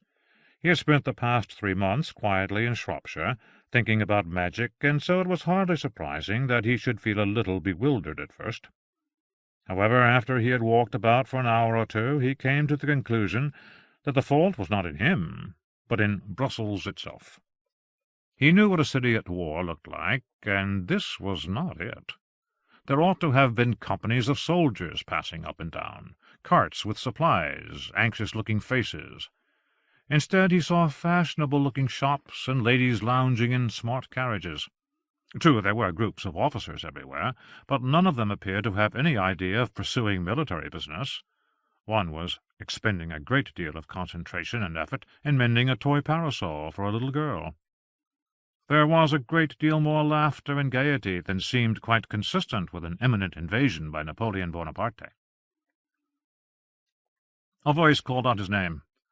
He turned and found Colonel Manningham, an acquaintance of his, who immediately invited Strange to go with him to Lady Charlotte Greville's house. This was an English lady who was living in Brussels. Strange protested that he had no invitation, and anyway he ought to go and look for the Duke. But Manningham declared that the lack of an invitation could not possibly matter. He was sure to be welcome, and the Duke was just as likely to be in Lady Charlotte Greville's drawing-room as anywhere else. 10 minutes later, Strange found himself in a luxurious apartment, filled with people, many of whom he already knew. There were officers, beautiful ladies, fashionable gentlemen, British politicians, and representatives, so it seemed, of every rank and degree of British peer. All of them were loudly discussing the war and making jokes about it. It was quite a new idea to Strange, war as a fashionable amusement. In Spain and Portugal it had been customary for the soldiers to regard themselves as martyred, maligned, and forgotten. Reports in the British newspapers had always endeavoured to make the situation sound as gloomy as possible. But here in Brussels it was the noblest thing in the world to be one of His Grace's officers, and the second noblest to be His Grace's magician. "Does Wellington really want all these people here?" whispered Strange to Manningham in amazement. "What will happen if the French attack? I wish I had not come. Someone is sure to begin asking me about my disagreement with Norrell, and I really do not want to talk about it." "Nonsense," Manningham whispered back. "No one cares about that here. And anyway, here is the Duke." There was a little bustle, and the Duke appeared. "Ah, Merlin!" he cried, as his eye lighted upon Strange. "I am very glad to see you. Shake hands with me. You're acquainted with the Duke of Richmond, of course? No. Then allow me to make the introduction." If the assembly had been lively before, how much more spirited it became now His Grace was here. All eyes turned in his direction to discover whom he was talking to, and, more interesting still, whom he was flirting with. One would not have supposed to look at him that he had come to Brussels for any other reason than to enjoy himself. But every time Strange tried to move away, the Duke fixed him with a look, as if to say, "No, you must stay. I have need of you." Eventually, still smiling, he inclined his head and murmured in Strange's ear, "There, I believe that will do. Come. There is a conservatory at the other end of the room. We will be out of the crowd there." They took their seats amid the palms and other exotic plants. "A word of warning," said the Duke. "This is not Spain. In Spain the French were the detested enemy of every man, woman, and child in the country. But here matters stand quite differently. Bonaparte has friends in every street and in a great many parts of the army. The city is full of spies. And so it is our job, yours and mine, to look as if nothing in the world were more certain than his defeat. Smile, Merlin. Take some tea. It will steady your nerves." Strange tried a careless smile, but it immediately turned itself into an anxious frown, and so, to draw His Grace's attention away from the deficiencies of his face, he inquired how His Grace liked the army. "Oh, it is a bad army at best. The most miscellaneous army I ever commanded. British, Belgians, Dutch, and Germans all mixed up together. It is like trying to build a wall out of half a dozen materials. Each material may be excellent in its way, but one cannot help wondering if the thing will hold together. But the Prussian army has promised to fight with us, and Blücher is an excellent old fellow. Loves a fight." This was the Prussian general. "Unfortunately, he is also mad. He believes he is pregnant." "Ah, with a baby elephant." "Ah. But we must put you to work straight away. Have you your books, your silver dish, a place to work? I have a strong presentiment that Bonaparte will appear first in the west, from the direction of Lille. It is certainly the way I would choose, and I have letters from our friends in that city assuring me that he is hourly expected there. That is your task.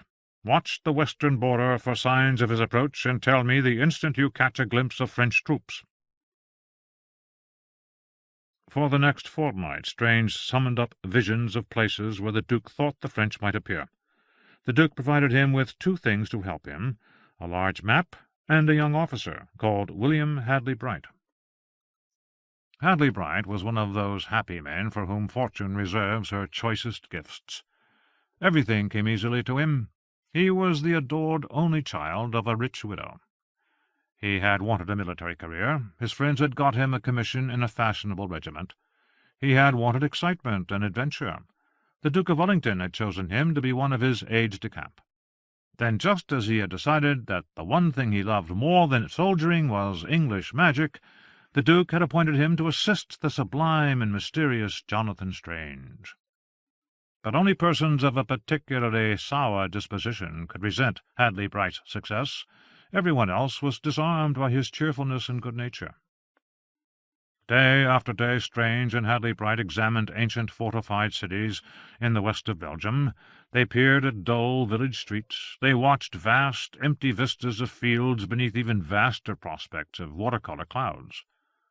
But the French did not appear. On a hot, sticky day in the middle of June they were seated at this interminable task. It was about 3 o'clock. The waiter had neglected to remove some dirty coffee-cups, and a fly buzzed around them. From the open window came the mingled odours of horse-sweat, peaches, and sour milk.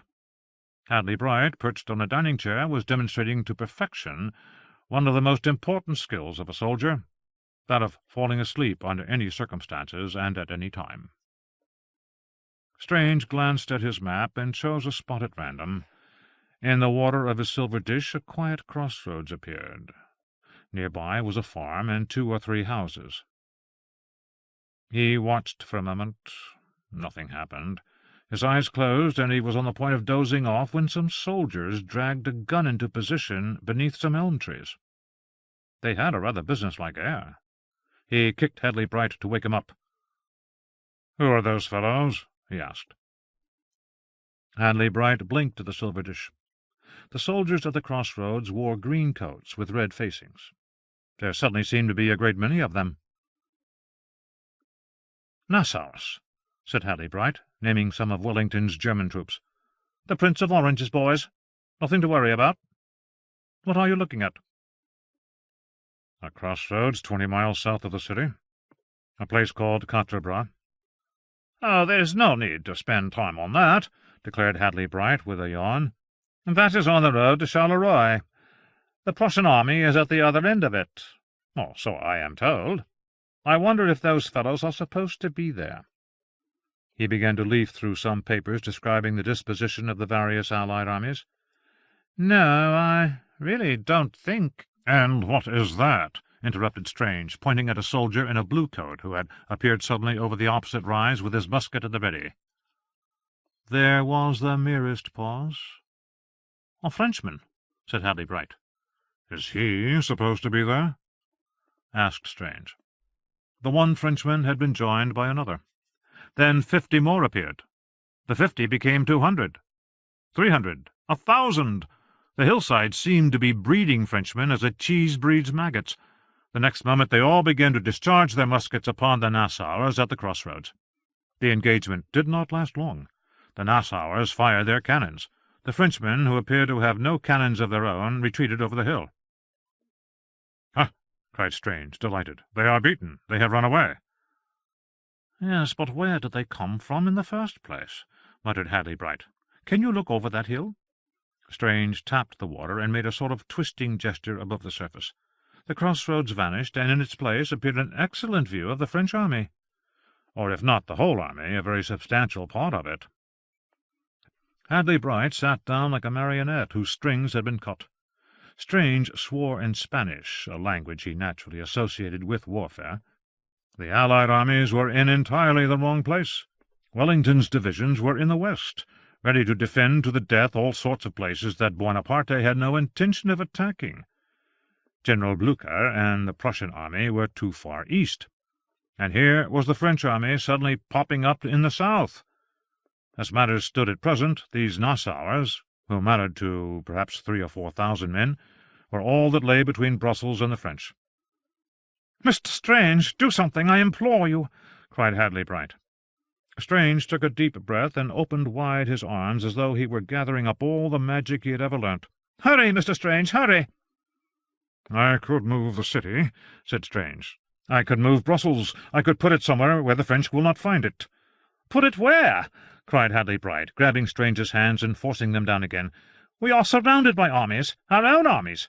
If you move Brussels, you are liable to crush some of our regiments under the buildings and the paving stones. The Duke will not be pleased. He needs every man."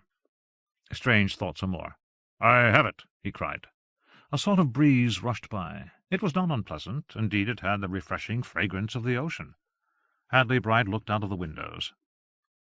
Beyond the houses, churches, palaces, and parks were mountain ridges that had not been there a moment ago. They were black, as if covered with pine trees. The air was much fresher, like air that had never been breathed before. "Where are we?" asked Hadley Bright. "America," said Strange. And then, by way of an explanation, he added, "It always looked so empty on the maps." "Dear God, but this is no better than before. Have you forgotten that we have only just signed a peace treaty with America? Nothing will excite the Americans' displeasure so much as the appearance of a European city on their soil." "Oh, probably. But there is no need for concern, I assure you. We are a long way from Washington or New Orleans or any of those places where the battles were. Hundreds of miles, I expect. At least, that is to say, I am not sure where exactly. Do you think it matters?"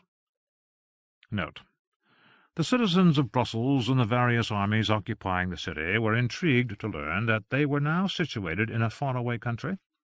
Unfortunately, they were much occupied in preparing for the coming battle, or, in the case of the richer and more frivolous part of the population, in preparing for the Duchess of Richmond's ball that evening, and hardly any one had leisure just then to go and discover what the country was like, or who its inhabitants were.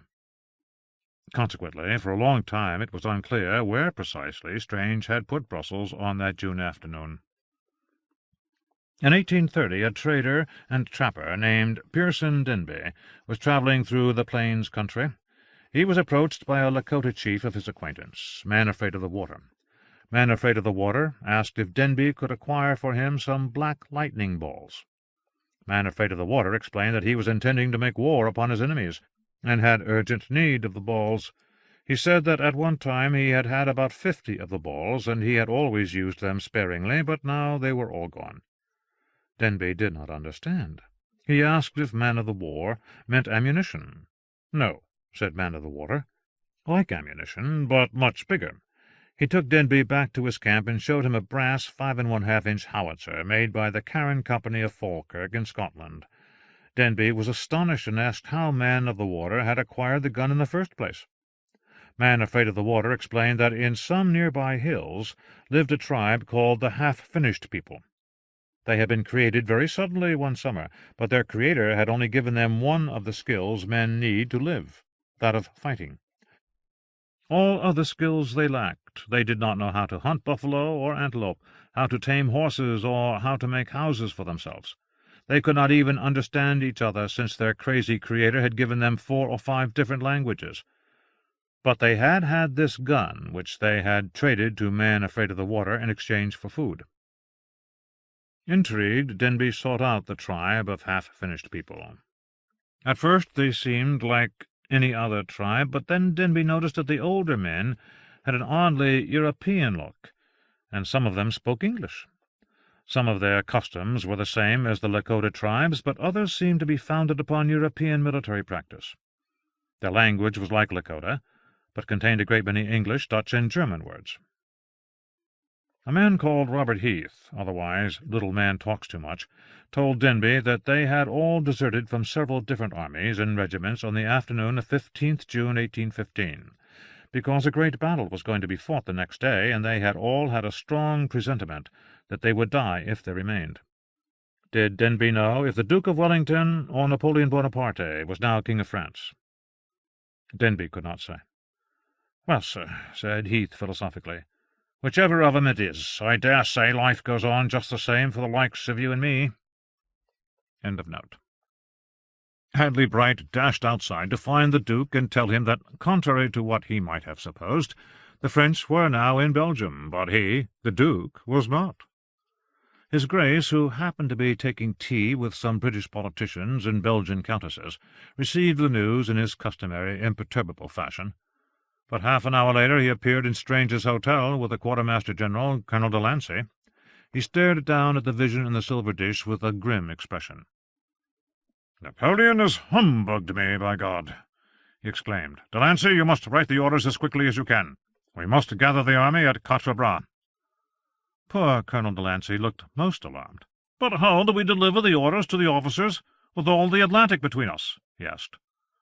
"Oh," said his Grace, "Mr. Strange will take care of that." His eye was caught by something outside the window. 4 horsemen were passing by.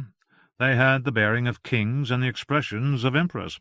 Their skin was the colour of mahogany. Their long hair was the shiny jet-black of a raven's wing. They were dressed in skins, decorated with porcupine quills.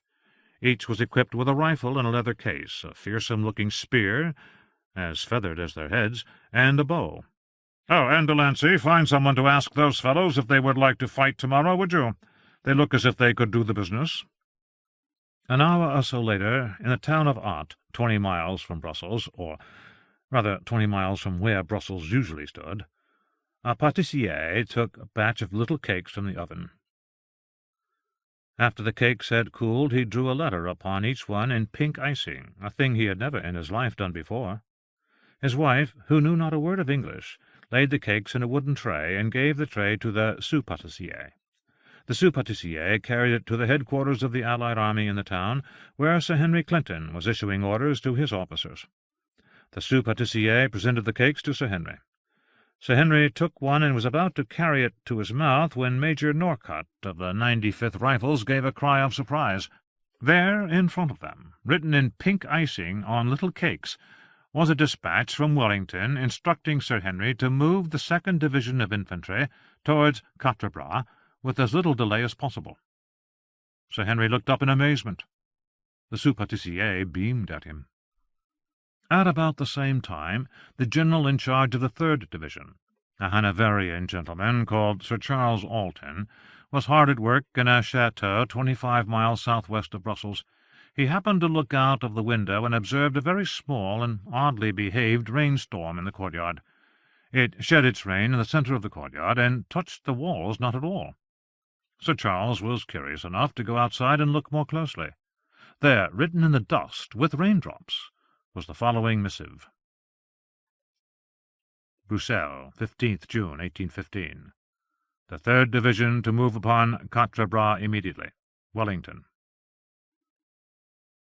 Meanwhile, some Dutch and Belgian generals in Wellington's army had discovered for themselves that the French were at Quatre Bras and were on their way there with the 2nd Netherlands Division.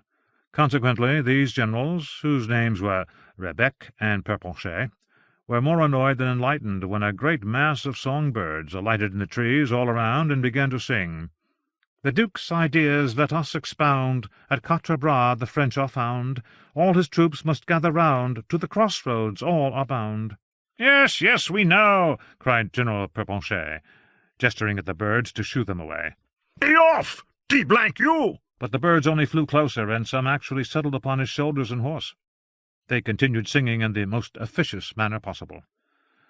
"Their reputations will be made. The Duke commands. Be not afraid. All the army's plans are laid. Go quickly now with your brigade." The birds accompanied the soldiers for all the remainder of the day, never ceasing for a moment to twitter and cheep the same aggravating song. General Rebec, whose English was excellent, managed to catch a hold of one of them and tried to teach it a new song, in the hopes that it might return to Jonathan Strange and sing it to him. "The Duke's magician must be kicked from Bruxelles to Maastricht, for playing tricks on honest men, to Maastricht and back again." Note. General Rebec also made up a Dutch version of his jingle, which was sung by his soldiers on the way to Quatre Bras. They taught it to their English comrades, and it later became a child's skipping rhyme, both in England and the Netherlands. End of note. At 6 o'clock, Strange returned Brussels to European soil. Immediately those regiments which had been quartered inside the city marched out of the Namur Gate and down the road that led to Quatre Bras. That done, Strange was able to make his own preparations for war. He collected together his silver dish, half a dozen books of magic, a pair of pistols, a light summer coat with a number of unusually deep pockets, a dozen hard-boiled eggs, 3 flasks of brandy, some pieces of pork pie wrapped in paper, and a very large silk umbrella. The next morning, with these necessaries stowed in various places about his person and his horse, he rode, with the Duke and his staff, up to the crossroads at Quatre Bras. Several thousand Allied troops were assembled there now, but the French had yet to show themselves. From time to time there was the sound of a musket, but it was scarcely more than you would hear in any English wood where gentlemen are shooting. Strange was looking about him when a song-thrush alighted upon his shoulder and began to chirrup. "The Duke's ideas let us expound. At Quatre Bras the French are found." "What?" muttered Strange. "What are you doing here? You were supposed to have disappeared hours ago." He made Ormskirk's sign to disperse a magic spell, and the bird flew off. In fact, rather to his consternation, a whole flock of birds took flight at the same moment. He glanced round nervously to see if anyone had noticed that he had bungled the magic, but everyone seemed busy with military concerns, and he concluded they had not. He found a position to his liking, in a ditch directly in front of Quatre Bras farmhouse. The crossroads were on his immediate right, and the 92nd Foot, the Highland regiment, were on his left. He took the hard-boiled eggs out of his pockets and gave them to such of the Highlanders as thought they might like to eat them. In peacetime some sort of introduction is generally required to make a person's acquaintance. In war a small eatable will perform the same office. The Highlanders gave him some sweet milky tea in return, and soon they were chatting very companionably together. The day was intensely hot. The road went down between the fields of rye, which seemed, under that bright sun, to glow with an almost supernatural brilliance. 3 miles away the Prussian army had already engaged with the French, and there were faint sounds of guns booming and men shouting, like the ghosts of things to come. Just before noon, drums and fierce singing were heard in the distance. The ground began to shake with the stamping of tens of thousands of feet, and through the rye towards them came the thick, dark columns of French infantry. The Duke had given Strange no particular orders, and so, when the fighting began, he set about performing all the magic he used to do on Spanish battlefields. He sent fiery angels to menace the French, and dragons to breathe flames over them. These illusions were larger and brighter than anything he had managed in Spain. Several times he climbed out of the ditch to admire the effect, in spite of the warnings of the Highlanders that he was liable to be shot at any moment. He had been diligently casting such spells for 3 or 4 hours, when something happened.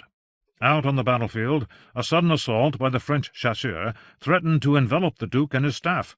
These gentlemen were obliged to wheel round and ride pell-mell back to the Allied lines. The nearest troops happened to be the 92nd Foot. "92nd!" cried the Duke. "Lie down!" The Highlanders immediately lay down.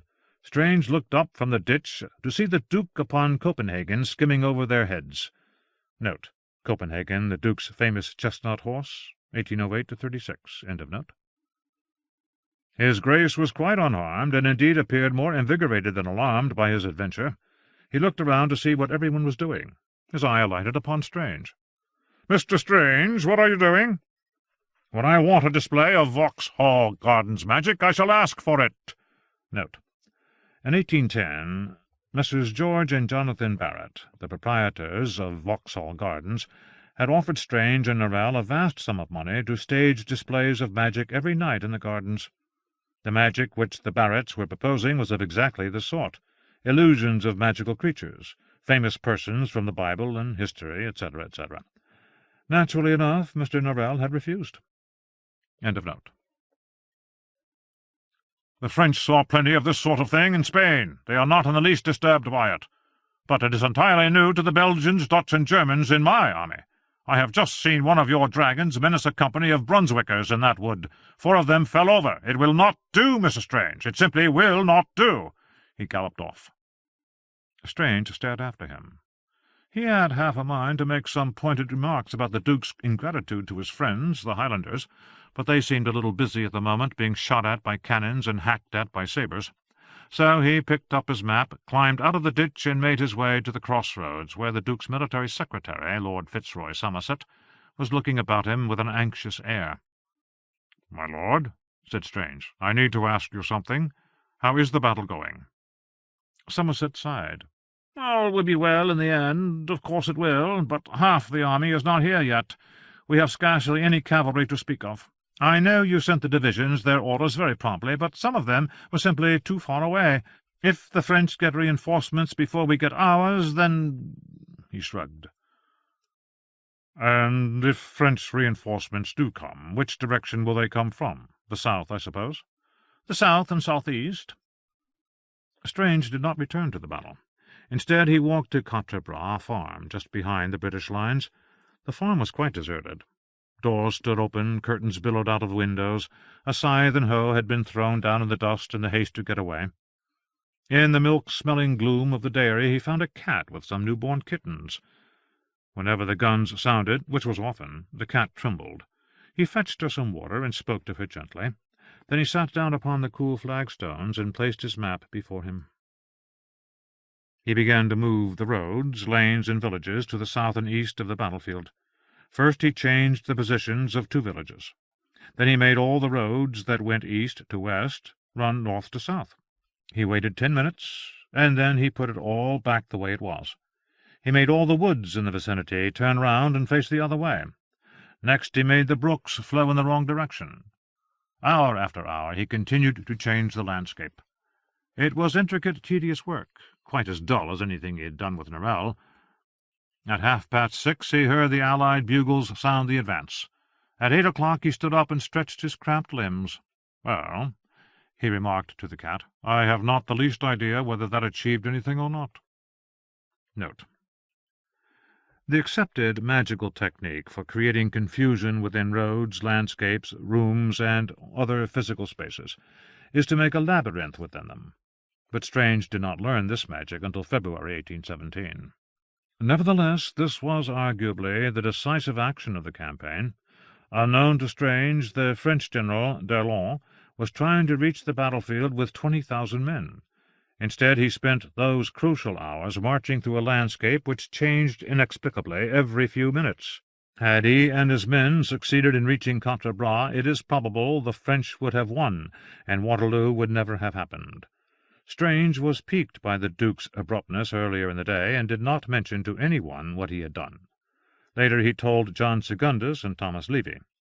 Consequently, historians of Quatre Bras were perplexed to account for D'Erlon's failure, until John Secundus's The Life of Jonathan Strange was published in 1820. End of note. Black smoke hung over the fields. Those dismal attendants of any battle, the crows and ravens, had arrived in their hundreds. Strange found his friends, the Highlanders, in a most forlorn condition. They had captured a house next to the road, but in doing so they had lost half their men and 25 of their 36 officers, including their colonel, a man whom many of them had regarded as a father. More than one grizzled-looking veteran was sitting with his head in his hands, weeping. The French had apparently returned to Frasnes, the town they had come from that morning. Strange asked several people if this meant the Allies had won, but no one seemed to have any precise information upon this point. He slept that night in Genappe, a village 3 miles up the road to Brussels. He was at breakfast when Captain Hadley Bright appeared, bearing news. The Duke's allies, the Prussian army, had received a terrible beating in the fighting of previous day. "Are they defeated?" asked Strange. "No, but they have retreated, and so the Duke says we must do the same. His Grace has chosen somewhere to fight, and the Prussians will meet us there, a place called Waterloo." "Waterloo? What a ridiculously odd name," said Strange. "It is odd, is it not? I could not find it on the map." "Oh," said Strange. "This was continually happening in Spain. No doubt the fellow who told you got the name wrong. Depend upon it, there is no such place as Waterloo." A little after noon they mounted their horses and were about to follow the army out of the village, when a message arrived from Wellington. A squadron of French lancers was approaching, and could Mr. Strange do something to annoy them? Strange, anxious to avoid another accusation of Vauxhall Gardens magic, asked Hadley Bright's advice. "What do cavalry hate the most?" Hadley Bright thought for a moment. "Mud," he said. "Mud? Really?" "Yes, I suppose you are right. Well, there are few things more plain and workmanlike than weather magic." The skies darkened. An inky thundercloud appeared. It was as large as all Belgium, and so full and heavy that its ragged skirts seemed to brush the tops of the trees. There was a flash, and the world turned bone-white for an instant. There was a deafening crack, and the next moment the rain came down in such torrents that the earth boiled and hissed. Within minutes the surrounding fields had turned to a quagmire. The French lancers were quite unable to indulge in their favourite sport of fast and dexterous riding. Wellington's rearguard got safely away. An hour later Strange and Hadley Bright were surprised to discover that there was indeed a place called Waterloo, and that they had arrived at it. The Duke was sitting on his horse in the rain, gazing in high good humour at the filthy men, horses, and carts. "Excellent mud, Merlin!" he called out cheerfully. "Very sticky and slippery. The French will not like it at all. More rain, if you please. Now, you see that tree where the road dips down?" "The elm, your Grace?" "The very one. If you will stand there during the battle tomorrow, I will be much obliged to you. I will be there some of the time, but probably not very often. My boys will bring you your instructions." That evening the various divisions of the Allied army took up positions along a shallow ridge south of Waterloo. Above them the thunder roared and the rain came down in torrents. From time to time deputations of bedraggled men approached the elm tree and begged Strange to make it stop, but he only shook his head and said, "When the Duke tells me to stop, I shall." But the veterans of the Peninsular War remarked approvingly that rain was always an Englishman's friend in times of war. They told their comrades, "There's nothing so comforting or familiar to us, you see, whereas other nations it baffles. It rained on the nights before Fuentes, Salamanca, and Vittoria." These were the names of some of Wellington's great victories in the Peninsula. In the shelter of his umbrella, Strange mused on the battle to come. Ever since the end of the Peninsular War he had been studying the magic that the Oreates used in times of war. Very little was known about it. There were rumours, nothing more, of a spell which John Uskglass had used before his own battles. It foretold the outcome of present events. Just before nightfall Strange had a sudden inspiration. "There is no way of finding out what Uskglass did, but there is always Pale's conjectures concerning the foreshadowing of things to come. That is very likely a watered-down version of the same thing. I could use that." For a moment or two before the spell took effect he was aware of all the sounds around him, rain splashing on metal and leather, and running down canvas, horses shuffling and snorting, Englishmen singing and Scotsmen playing bagpipes, 2 Welsh soldiers arguing over the proper interpretation of a Bible passage, the Scottish captain, John Kincaid, entertaining the American savages and teaching them to drink tea, presumably with the idea that once a man had learnt to drink tea, the other habits and qualities that make up a Briton would naturally follow. Then silence. Men and horses began to disappear, few by few at first, and then more quickly, hundreds, thousands of them vanishing from sight. Great gaps appeared among the close-packed soldiers. A little further to the east an entire regiment was gone, leaving a hole the size of Hanover Square. Where, moments before, all had been life, conversation, and activity, there was now nothing but the rain and the twilight and the waving stalks of rye. Strange wiped his mouth because he felt sick. "Ha!" he thought. "That will teach me to meddle with magic meant for kings. Norrell is right. Some magic is not meant for ordinary magicians. Presumably John Uskglass knew what to do with this horrible knowledge. I do not. Should I tell someone? The Duke? He will not thank me for it." Someone was looking down at him. Someone was speaking to him. A captain in the horse artillery. Strange saw the man's mouth move, but he heard not a sound. He snapped his fingers to dismiss the spell. The captain was inviting him to come and share some brandy and cigars. Strange shivered and declined. For the rest of the night he sat by himself under the elm tree. Until this moment it had never seemed to him that his magicianship set him apart from other men, but now he had glimpsed the wrong side of something. He had the eeriest feeling, as if the world were growing older around him, and the best part of existence, laughter, love, and innocence, was slipping irrevocably into the past. At about 11:30 the next morning the French guns began to fire. The Allied artillery replied. The clear summer air between the two armies was filled with drifting veils of bitter black smoke. The French attack was chiefly directed at the Château of Hougoumont, an Allied outpost in the valley, whose woods and buildings were defended by the 3rd Foot Guards, Coldstream Guards, Nassauers, and Hanoverians. Strange summoned vision after vision into a silver dish so that he could watch the bloody engagements in the woods around the chateau. He was in half a mind to move the trees to give the Allied soldiers a better shot at their attackers, but this sort of close hand-to-hand fighting was the very worst subject for magic. He reminded himself that in war a soldier may do more harm by acting too soon or too impetuously than by never acting at all. He waited. The cannonade grew fiercer. British veterans told their friends that they had never known shot fall so fast and thick. Men saw comrades cut in half, smashed to pieces, or beheaded by cannon balls. The very air shook with the guns' reverberations.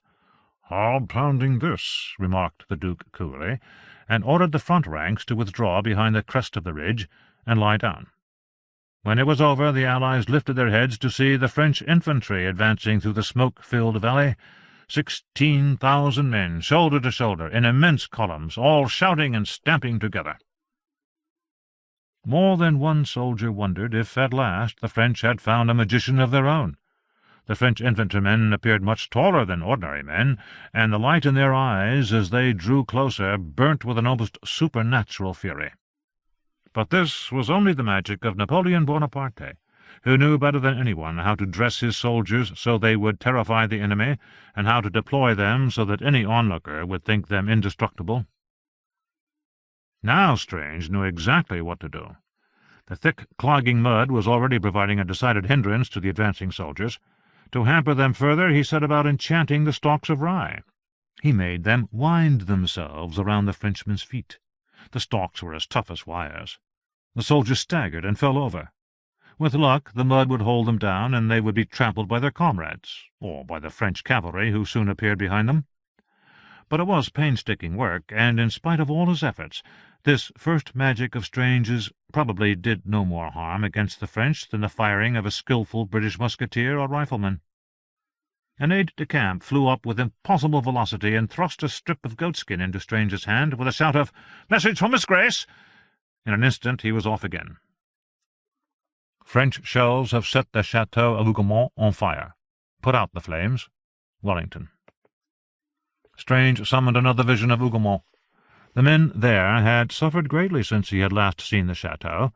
The wounded of both sides lay in every room. The haystack, outbuildings, and chateau were all on fire. Black, choking smoke was everywhere. Horses screamed, and wounded men tried to crawl away, but there was hardly anywhere to go. Meanwhile, the battle raged on around them. In the chapel, Strange found half a dozen images of saints painted on the walls. They were 7 or 8 feet tall, and oddly proportioned, the work, it seemed, of an enthusiastic amateur. They had long brown beards and large melancholy eyes. "They'll do," he muttered. At his command the saints stepped down from the walls. They moved in a series of jerks, like marionettes, but they had a certain lightness and grace. They stalked through the ranks of wounded men to a well in one of the courtyards. Here they drew buckets of water, which they carried to the flames. All seemed to be going well until 2 of them, possibly St. Peter and St. Jerome, caught fire and burnt up. Being composed of nothing but paint and magic, they burnt rather easily. Strange was trying to think how to remedy this situation when part of an exploded French shell hit the side of a silver dish, sending it spinning 50 yards to the right. By the time he had retrieved it, knocked out a large dent in its side, and set it to rights, all the painted saints had succumbed to the flames. Wounded men and horses were burning. There were no more paintings upon the walls. Almost brought to tears by his frustration, Strange cursed the unknown artist for his idleness. What else was there? What else did he know? He thought hard. Long ago, John Usclass would sometimes make a champion for himself out of ravens. Birds would flock together to become a black, bristling, shifting giant who could perform any task with ease. On other occasions, Usclass would make servants out of earth. Strange conjured a vision of Hougomont's well. He drew the water out of the well in a sort of fountain, and then, before the fountain could spill on the ground, he forced it to take on the clumsy semblance of a man. Next he commanded the waterman to hurry to the flames and cast himself down upon them.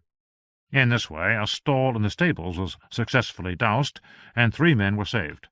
Strange made more as quickly as he could, but water is not an element that holds a coherent form easily. After an hour or so of this labor, his head was spinning and his hands were shaking uncontrollably. Between 4 and 5 o'clock something entirely unexpected happened. Strange looked up to see a brilliant mass of French cavalry approaching. 500 abreast they rode, and 12 deep, yet the thunder of the guns was such that they made no sound that anyone could hear. They seemed to come silently. Surely, thought Strange, they must realize that Wellington's infantry is unbroken. They will be cut to pieces. Behind him the infantry regiments were forming squares. Some of the men called to Strange to come and shelter inside their square. This seemed like good advice, and so he went. From the relative safety of the square, Strange watched the cavalry's approach. The cuirassiers wore shining breastplates and tall, crested helmets. The lancers' weapons were embellished with fluttering pennants of red and white. They seemed scarcely to belong to this dull age. Theirs was the glory of ancient days. But Strange was determined to match it with an ancient glory of his own. The images of John Uskglass's servants burnt in his mind. Servants made of ravens, servants made of earth. Beneath the French horsemen the mud began to swell and bubble. It shaped itself into gigantic hands. The hands reached up and pulled down men and horses. The ones who fell were trampled by their comrades. The rest endured a storm of musket fire from the Allied infantry. Strange watched impassively. When the French had been beaten back, he returned to a silver dish. "Are you the magician?" said someone. He spun round and was astonished to find a little round, soft-looking person in civilian clothes who smiled at him. "Who in God's name are you?" he demanded. "My name is Pink," explained the man. "I am a commercial traveller for Welbeck's Superior Buttons of Birmingham. I have a message from the Duke for you." Strange, who was covered in mud and more tired than he had ever been in his life, took a moment to comprehend this. "Where are all the Duke's aides-de-camp?" "He says that they are dead." "What? Hadley Bright is dead? What about Colonel Canning?" "Alas," smiled Mr. Pink, "I can offer no precise information. I came out from Antwerp yesterday to see the battle, and when I espied the Duke, I took the opportunity to introduce myself and to mention in passing the excellent qualities of Welbeck's Superior Buttons. He asked me, as a particular favour, to come and tell you that the Prussian army is on their way here, and have reached Paris Wood.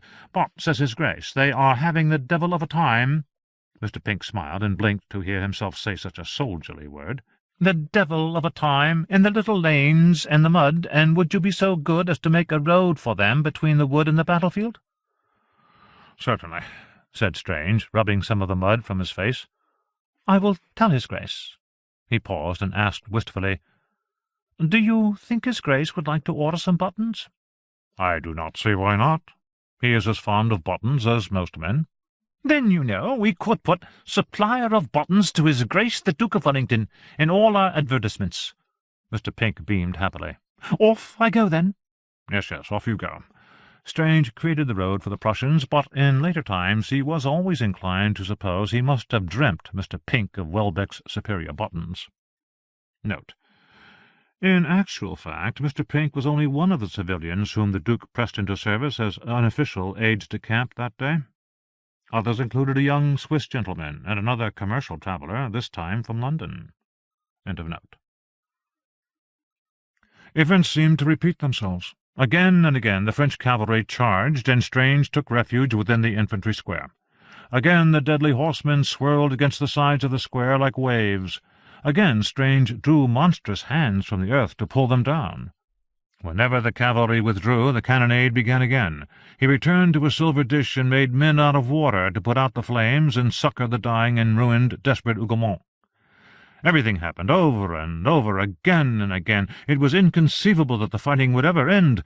He began to think it had always been like this. "There must come a time when the musket balls and cannon shot run out," he thought. "And what will we do then? Hack at each other with sabres and bayonets? And if we all die, every one of us, who will they say has won?" The smoke rolled back, revealing frozen moments like tableaus in a ghostly theatre. At the farmhouse called La Haie Sainte, the French were climbing a mountain of their own dead to get over the wall and kill the German defenders. Once Strange was caught outside the square when the French arrived. Suddenly, directly in front of him was an enormous French cuirassier upon an equally enormous horse. His first thought was to wonder if the fellow knew who he was. He had been told the entire French army hated the English magician with a vivid Latin passion. His second thought was that he had left his pistols inside the infantry square. The cuirassier raised his sabre. Without thinking, Strange muttered Stokes's animam evocare. Something like a bee flew out of the breast of the cuirassier and settled in the palm of Strange's hand. But it was not a bee. It was a bead of pearly blue light. A second light flew out of the cuirassier's horse. The horse screamed and reared up. The cuirassier stared, puzzled. Strange raised his other hand to smash horse and horseman out of existence. Then he froze. "And can a magician kill a man by magic?" the Duke had asked. And he had answered, "A magician might, but a gentleman never could." While he was hesitating, a British cavalry officer, a Scots grey, swung round out of nowhere. He slashed the cuirassier's head open from his chin upwards through his teeth. The man toppled like a tree. The Scots grey rode on. Strange could never quite remember what happened after this. He believed that he wandered about in a dazed condition. He did not know for how long. The sound of cheering brought him to himself. He looked up and saw Wellington upon Copenhagen. He was waving his hat, the signal that the Allies were to advance upon the French. But the smoke wreathed itself so thickly about the Duke that only the soldiers nearest to him could share in this moment of victory. So Strange whispered a word, and a little gap appeared in the billows. A single ray of evening sunlight shone down upon Wellington. All along the ridge the faces of the soldiers turned towards him. The cheering grew louder. "There," thought Strange, "that is the proper use of English magic." He followed the soldiers and the retreating French down through the battlefield. Scattered about among the dead and the dying were the great earthen hands he had created. They seemed frozen in gestures of outrage and horror, as if the land itself despaired. When he came level with the French guns that had done the Allied soldiers such profound injury, he did one last act of magic. He drew more hands out of the earth. The hands grasped the cannons and pulled them under. At the inn of Belle Alliance, on the far side of the battlefield, he found the Duke with the Prussian general, Prince Blücher. The Duke nodded to him and said, "Come to dinner with me." Prince Blücher shook his hand warmly and said a great many things in German, none of which Strange understood. Then the old gentleman pointed to his stomach, wherein lay the illusory elephant, and made a wry face, as if to say, "What can one do?" Strange stepped outside, and immediately he almost walked into Captain Hadley Bright. "I was told you were dead," he cried. "I was sure you would be," replied Hadley Bright. There was a pause. Both men felt faintly embarrassed. The ranks of dead and wounded stretched away upon all sides as far as the eye could see. Simply being alive at that moment seemed, in some indefinable way, ungentlemanly. "Who else survived? Do you know?" asked Hadley Bright. Strange shook his head. "No." They parted. At Wellington's headquarters in Waterloo that night the table was laid for 40 or 50 people. But when the dinner hour came, only 3 men were there: the Duke, General Oliva, his Spanish attaché, and Strange. Whenever the door opened, the Duke turned his head to see if it was one of his friends, alive and well, but no one came. Many places at that table had been laid for gentlemen who were either dead or dying: Colonel Canning, Lieutenant Colonel Gordon, Major General Picton, Colonel Delancey. The list would grow longer as the night progressed. The Duke, General Oliva, and Mr. Strange sat down in silence. 41. Starecross. Late September to December 1815. Fortune, it seemed, could not be persuaded to smile upon Mr. Secundus. He had come to live in York with the aim of enjoying the society and conversation of the city's many magicians. But no sooner had he got there than all the other magicians were deprived of their profession by Mr. Norrell, and he was left alone. His little stock of money had dwindled considerably, and in the autumn of 1815 he was forced to seek employment. "And it is not to be supposed," he remarked to Mr. Honeyfoot with a sigh, "that I shall be able to earn very much. What am I qualified to do?" Mr. Honeyfoot could not allow this. "Write to Mr. Strange," he advised. "He may be in need of a secretary." Nothing would have pleased Mrs. Secundus better than to work for Jonathan Strange, but his natural modesty would not allow him to propose it. It would be a shocking thing to put himself forward in such a way. Mr. Strange might be embarrassed to know how to answer him. It might even look as if he, John Secundus, considered himself Mr. Strange's equal. Mr. and Mrs. Honeyfoot assured him that if Mr. Strange did not like the idea he would very soon say so, and so there could be no possible harm in asking him. but upon this point Mr. Secundus proved unpersuadable. Their next proposal, however, pleased him better. "Why not see if there are any little boys in the town who wish to learn magic?" asked Mrs. Honeyfoot. Her grandsons, stout little fellows of 5 and 7, were just now of an age to begin their education, and so the subject rather occupied her mind. So Mr. Secundus became a tutor in magic. As well as little boys, he also discovered some young ladies, whose studies would have more usually been confined to French, German, and music, but who were now anxious to be instructed in theoretical magic. Soon he was asked to give lessons to the young ladies' older brothers, many of whom began to picture themselves as magicians. To young men of a studious turn of mind, who did not desire to go into the church or the law, magic was very appealing, particularly since Strange had triumphed on the battlefields of Europe. It is, after all, many centuries since clergymen distinguished themselves on the field of war, and lawyers never have.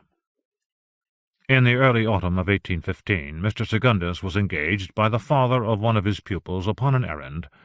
This gentleman, whose name was Palmer, had heard of a house in the north of the country that was being sold. Mr. Palmer did not wish to buy the house, but a friend had told him that there was a library there worth examining. Mr. Palmer was not at leisure just then to go and see for himself. Though he trusted his servants in many other matters, their talents did not quite run to scholarship. So he asked Mr. Secundus to go in his place, to find out how many books there were, and what their condition might be, and whether they were worth purchasing. Starecross Hall was the principal building in a village which otherwise comprised a handful of stone cottages and farmhouses. Starecross itself stood in a most isolated spot, surrounded on all sides by brown, empty moors. Tall trees sheltered it from storms and winds, yet at the same time they made it dark and solemn. The village was amply provided with tumble-down stone walls and tumble-down stone barns. It was very quiet. It felt like the end of the world. There was a very ancient and worn-looking pack-horse bridge that crossed a deep beck of fast-running water. Bright yellow leaves flowed swiftly upon the dark, almost black water, making patterns as they went. To Mr. Secundus the patterns looked a little like magical writing. But then, he thought, so many things do. The house itself was a long, low, rambling building, constructed of the same dark stone as the rest of the village. Its neglected gardens, garths, and courts were filled with deep drifts of autumn leaves. It was hard to know who would wish to buy such a house. It was much too large for a farmhouse, yet altogether too gloomy and remote for a gentleman's residence. It might have done for a parsonage, except that there was no church. It might have done for an inn, except that the old pack road that had once passed through the village had fallen into disuse, and the bridge was all that remained of it. No one came in answer to Mr. Secundus's knock. He observed that the front door was ajar. It seemed rather impertinent simply to go inside, but after 4 or 5 minutes of fruitless knocking, he did so. Houses, like people, are apt to become rather eccentric if left too much on their own. This house was the architectural equivalent of an old gentleman in a worn dressing-gown and torn slippers, who got up and went to bed at odd times of day, and who kept up a continual conversation with friends no one else could see. As Mr. Secundus wandered about in search of whoever was in charge, he found a room which contained nothing but china cheese-moulds, all stacked one upon another. Another room had heaps of queer red clothes, the like of which he had never seen before, something between labourers' smocks and clergymen's robes. The kitchen had very few of those articles that usually belong to kitchens, but it did have the skull of an alligator in a glass case. The skull had a great grin and seemed very pleased with itself, though Mr. Secundus did not know why it should be. There was one room that could only be reached by a queer arrangement of steps and staircases, where the pictures all seemed to have been chosen by someone with an inordinate love of fighting. There were pictures of men fighting, boys fighting, cocks fighting, bulls fighting, dogs fighting, centaurs fighting, and even a startling depiction of 2 beetles locked in combat. Another room was almost empty, except for a doll's house, standing on a table in the middle of the floor, The doll's house was an exact copy of the real house, except that inside the doll's house a number of smartly dressed dolls were enjoying a peaceful and rational existence together, making doll-sized cakes and loaves of bread, entertaining their friends with a diminutive harpsichord, playing casino with tiny cards, educating miniature children, and dining upon roast turkeys the size of Mr. Secundus's thumbnail. It formed a strange contrast with the bleak, echoing reality. He seemed to have looked in every room, but he still had not found the library, and he still had not found any people. He came to a small door, half hidden by a staircase. Behind it was a tiny room, scarcely more than a closet. A man in a dirty white coat, with his boots propped up on the table, was drinking brandy and staring at the ceiling. After a little persuasion, this person agreed to show him where the library was. The first 10 books Mr. Secundus looked at were worthless, books of sermons and moralizing from the last century, or descriptions of persons whom no one living cared about. The next 50 were very much the same. He began to think his task would soon be done, but then he stumbled upon some very interesting and unusual works of geology, philosophy, and medicine. He began to feel more sanguine. He worked steadily for 2 or 3 hours. Once he thought he heard a carriage arrive at the house, but he paid it no attention. At the end of that time he was suddenly aware that he was extremely hungry. He had no idea whether any arrangements had been made for his dinner or not, and the house was a long way from the nearest inn. He went off in search of the negligent man in the tiny room to ask him what could be done. In the labyrinth of rooms and corridors he was lost immediately. He wandered about, opening every door, feeling more and more hungry and more out of temper with the negligent man. He found himself in an old-fashioned parlour, with dark oak panelling and a mantelpiece the size of a young triumphal arch. Directly before him a lovely young woman was sitting in a deep window-seat, gazing out at the trees and the high, bare hills beyond. He had just time enough to notice that her left hand lacked a little finger, when suddenly she was not there at all. Or perhaps it was more accurate to say she changed. In her place was a much older, stouter woman, a woman about Mr. Secundus's own age, dressed in a violet silk gown, with an Indian shawl about her shoulders and a little dog in her lap. This lady sat in exactly the same attitude as the other, gazing out of the window with the same wistful expression. All these details took but a moment to apprehend, yet the impression made upon Mr. Secundus by the 2 ladies was unusually vivid, almost supernaturally so, like images in a delirium. A queer shock thrilled through his whole being, his senses were overwhelmed, and he fainted away. When he came to himself he was lying on the floor, and 2 ladies were leaning over him, with exclamations of dismay and concern. Despite his confusion, he quickly comprehended that neither lady was the beautiful young woman with the missing finger whom he had seen first. One was the lady with the little dog, whom he had seen second, and the other was a thin, fair-haired, equally mature lady of unremarkable face and figure. It appeared that she had been in the room all along, but she had been seated behind the door, and so he had not observed her. The 2 ladies would not permit him to stand up or attempt any movement of his limbs. They would scarcely allow him to speak. They warned him sternly it would bring on another fainting fit. They fetched cushions for his head and blankets to keep him warm. He protested he was perfectly warm to begin with, but they would not listen to him. They dispensed lavender water and sal volatile. They stopped a draught they thought might be coming from under one of the doors.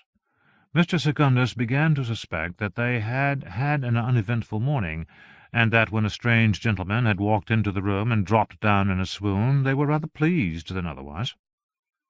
After 1/4 of an hour of this treatment, he was permitted to sit in a chair and sip weak tea unaided. "The fault is entirely mine," said the lady with the little dog. "Fellows told me that the gentleman had come from York to see the books. I ought to have made myself known to you before. It was too great a shock coming upon us like that." The name of this lady was Mrs. Lennox. The other was Mrs. Blake, her companion. They generally resided in Bath, and they had come to Starecross so that Mrs. Lennox might see the house one more time before it was sold. "Foolish, is it not?" said Mrs. Lennox to Mr. Secundus. The house has stood vacant for years and years. I ought to have sold it long ago, but when I was a child I spent several summers here, which were particularly happy." "You are still very pale, sir," offered Mrs. Blake. "Have you eaten anything to-day?" Mr. Secundus confessed that he was very hungry. "Did not Fellows offer to fetch your dinner?" asked Mrs. Lennox in surprise. Fellows was presumably the negligent servant in the tiny room.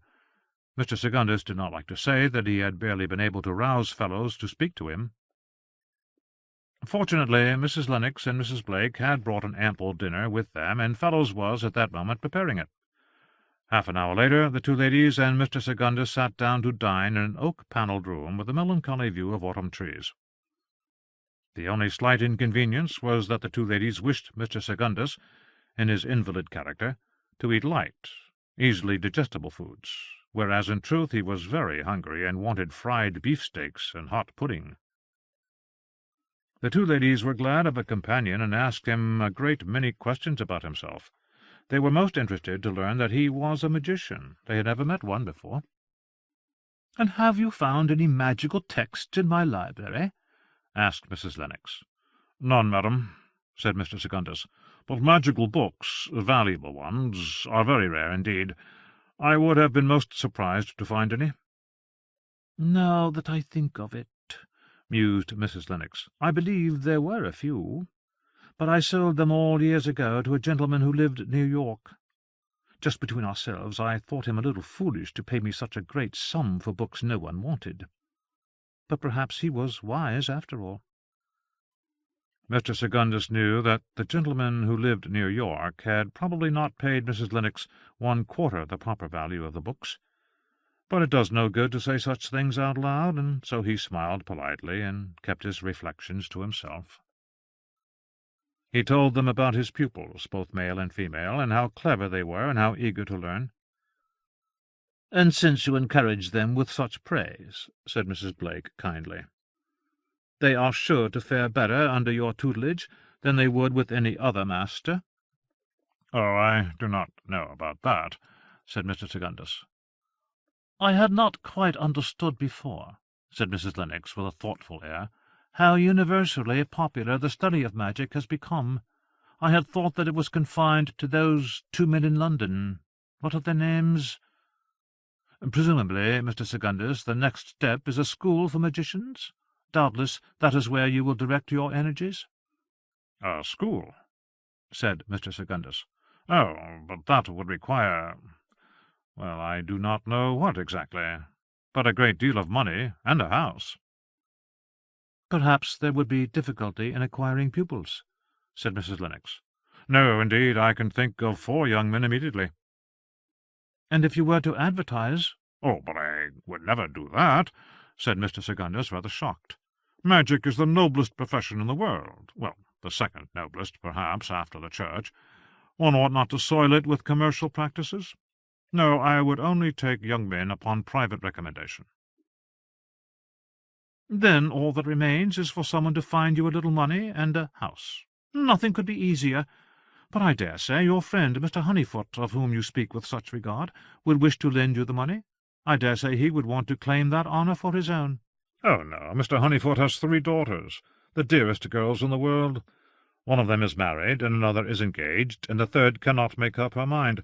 No, Mr. Honeyfoot must think of his family. His money is quite tied up." "Then I can tell you my hope, with a clear conscience. Why should I not lend you the money?" Mr. Secundus was all amazement, and for several moments quite at a loss for an answer. "You are very kind, madam," he stammered at last. Mrs. Lennox smiled. "No, sir, I am not. If magic is as popular as you say, and I shall, of course, ascertain the opinion of other people upon this point, then I believe the profits will be handsome." "But my experience of business is woefully small," said Mr. Secundus. "I should fear to make a mistake and lose you your money. No, you are very kind, and I thank you with all my heart, but I must decline." "Well, if you dislike the notion of becoming a borrower of money, and I know it does not suit every one, then that is easily solved. The school shall be mine alone. I will bear the expense and the risk. You will be master of the school, and our names will appear upon the prospectus together. After all, what better purpose for this house could there be than as a school for magicians? As a residence it has many drawbacks, but its advantages as a school are considerable. It is a very isolated situation. There is no shooting to speak of. There would be little opportunity for the young men to gamble or hunt. Their pleasures will be quite restricted, and so they will apply themselves to their studies. "I would not choose young men who gamble," said Mr. Secundus, rather shocked. She smiled again. "I do not believe you have ever given your friends a moment's anxiety, except for worrying that this wicked world would quickly take advantage of someone so honest." After dinner Mr. Secundus dutifully returned to the library, and in the early evening he took his leave of the two ladies. They parted in a most friendly manner, and with a promise on Mrs. Lennox's side that she would soon invite him to Bath. On the way back he gave himself stern warnings not to place any reliance on these wonderful plans for future usefulness and happiness, but he could not help indulging in ideal pictures of teaching the young men and of their extraordinary progress, of Jonathan Strange coming to visit the school, of his pupils being delighted to discover that their master was a friend and intimate of the most famous magician of the modern age, of Strange saying to him, "It is all excellent, Secundus. I could not be better pleased. Well done." It was after midnight when he got home, and it took all his resolve not to run to Mr. Honeyfoot's house immediately to tell them the news. But the following morning, when he arrived at the house at a very early hour, their raptures were scarcely to be described. They were full of the happiness he had hardly dare allow himself to feel.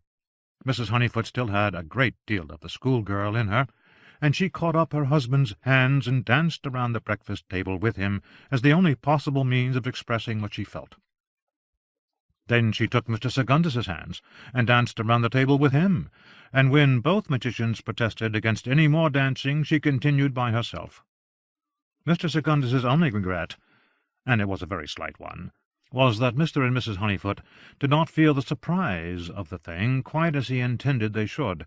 Their opinion of him was so high that they found nothing particularly remarkable in great ladies wishing to establish schools solely for his benefit.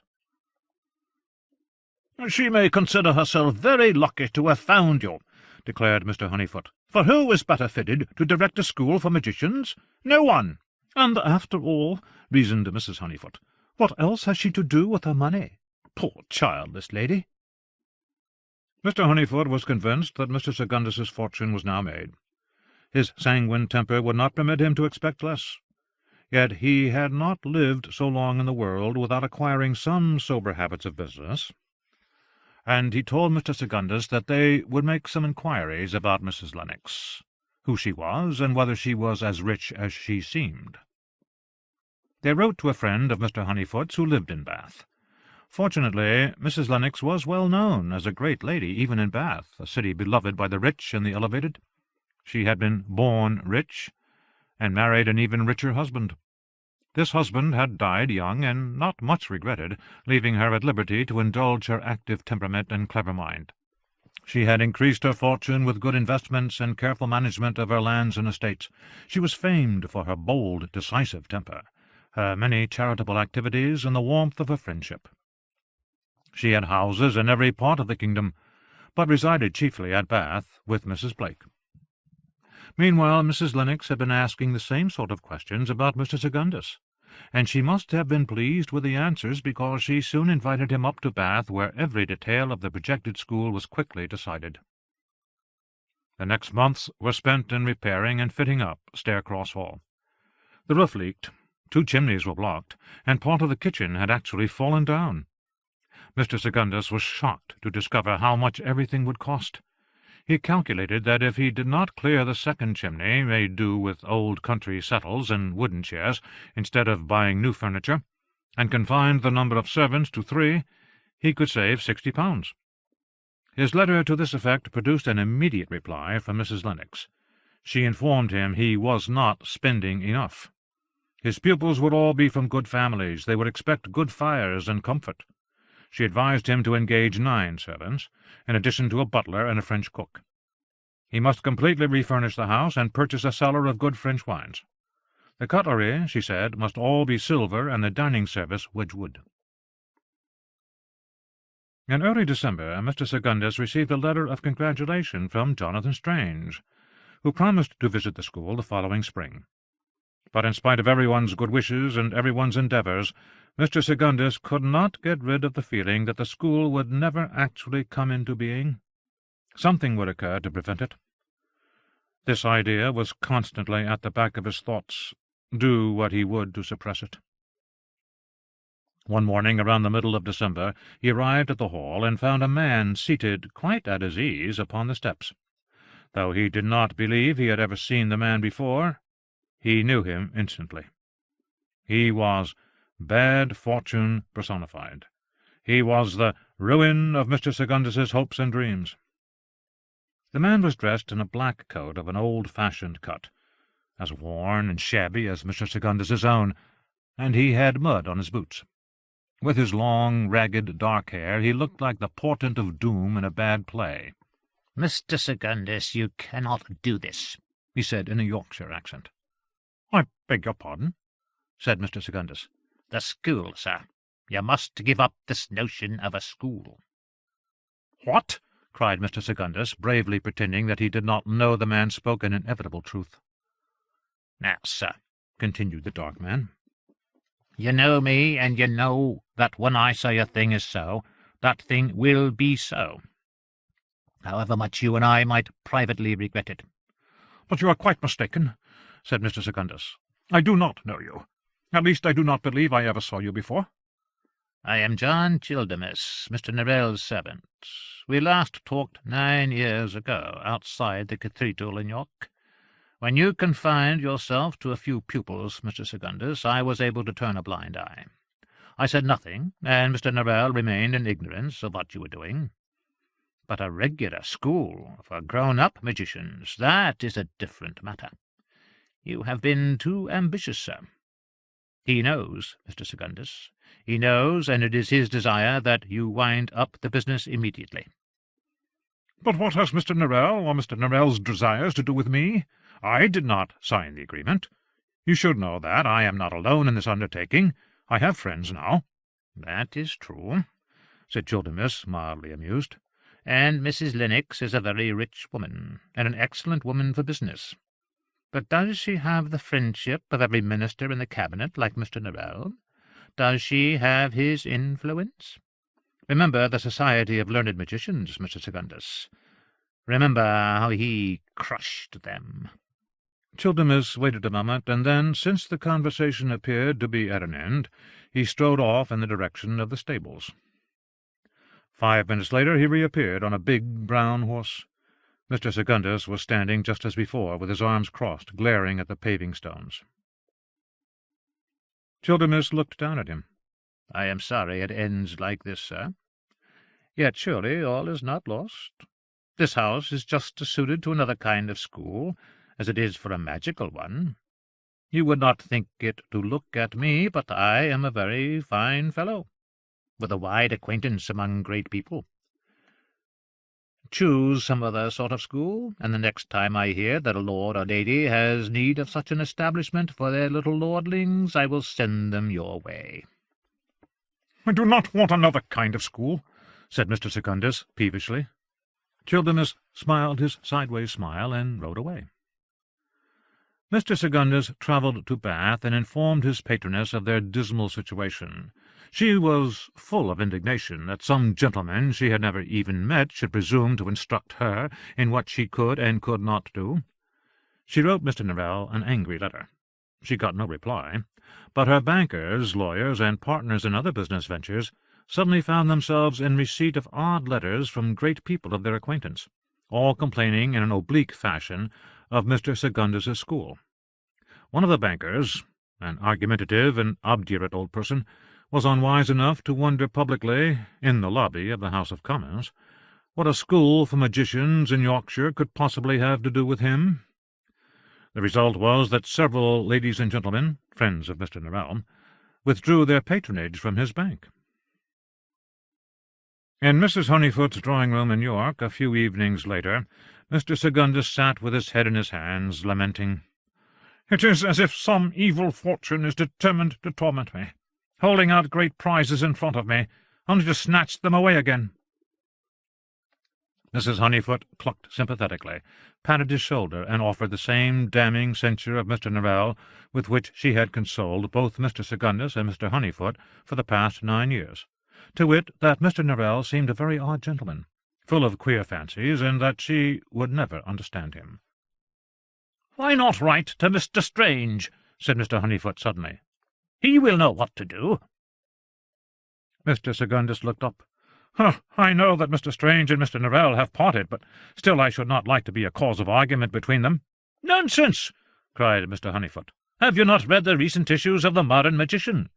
This is the very thing Strange wants. Some principle of Norrellite magic that he can attack openly and so bring the whole edifice tumbling down. Believe me, he will consider himself obliged to you for the opportunity. You know, Secundus, the more I think of it, the more I like this plan." Mr. Secundus thought so too. "Let me only consult Mrs. Lennox, and if she is in agreement, then I shall certainly do as you suggest." Mrs. Lennox's ignorance concerning recent magical events was extensive. She knew very little of Jonathan Strange other than his name, and that he had some vague connection to the Duke of Wellington. But she was quick to assure Mr. Secundus that if Mr. Strange disliked Mr. Norrell, then she was very much in his favour. So on the 20th December Mr. Secundus sent Strange a letter informing him of Gilbert Norrell's actions in regard to the school at Starecross Hall. Unfortunately, far from leaping to Mr. Secundus's defence, Strange never even replied. 42. Strange decides to write a book. June to December 1815. It may very easily be imagined with what pleasure Mr. Norrell received the news that on his return to England Mr. Strange had gone straight to Shropshire. "And the best part of it is," Mr. Norrell told Lascelles, "that in the country he is unlikely to publish any more of those mischievous articles upon the magic of the Raven King." "No, indeed, sir," said Lascelles, "for I very much doubt that he will have time to write them." Mr. Norrell took a moment to consider what this might mean. "Oh, have you not heard, sir?" continued Lascelles. "Strange is writing a book. He writes to his friends of nothing else.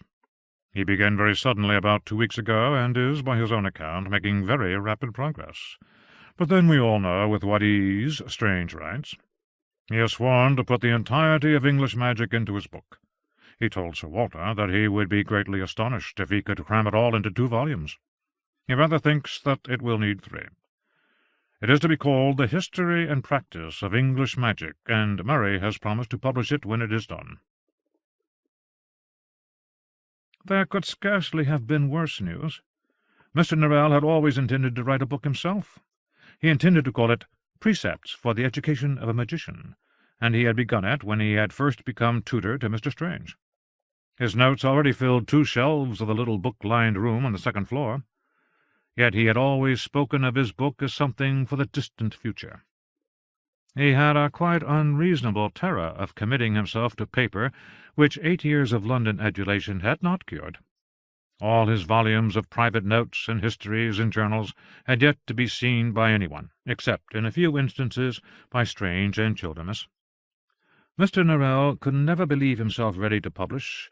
He could never be sure that he had got at the truth. He did not believe he had thought long enough upon the matter. He did not know if it were a fit subject to place before the public. As soon as Mr. Lascelles had gone, Mr. Norrell called for a silver dish of clear water to be brought to him in his room on the 2nd floor. In Shropshire, Strange was working upon his book. He did not look up, but suddenly he smiled a little wryly, and wagged his finger at the empty air as if to tell some unseen person, "No." All the mirrors in the room had been turned to face the wall, and, though Mr. Norrell spent several hours bent over his silver dish, by the end of the evening he was no wiser. On an evening at the beginning of December, Stephen Black was polishing silver in his room at the end of the kitchen passage. He looked down and discovered that the strings of his polishing apron were untying themselves.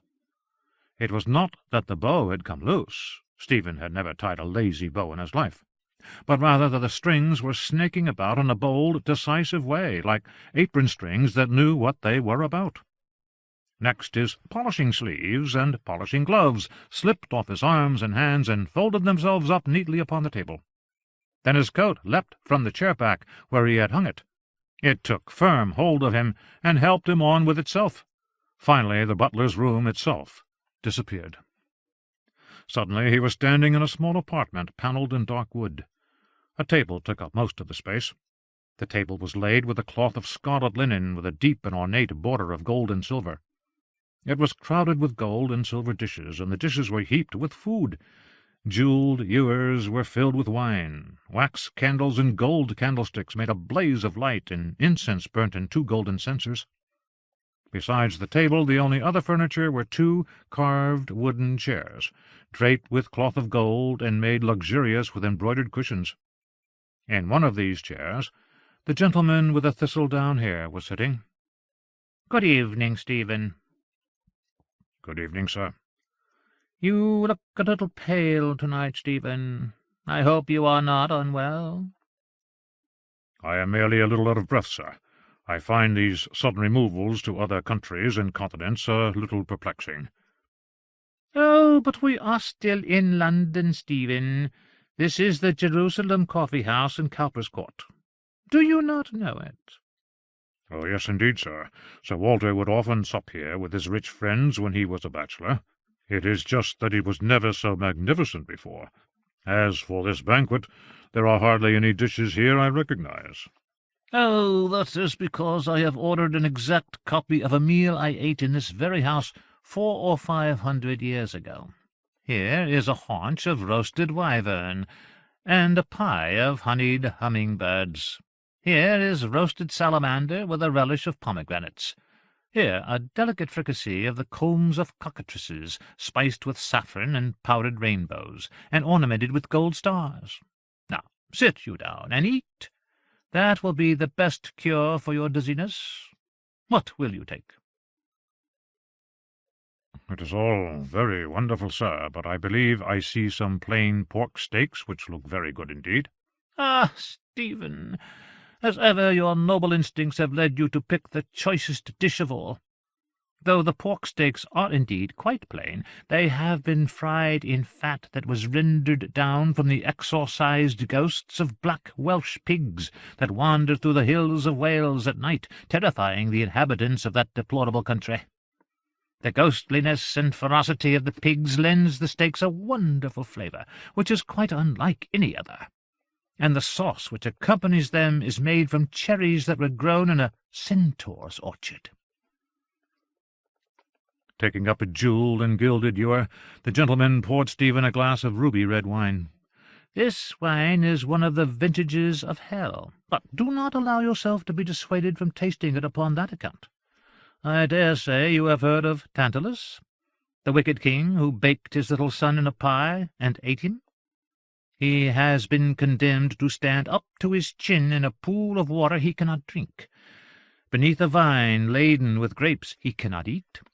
This wine is made from those grapes, and since the vine was planted there for the sole purpose of tormenting Tantalus, you may be sure the grapes have an excellent flavour and aroma, and so does the wine. The pomegranates, too, are from Persephone's own orchard." Stephen tasted the wine and the pork steaks. "It is altogether excellent, sir. What was the occasion when you dined here before?" "Oh, I and my friends were celebrating our departure for the Crusades. William of Lancaster was here, and Tom Dundell, and many other noble lords and knights, both Christian and fairy." Notes. 1. William of Lancaster was John Uskglass's seneschal and favourite servant, and consequently one of the most important men in England. 2. Thomas of Dundell, John Uskglass's first human servant. See Chapter 45. End of notes. Of course it was not a coffee-house then, it was an inn. From where we sat we looked out over a wide courtyard surrounded by carved and gilded pillars. Our servants, pages and squires, went to and fro, making everything ready for us to wreak a terrible vengeance upon our wicked enemies. On the other side of the courtyard were the stables, where were housed not only the most beautiful horses in England, but 3 unicorns that another fairy, a cousin of mine, was taking to the Holy Lands to pierce our enemies through and through. Several talented magicians were seated at the table with us. They in no way resembled the horrors that pass for magicians nowadays. They were as handsome in their persons as they were accomplished in their art. The birds of the air stooped to hear their commands. The rains and the rivers were their servants. The north wind, the south wind, etc., etc., only existed to do their bidding. They spread their hands, and cities crumbled, or sprang up whole again. What a contrast to that horrible old man who sits in a dusty room, muttering to himself and turning the pages of some ancient volume. The gentleman ate some cockatrice fricassee thoughtfully. "The other one is writing a book," he said. "So I have heard, sir. Have you been to look at him recently?" The gentleman frowned. "I?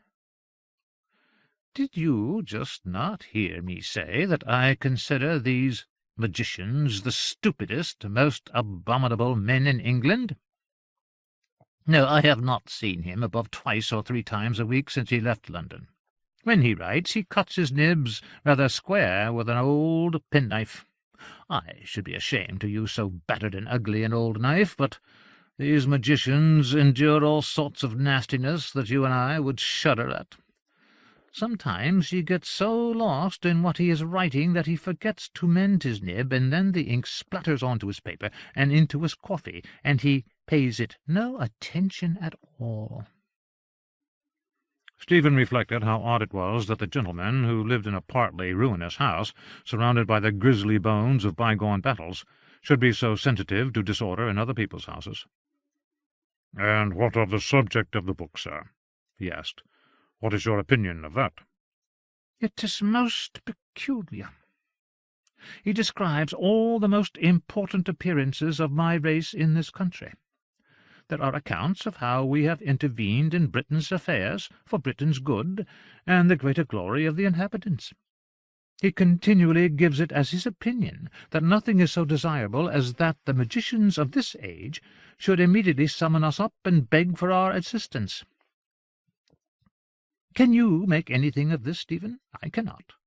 When I wished to bring the King of England to my house and show him all sorts of polite attentions, this same magician thwarted me. His behaviour upon that occasion seemed calculated to insult me."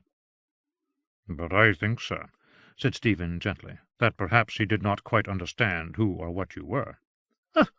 Who can tell what these Englishmen understand? Their minds are so peculiar. It is impossible to know what they are thinking. I fear you will find it so, Stephen, when you are their king." "I really have no wish to be king of anywhere, sir." "You will feel very differently when you are king. It is just that you are cast down at the thought of being excluded from Lost Hope and all your friends. Be easy upon that score. I, too, would be miserable if I thought that your elevation would be the means of parting us. But I see no necessity for you to reside permanently in England merely because you are its monarch. A week is the utmost any person of taste could be expected to linger in such a dull country. A week is more than enough." "But what of my duties, sir? It is my understanding that kings have a great deal of business, and as little as I want to be king, I should not wish—" "My dear Stephen," cried the gentleman in affectionate but amused delight, "that is what seneschals are for. They can perform all the dull business of government, while you remain with me at Lost Hope to enjoy our usual pleasures. You will return here every so often to collect your taxes and the tribute of conquered nations and put them into a bank. Oh, I suppose that once in a while it will be prudent to stay in England long enough to have your portrait painted, so that the populace may adore you all the more. Sometimes you may graciously permit all the most beautiful ladies in the land to wait in line to kiss your hands and fall in love with you. Then, all your duties performed to perfection, you can return to Lady Poole and me with a good conscience." The gentleman paused and grew unusually thoughtful. "Though I must confess," he said at last, "that my delight in the beautiful Lady Poole is not so overpowering as once it was. There is another lady whom I like much more.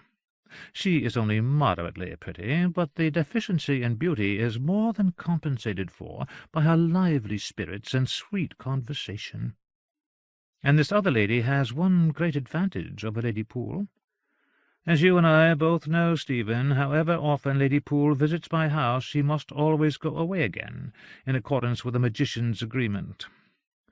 But in the case of this lady there will be no need for any such foolish agreement. Once I have obtained her, I shall be able to keep her always at my side."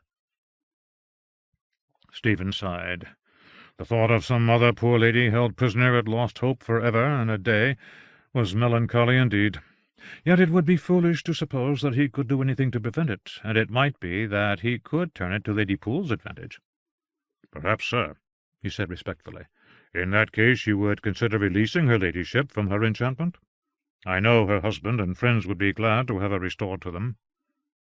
"Oh, but I shall always regard Lady Poole as a most desirable addition to all our entertainments. A beautiful woman is always good company, and I doubt if her ladyship has her equal for beauty in England. There are not many to equal her in Faerie. Now, what you suggest is entirely impossible. But to return to the subject in hand, we must decide upon a scheme to pluck this other lady from her home and carry her off to Lost Hope. I know, Stephen, that you will be all the more eager to help me when I tell you that I consider the removal of this lady from England as quite essential to our noble aim of making you king. It will be a terrible blow to our enemies. It will cast them down into utter despair. It will produce strife and dissension amongst them. Oh, yes, it will be all good things to us and all bad to them. We would fail in our lofty duties if we did anything less." Stephen could make very little of this. Was the gentleman speaking of one of the princesses at Windsor Castle? It was well known that the king had gone mad when his youngest and favourite daughter died. Perhaps the gentleman with the thistledown hair supposed that the loss of another princess might actually kill him, or loosen the wits of some other members of the royal family. "Now, my dear Stephen," said the gentleman, "the question before us is, how may we fetch the lady away without anyone noticing, particularly the magicians?" He considered a moment. "I have it. Fetch me a piece of moss oak." "Sir?" "It must be about your own girth and as tall as my collarbone." "I would gladly fetch it for you immediately, sir, but I do not know what moss oak is." "Ancient wood that has been sunk in peat bogs for countless centuries." "Then, sir, I fear we are not very likely to find any in London. There are no peat bogs here." "True, true." The gentleman flung himself back in his chair and stared at the ceiling while he considered this tricky problem. "Would any other sort of wood suit your purposes, sir?" asked Stephen. "There is a timber merchant in Gracechurch Street who, I dare say—" "No, no," said the gentleman. "This must be done." At that instant Stephen experienced the queerest sensation. He was plucked out of his chair and stood upon his feet. At the same moment the coffee-house disappeared and was replaced by a pitch-black, ice-cold nothingness. Though he could see nothing at all, Stephen had the sense that he was in a wide, open place. A bitter wind howled about his ears, and a thick rain seemed to be falling upon him from all directions at once. "Properly," continued the gentleman in exactly the same tone as before, "there is a very fine piece of moss oak hereabouts. At least I think I remember." His voice, which had been somewhere near Stephen's right ear, moved away. "Stephen," he cried, "have you brought a flotter, a rudder, and a tusker?" "What, sir? Which, sir? No, sir, I have not brought any of those things. To own the truth, I did not quite understand that we were going anywhere." Stephen found that his feet and ankles were deep in cold water. He tried to step aside. Immediately the ground lurched most alarmingly, and he sank suddenly into it up to the middle of his calves. He screamed. "Mm-hmm?" inquired the gentleman. I would never presume to interrupt you, sir, but the ground appears to be swallowing me up." "It is a bog," said the gentleman helpfully. "It is certainly a most terrifying substance, Stephen attempted to mimic the gentleman's calm, uninterested tone. He knew only too well that the gentleman set a great value upon dignity in every situation, and he feared that if he let the gentleman hear how terrified he was, there was every possibility that the gentleman would grow disgusted with him and wander off, leaving him to be sucked into the bog. He tried to move, but found nothing solid beneath his feet. He flailed about, almost fell, and the only result was that his feet and legs slipped a little further into the watery mud. He screamed again. The bog made a series of most unpleasant sucking noises. God, I take the liberty of observing, sir, that I am sinking by degrees. He began to slip sideways. You have often been so kind as to express an affection for me, sir, and to say how much you prefer my society to that of any other person. If it would not inconvenience you in any way, perhaps I might prevail upon you to rescue me from this horrible bog." The gentleman did not trouble to reply. Instead, Stephen found himself plucked by magic out of the bog and stood upon his feet. He was quite weak with fright and would have liked to lie down, but dared not move. The ground here seemed solid enough, but it was unpleasantly wet, and he had no idea where the bog was. "I would gladly help you, sir," he called into the darkness, "but I dare not move for fear of falling into the bog again." "Oh, it does not matter," said the gentleman. "In truth, there is nothing to do but wait. Moss oak is most easily discovered at dawn." "But dawn is not for another 9 hours!" exclaimed Stephen in horror. "No, indeed. Let us sit down and wait." "Here, sir. But this is a dreadful place, black and cold and awful."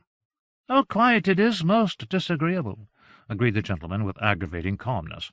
He fell silent then, and Stephen could only suppose that he was pursuing this mad plan of waiting for the dawn.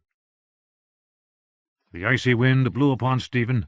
The damp seeped up into every part of his being. The blackness pressed down upon him, and the long hours passed with excruciating slowness. He had no expectation of being able to sleep, but at some time during the night he experienced a little relief from the misery of his situation. It was not that he fell asleep exactly, but he did fall to dreaming. In his dream he had gone to the pantry to fetch someone a slice of a magnificent pork pie, but when he cut the pie open he found that there was very little pork inside it. Most of the interior was taken up by the city of Birmingham. Within the pie crust, forges and smithies smoked and engines pounded. One of the citizens, a civil-looking person, happened to stroll out from the cut that Stephen had made, and when his glance fell upon Stephen, he said— Just then a high, mournful sound broke in upon Stephen's dream, a slow, sad song in an unknown language, and Stephen understood without ever actually waking that the gentleman with the thistledown hair was singing. It may be laid down as a general rule that if a man begins to sing, no one will take any notice of his song except his fellow human beings. This is true even if his song is surpassingly beautiful. Other men may be in raptures at his skill, but the rest of creation is, by and large, unmoved. Perhaps a cat or a dog may look at him. His horse, if it is an exceptionally intelligent beast, may pause in cropping the grass, but that is the extent of it. But when the fairy sang, the whole world listened to him. Stephen felt clouds pause in their passing. He felt sleeping hills shift and murmur. He felt cold mists dance. He understood for the first time that the world is not dumb at all, but merely waiting for someone to speak to it in a language it understands. In the fairy song, the earth recognized the names by which it called itself. Stephen began to dream again. This time he dreamt that hills walked and the sky wept. Trees came and spoke to him, and told him their secrets, and also whether or not he might regard them as friends or enemies. Important destinies were hidden inside pebbles and crumpled leaves. He dreamt that everything in the world, stones and rivers, leaves and fire, had a purpose which it was determined to carry out with the utmost rigor. But he also understood that it was possible sometimes to persuade things to a different purpose. When he awoke, it was dawn, or something like dawn. The light was watery, dim, and incomparably sad. Vast, grey, gloomy hills rose up all around them, and in between the hills there was a wide expanse of black bog. Stephen had never seen a landscape so calculated to reduce the onlooker to utter despair in an instant. "This is one of your kingdoms, I suppose, sir?" he said. "My kingdoms?" exclaimed the gentleman in surprise. "Oh, no, this is Scotland." The gentleman disappeared suddenly, and reappeared a moment later with an armful of tools. There was an axe and a spit, and three things Stephen had never seen before. One was a little like a hoe, one was a little like a spade, and the last was a very strange object, something between a spade and a scythe. He handed all of them to Stephen, who examined them with a puzzled air. "Are they new, sir? They shine so brightly." "Well, obviously one cannot employ tools of ordinary metal for such a magical undertaking as I am proposing. These are made of a compound of quicksilver and starshine. Now, Stephen, we must look for a patch of ground where the dew has not settled, and if we dig there, we are sure to find moss oak." All through the glen all the grasses and tiny-coloured bog plants were covered with dew. Stephen's clothes, hands, hair, and skin had a velvety grey bloom, and the gentleman's hair, which was always extraordinary, had added the sparkle of 1,000,000 tiny spheres of water to its customary brilliance. He appeared to be wearing a jewelled halo. The gentleman walked slowly across the glen, his eyes fixed upon the ground. Stephen followed. "Ah!" cried the gentleman. "Here we are." How the gentleman knew this, Stephen could not tell. They were standing in the middle of a boggy expanse, exactly like every other part of the glen. There was no distinguishing tree or rock nearby to mark the spot, but the gentleman strode on with a confident air until he came to a shallow depression. In the middle of the depression was a long, broad stripe where there was no dew at all. "Dig here, Stephen." The gentleman proved surprisingly knowledgeable about the art of peat-cutting, and though he did none of the actual work himself, he carefully instructed Stephen how to cut away the uppermost layer of grasses and moss with one tool, how to cut the peat with another tool, and how to lift out the pieces with a third. Stephen was unaccustomed to hard labour, and he was soon out of breath, and every part of him ached. Fortunately, he had not cut down very far when he struck something much harder than the peat. "Ah!" cried the gentleman, very well pleased. "That is the moss oak. Excellent! Now, Stephen, cut around it." This was easier said than done. Even when Stephen had cut away enough of the peat to expose the moss oak to the air, it was still very difficult to see what was oak and what was peat. Both were black, wet, and oozing. He dug some more, and he began to suspect that, though the gentleman called it a log, this was in fact an entire tree. "Could you not lift it out by magic, sir?" he asked. "Oh, no, no, indeed. I shall ask a great deal of this wood, and therefore it is incumbent upon us to make its passage from the bog into the wider world as easy as we can. Now, do you take this axe, Stephen, and cut me a piece as tall as my collarbone. Then with the spit and the tusker we will prize it out." It took them 3 more hours to accomplish the task. Stephen chopped the wood to the size the gentleman had asked for, but the task of manoeuvring it out of the bog was more than one man could manage, and the gentleman was obliged to descend into the muddy, stinking hole with him, and they strained and pulled and heaved together. When at last they had finished, Stephen threw himself upon the ground in a condition of the utmost exhaustion, while the gentleman stood regarding his log with delight. "Well," he said, "that was a great deal easier than I had imagined." Stephen suddenly found himself once more in the upper room of the Jerusalem coffee-house. He looked at himself and at the gentleman. Their good clothes were in tatters, and they were covered from head to foot with bog-mud. For the first time he was able to see the log of moss-oak properly. It was as black as sin, extremely fine-grained, and it oozed black water. "We must dry it out before it will be fit for anything," he said. "Oh, no," said the gentleman with a brilliant smile. "For my purposes it will do very well as it is." 43. The Curious Adventure of Mr. Hyde. December 1815. One morning in the first week of December, Jeremy knocked upon the door of Strange's library at Ashford House, and said that Mr. Hyde begged the favour of a few minutes' conversation with him. Strange was not best pleased to be interrupted. Since he had been in the country, he had grown almost as fond of quiet and solitude as Norrell. "Oh, very well," he muttered. Delaying only to write another paragraph, look up 3 or 4 things in a biography of Valentine Greatrakes, blot his paper, correct some spellings, and blot his paper again, he went immediately to the drawing-room. A gentleman was sitting alone by the fire, staring pensively into the flames. He was a vigorous-looking, active sort of man of 50 or so years, dressed in the stout clothes and boots of a gentleman farmer. On a table at his side there was a little glass of wine and a small plate of biscuits. Clearly Jeremy had decided that the visitor had sat alone long enough to require some refreshment. Mr. Hyde and Jonathan Strange had been neighbours all their lives, but the marked differences in their fortunes and tastes had meant that they had never been more than common acquaintances. This was, in fact, the first time they had met since Strange had become a magician. They shook hands. "I dare say, sir," began Mr. Hyde, "you are wondering what can bring me to your door in such weather." "Weather?" "Yes, sir, it is very bad." Strange looked out of the window. The high hills surrounding Ashford were sheathed in snow. Every branch, every twig bore its burden of snow. The very air seemed white with frost and mist. "So it is. I had not observed. I have not been out of the house since Sunday." "Your servant tells me that you are very much occupied with your studies.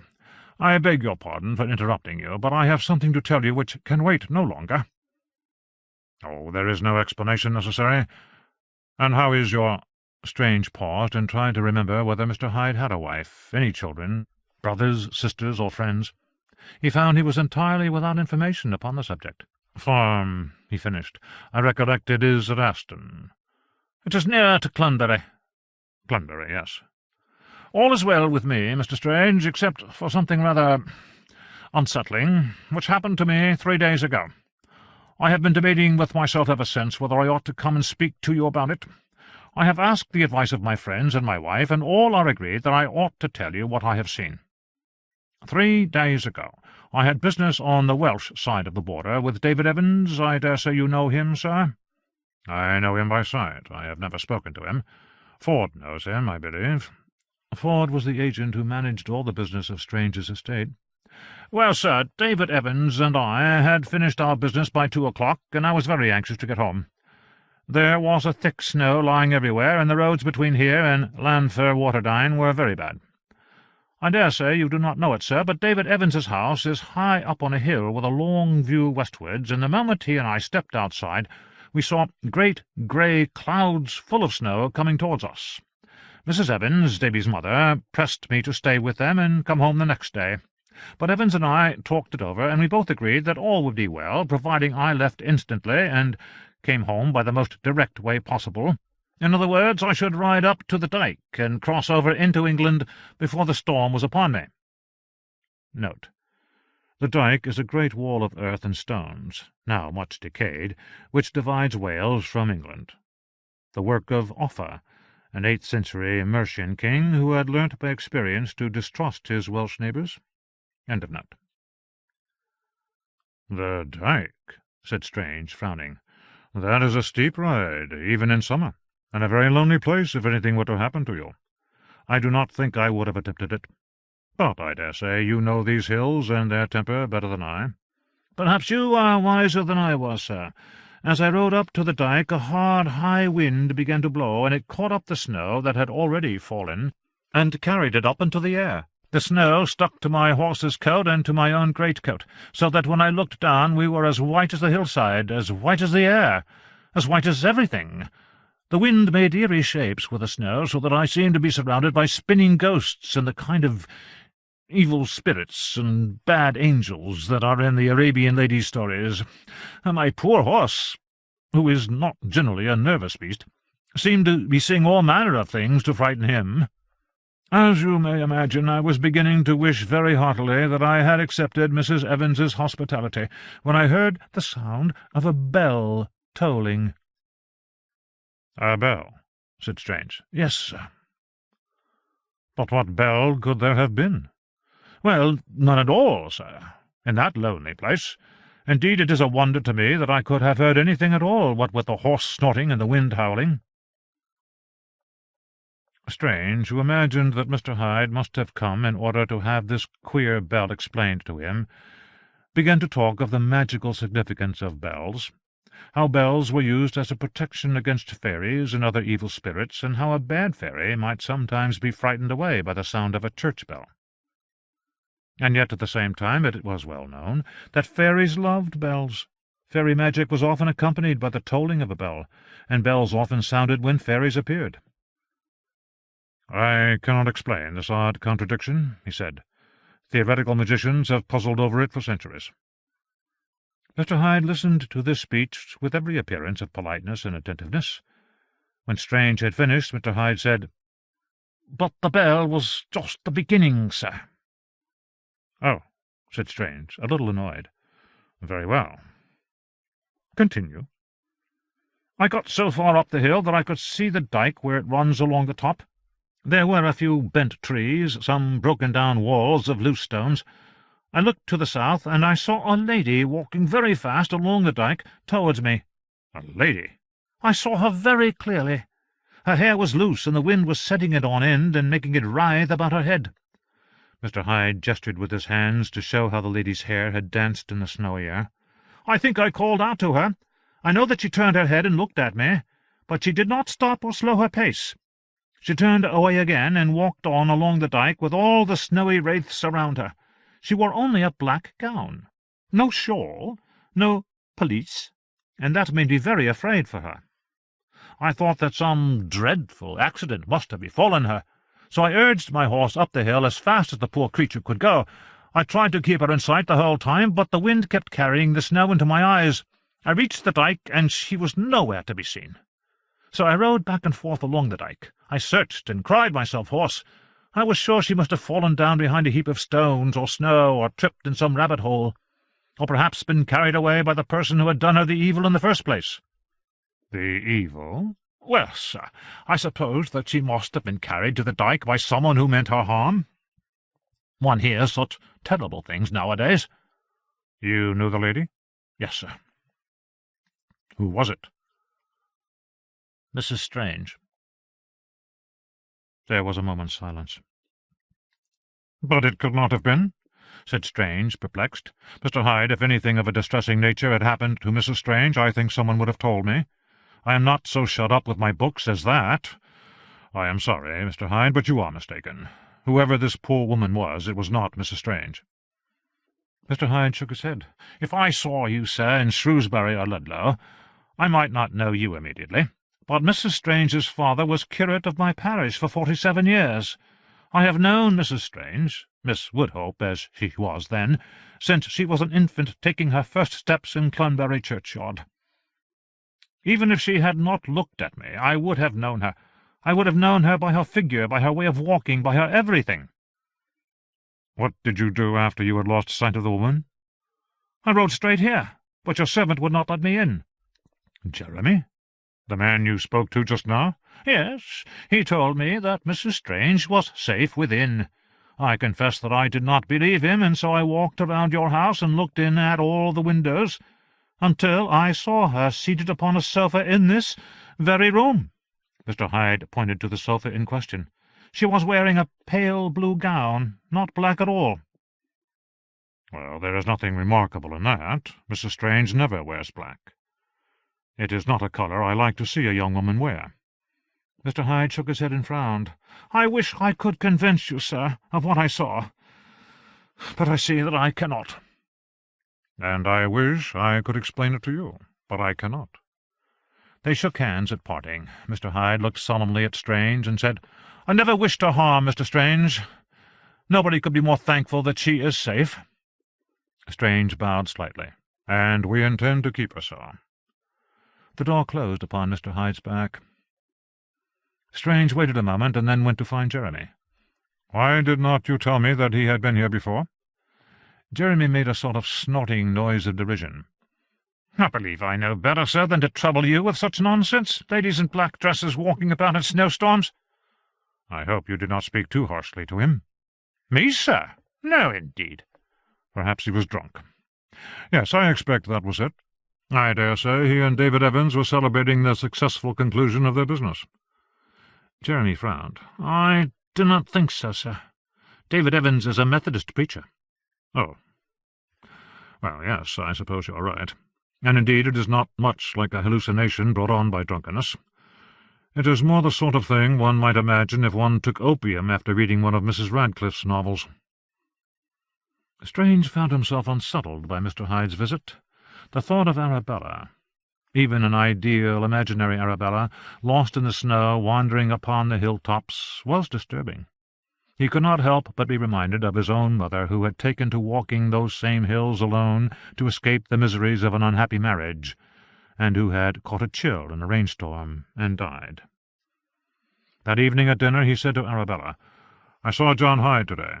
He thought he saw you walking upon the dyke last Tuesday in the middle of a snowstorm." "No." "Yes." "Poor man. He must have been a good deal startled." "I believe he was."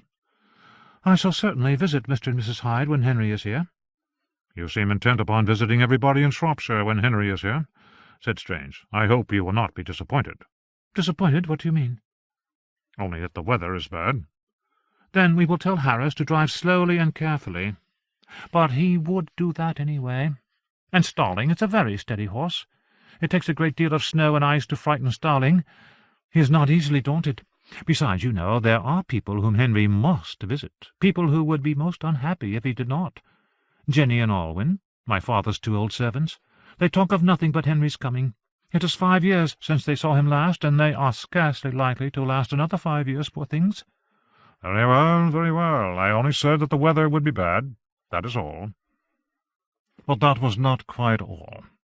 Strange was aware that Arabella had high hopes of this visit. She had seen her brother only rarely since her marriage.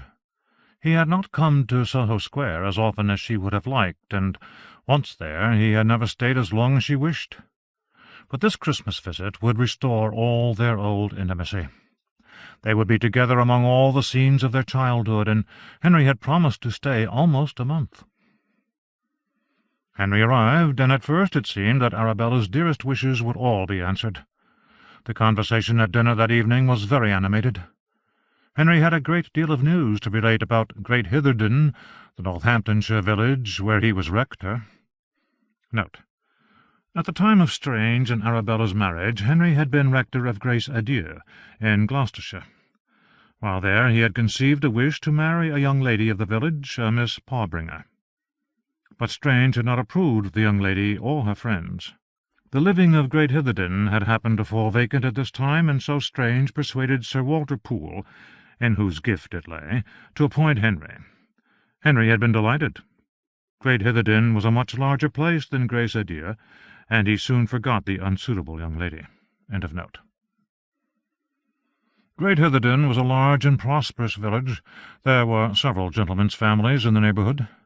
Henry was highly pleased with the respectable place he occupied in its society. After a long description of his friends and their dinner parties and balls, he ended by saying, "But I would not have you think that we neglect charitable works. We are in a very active neighbourhood. There is much to do, and many distressed persons. The day before yesterday I paid a visit to a poor sick family, and I found Miss Watkins already at the cottage, dispensing money and good advice. Miss Watkins is a very compassionate young lady." Here he paused, as if expecting someone to say something. Strange looked blank. Then suddenly a thought seemed to strike him. "Why, Henry, I do beg your pardon. You will think us very remiss. You have now mentioned Miss Watkins 5 times in 10 minutes, and neither Bell nor I have made the least inquiry about her. We are both a little slow tonight. It is this cold Welsh air. It chills the brain. But now that I have awoken to your meaning, I shall be happy to quiz you about her quite as much as you could wish for. Is she fair or dark? A brown complexion or a pale one? Does she favour the piano or the harp? What are her favourite books?" Henry, who suspected he was being teased, frowned and seemed inclined to say no more about the lady. Arabella, with a cool look at her husband, took up the inquiries in a gentler style, and soon got out of Henry the following information: that Miss Watkins had only lately removed to the neighbourhood of Great Hitherden, that her Christian name was Sophronia, that she lived with her guardians, Mr. and Mrs. Swoonfirst, persons to whom she was distantly related, that she was fond of reading, though Henry could not say precisely what, that her favourite colour was yellow, and that she had a particular dislike of pineapples. "And her looks? Is she pretty?" asked Strange. The question seemed to embarrass Henry. "Miss Watkins is not generally considered one of the first in beauty, no, but then upon further acquaintance, you know, that is worth a great deal. People of both sexes, whose looks are very indifferent at the beginning, may appear almost handsome on further acquaintance. A well-informed mind, nice manners, and a gentle nature, all of these are much more likely to contribute to a husband's happiness than mere transient beauty." Strange and Arabella were a little surprised at this speech. There was a pause, and then Strange asked, "Money?" Henry looked quietly triumphant. £10,000, he said. "My dear Henry!" cried Strange. Later, when they were alone, Strange said to Arabella, "As I understand it, Henry is to be congratulated upon his cleverness. It seems that he has found the lady before anyone else could. I take it that she has not been overpowered by offers. There is something in her face or figure that protects her from a too universal admiration." "But I do not think that it can be only the money," said Arabella, who was inclined to defend her brother. "I think there must be some liking, too, or Henry would not have thought of it." "Oh, I dare say," said Strange. "Henry is a very good fellow, and besides, I never interfere, as you know." "You are smiling," said Arabella, "which you have no right to do. I was just as clever as Henry in my time. I do not believe that any one had thought of marrying you, with your long nose and unamiable disposition, until it occurred to me to do so." "That is true," said Strange thoughtfully. "I had forgotten that. It is a family failing." The next day Strange stayed in the library, while Arabella and Henry drove out to visit Jenny and Alwyn. But the enjoyment of the first few days did not last long. Arabella soon discovered that she no longer had a great deal in common with her brother. Henry had passed the last 7 years in a small country village. She, on the other hand, had been in London, where she had observed at close hand some of the most important events of recent years. She had the friendship of more than one cabinet minister. She was acquainted with the Prime Minister, and had danced several times with the Duke of Wellington. She had met the royal dukes, curtsied to the princesses, and could always rely upon a smile and a word from the Prince Regent whenever she happened to be at Carlton House. As for her large acquaintance with everyone connected with the glorious revival of English magic, that went without saying. But while she was greatly interested in all her brother's news, he had next to no interest in hers. Her descriptions of London life drew no more than a polite "Ah, indeed," from him.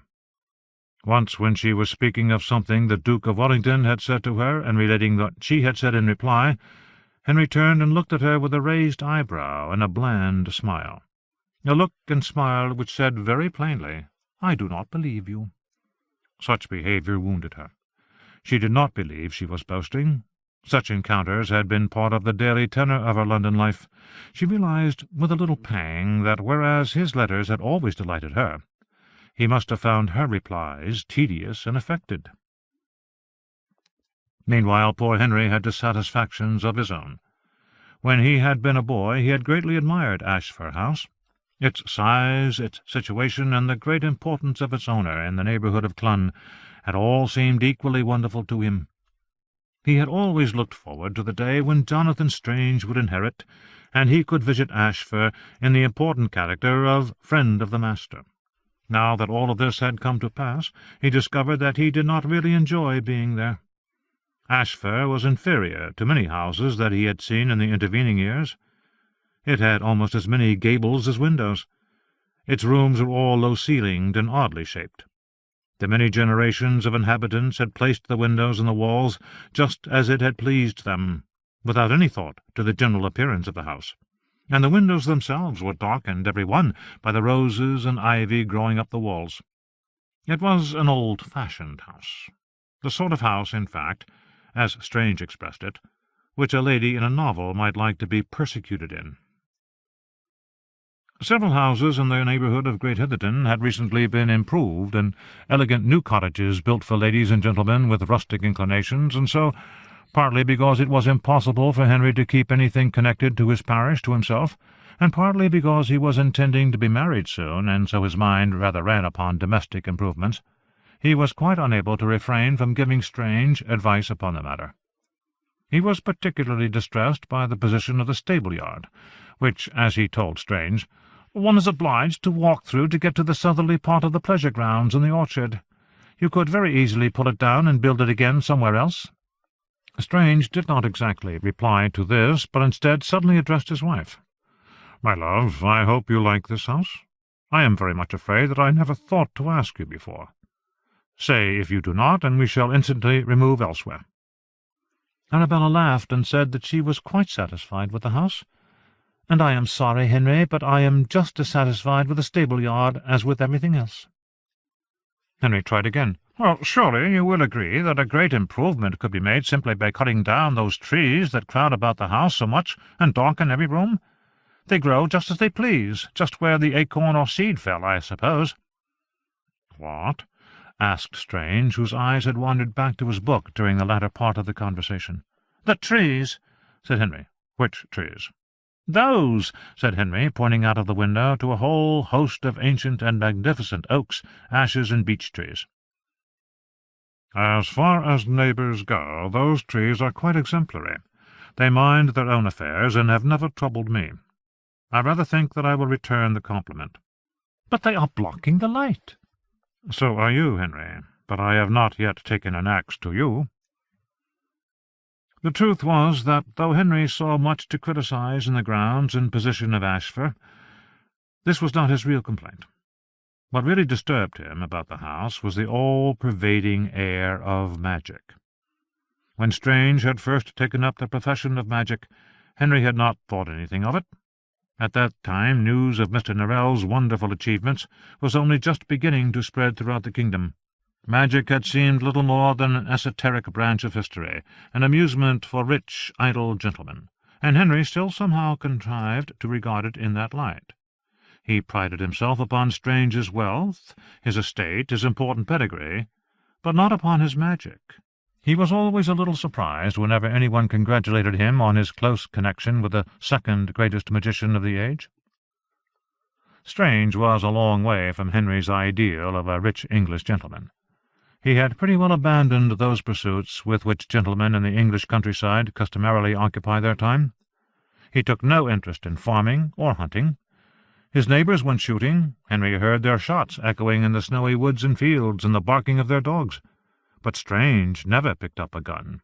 It took all Arabella's persuasion to make him go outside and walk about for half an hour.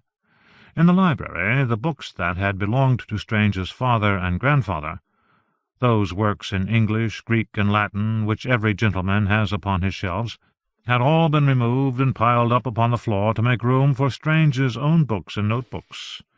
Note: the books Strange possessed were, of course, books about magic, not books of magic. The latter were all in the possession of Mr. Norrell. Compare Chapter 1. End of note. Periodicals concerned with the practice of magic, such as the Friends of English Magic and the Modern Magician, were everywhere scattered about the house. Upon one of the tables in the library there stood a great silver dish, which was sometimes full of water. Strange would often sit for half an hour peering into the water, tapping the surface and making odd gestures and writing down notes of what he saw there. On another table, amid a jumble of books, there lay a map of England, upon which Strange was marking the old fairy roads, which once led out of England to who knows where. There were other things, too, which Henry only half understood, but which he disliked even more. He knew, for instance, that Ashford's rooms often had an odd look. but he did not see that this was because the mirrors in Strange's house were as likely as not to be reflecting the light of half an hour ago, or 100 years ago. And in the morning when he awoke, and at night just before he fell asleep, he heard the sound of a distant bell, a sad sound like the bell of a drowned city heard across a waste of ocean. He never really thought of the bell, or indeed remembered anything about it, but its melancholy influence stayed with him through the day. He found relief for all his various disappointments and dissatisfactions in drawing numerous comparisons between the way things were done in Great Hitherden and the way they were done in Shropshire, much to the detriment of Shropshire, and in wondering aloud that Strange should study so hard, quite as if he had no estate of his own and all his fortune was still to make. These remarks were generally addressed to Arabella, but Strange was often in earshot, and pretty soon Arabella found herself in the unenviable position of trying to keep the peace between the two of them. "When I want Henry's advice," said Strange, "I shall ask for it. What business is it of his, I should like to know? Where I choose to build my stables? Or how I spend my time?" "It is very aggravating, my love," agreed Arabella, "and no one should wonder if it put you out of temper, but only consider—" "My temper? It is he who keeps quarrelling with me." "Hush, hush, he will hear you. You have been very sorely tried, and any one would say that you have borne it like an angel. But, you know, I think he means to be kind. It is just that he does not express himself very well, and for all his faults we shall miss him greatly when he is gone." Upon this last point Strange did not perhaps look as convinced as she could have wished, so she added, "Be kind to Henry, for my sake." Of course, I am patience itself, you know that. There used to be a proverb, quite defunct now, something about priests sowing wheat and magicians sowing rye all in the same field. The meaning is that priests and magicians will never agree. Note: the meaning was perhaps a little more than this. As early as the 12th century it was recognized that priests and magicians are in some sense rivals. Both believe that the universe is inhabited by a wide variety of supernatural beings and subject to supernatural forces. Both believe that these beings can be petitioned through spells or prayers, and so be persuaded to help or hinder mankind. In many ways the two cosmologies are remarkably similar, but priests and magicians draw very different conclusions from this understanding. Magicians are chiefly interested in the usefulness of these supernatural beings. They wish to know under what circumstances and by what means angels, demons, and fairies can be brought to lend their aid in magical practices. For their purposes it is almost irrelevant that the first class of beings is divinely good, the second infernally wicked, and the third morally suspect. Priests, on the other hand, are scarcely interested in anything else. In medieval England, attempts to reconcile the two cosmologies were doomed to failure.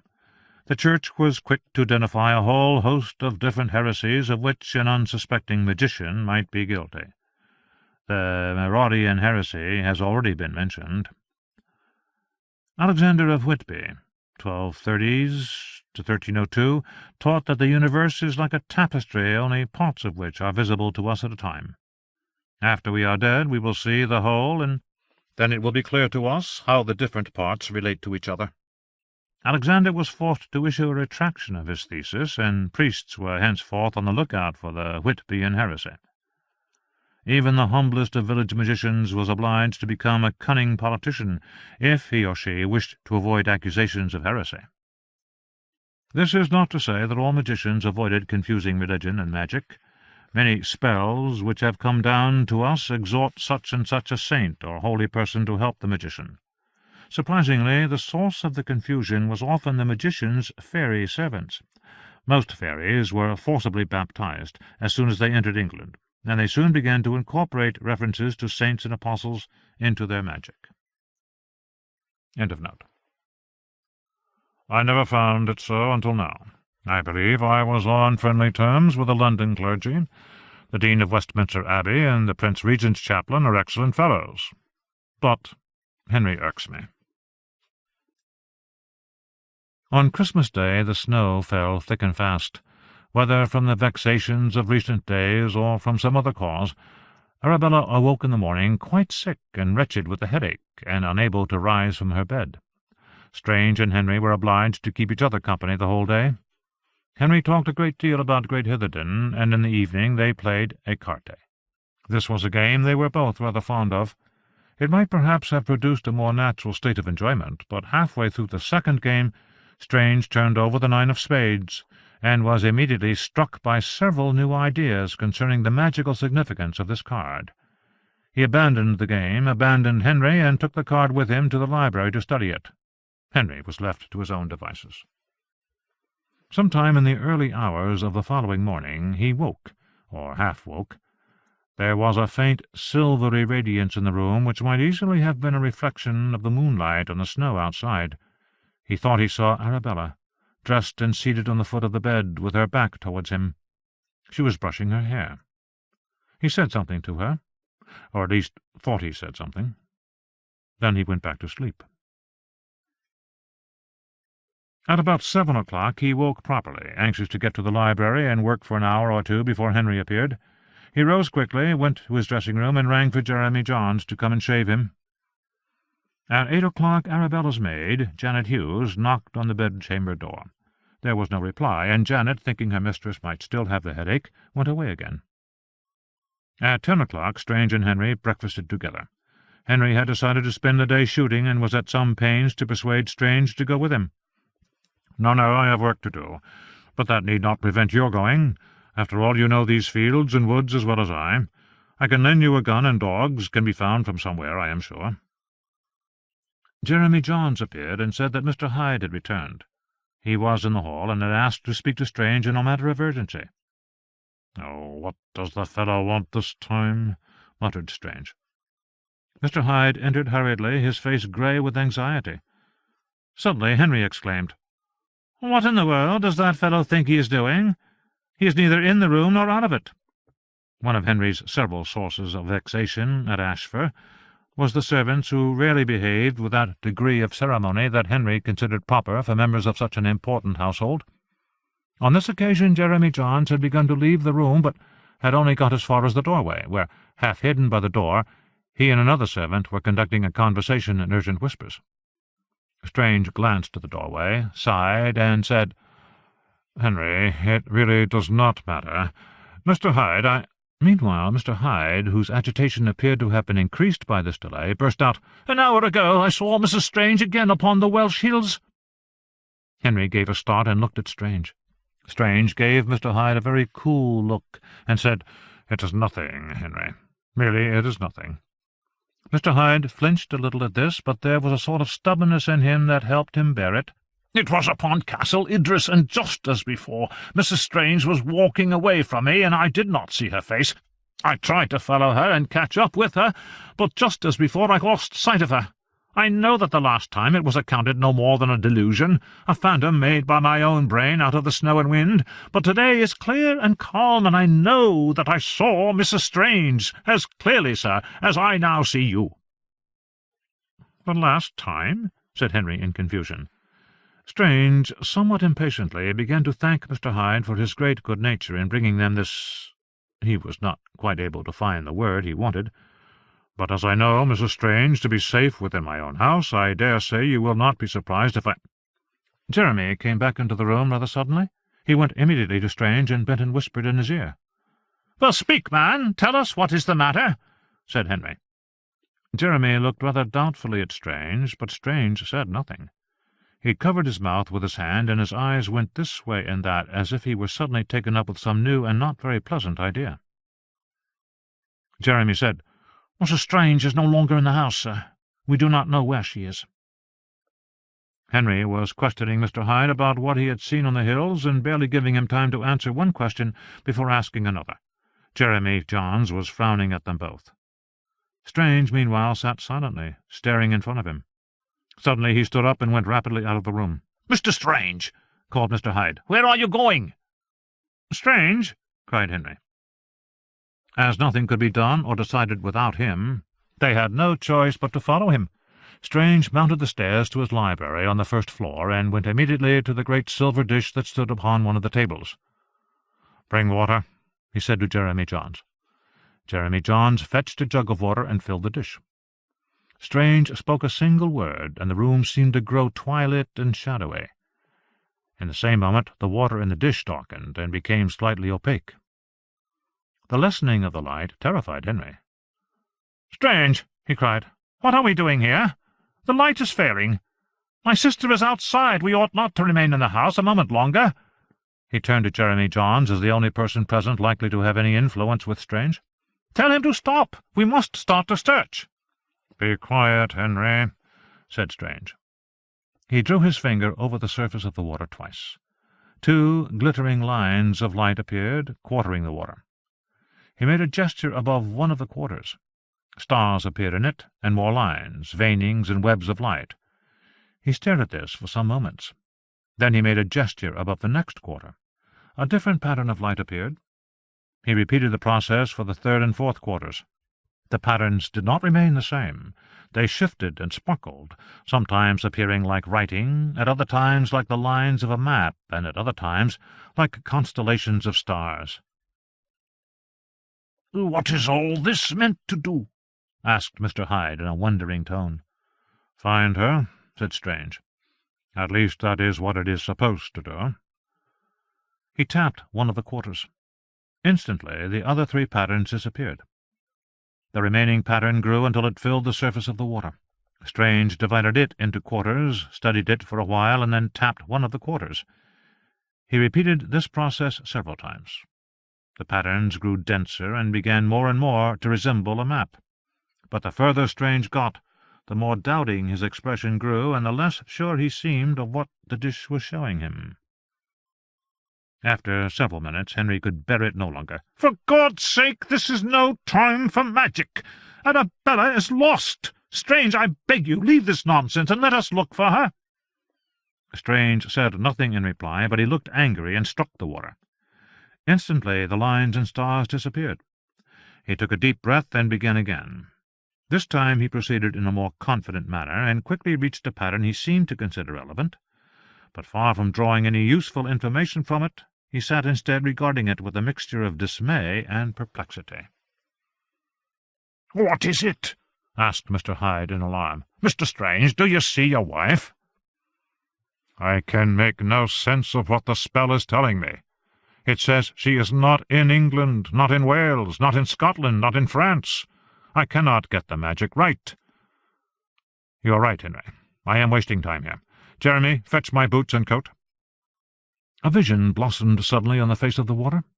In an ancient, shadowy hall, a crowd of handsome men and lovely women were dancing. But as this could have no conceivable connection with Arabella, Strange struck the surface of the water again. The vision vanished. Outside the snow lay thick upon everything. All was frozen, still and silent. The grounds of Ashford were the first places to be searched. When these proved to contain hardly so much as a wren or a robin, Strange, Henry, Mr. Hyde, and the servants began to search the roads. 3 of the maidservants went back to the house, where they went into attics that had scarcely been disturbed since Strange had been a boy.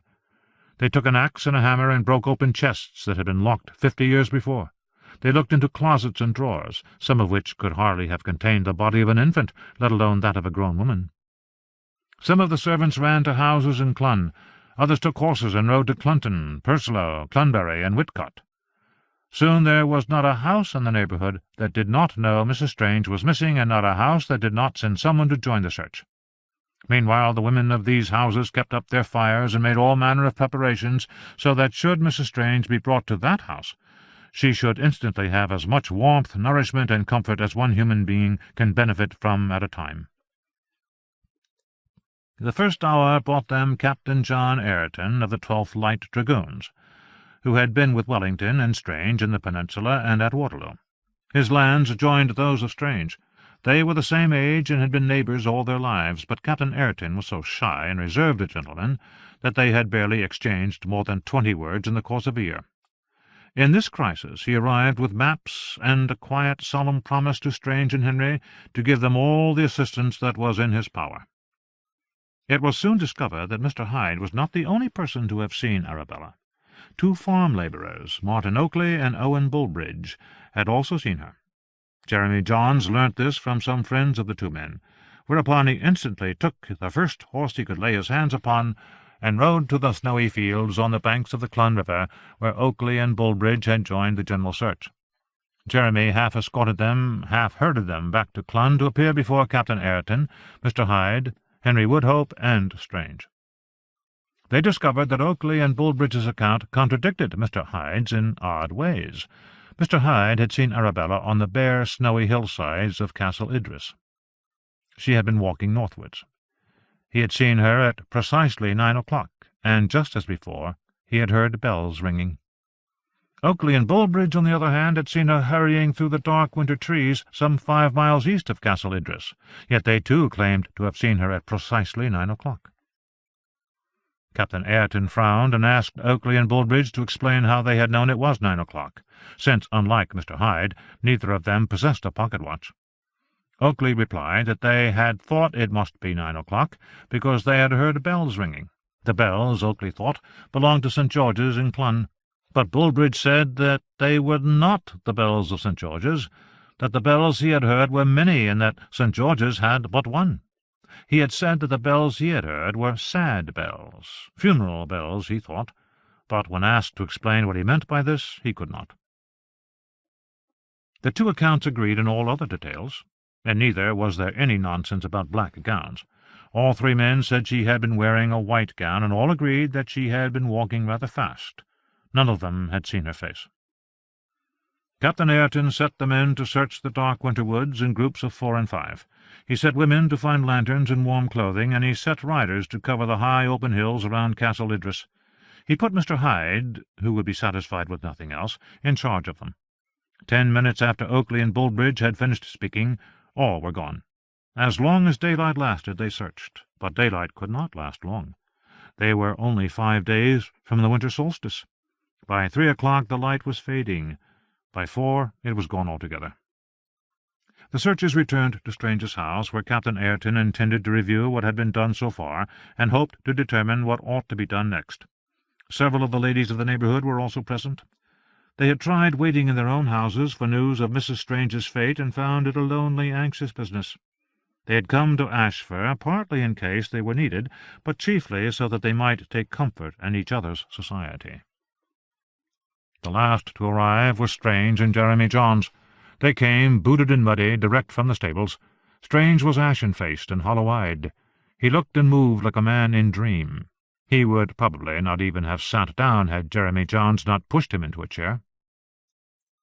Captain Ayrton laid out his maps upon the table and began to question each of the search parties about where they had been and what they had found, which was nothing at all. Every man and woman present thought how the neatly drawn lines and words upon the maps were in truth ice-covered pools and rivers, silent woods, frozen ditches and high bare hills, and every one of them thought how many sheep and cattle and wild creatures died in this season. "I think I woke last night," said a hoarse voice suddenly. They looked around.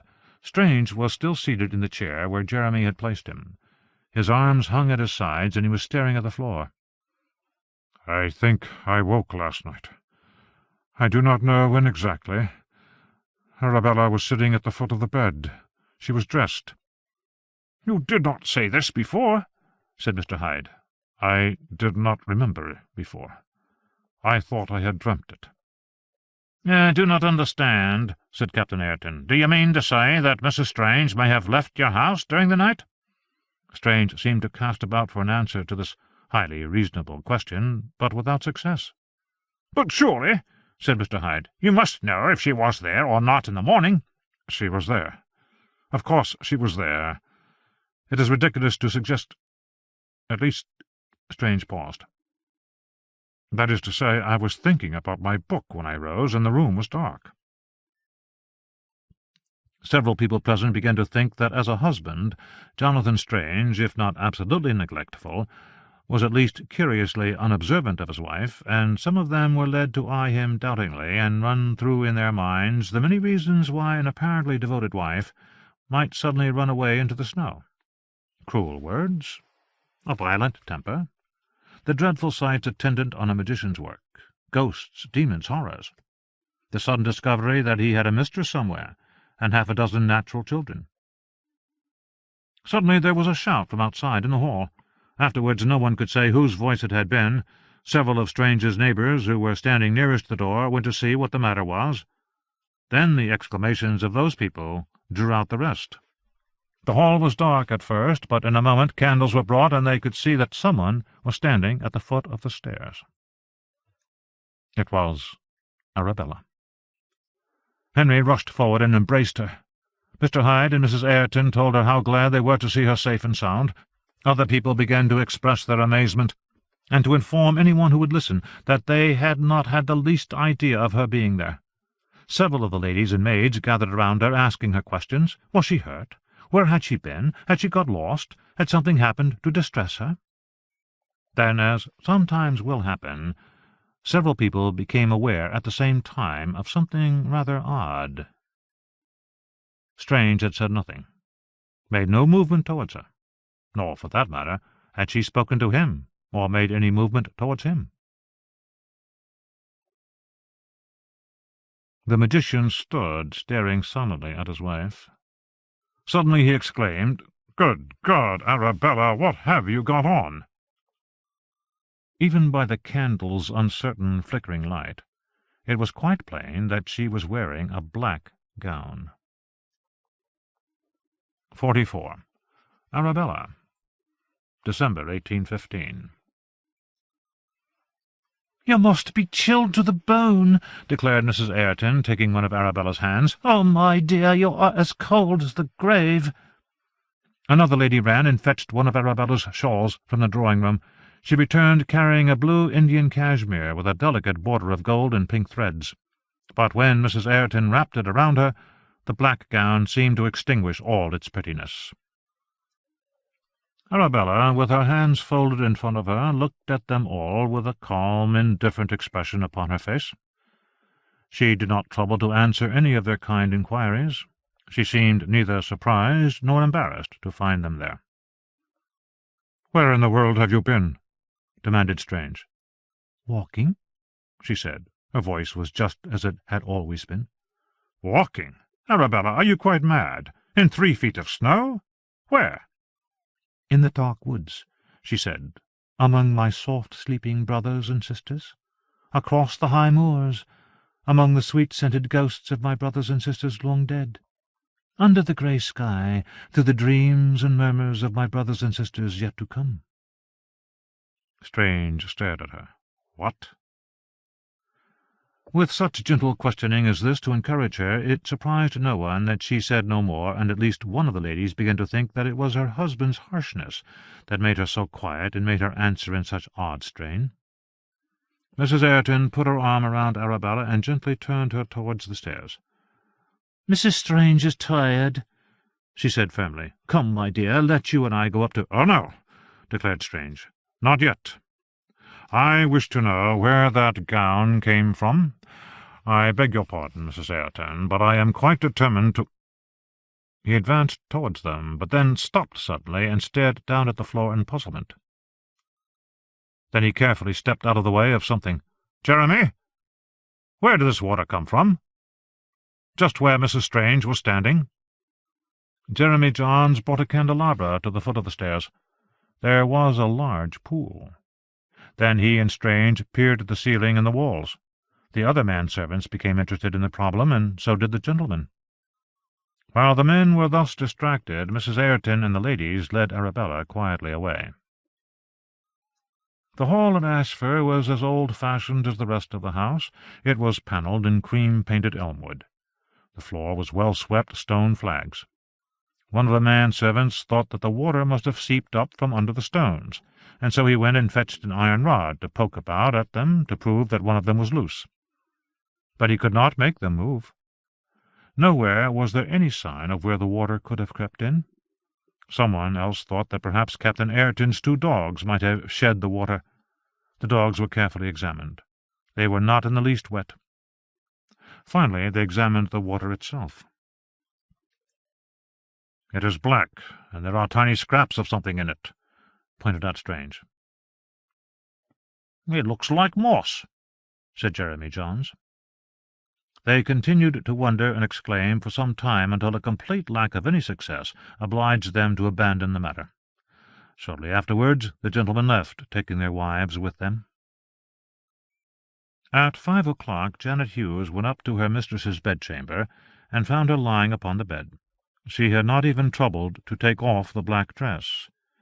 When Janet asked her if she felt unwell, Arabella replied that she had a pain in her hands. So Janet helped her mistress undress, and then went and told Strange. On the second day Arabella complained of a pain which went from the top of her head all down her right side to her feet. Or at least that was what they supposed she meant when she said, "From my crown to the tips of my roots." This was sufficiently alarming for Strange to send for Mr. Newton, the physician at Church Stretton. Mr. Newton rode over to Clun in the afternoon, but apart from the pain he could find nothing wrong, and he went away cheerfully, telling Strange that he would return in a day or two. On the third day she died.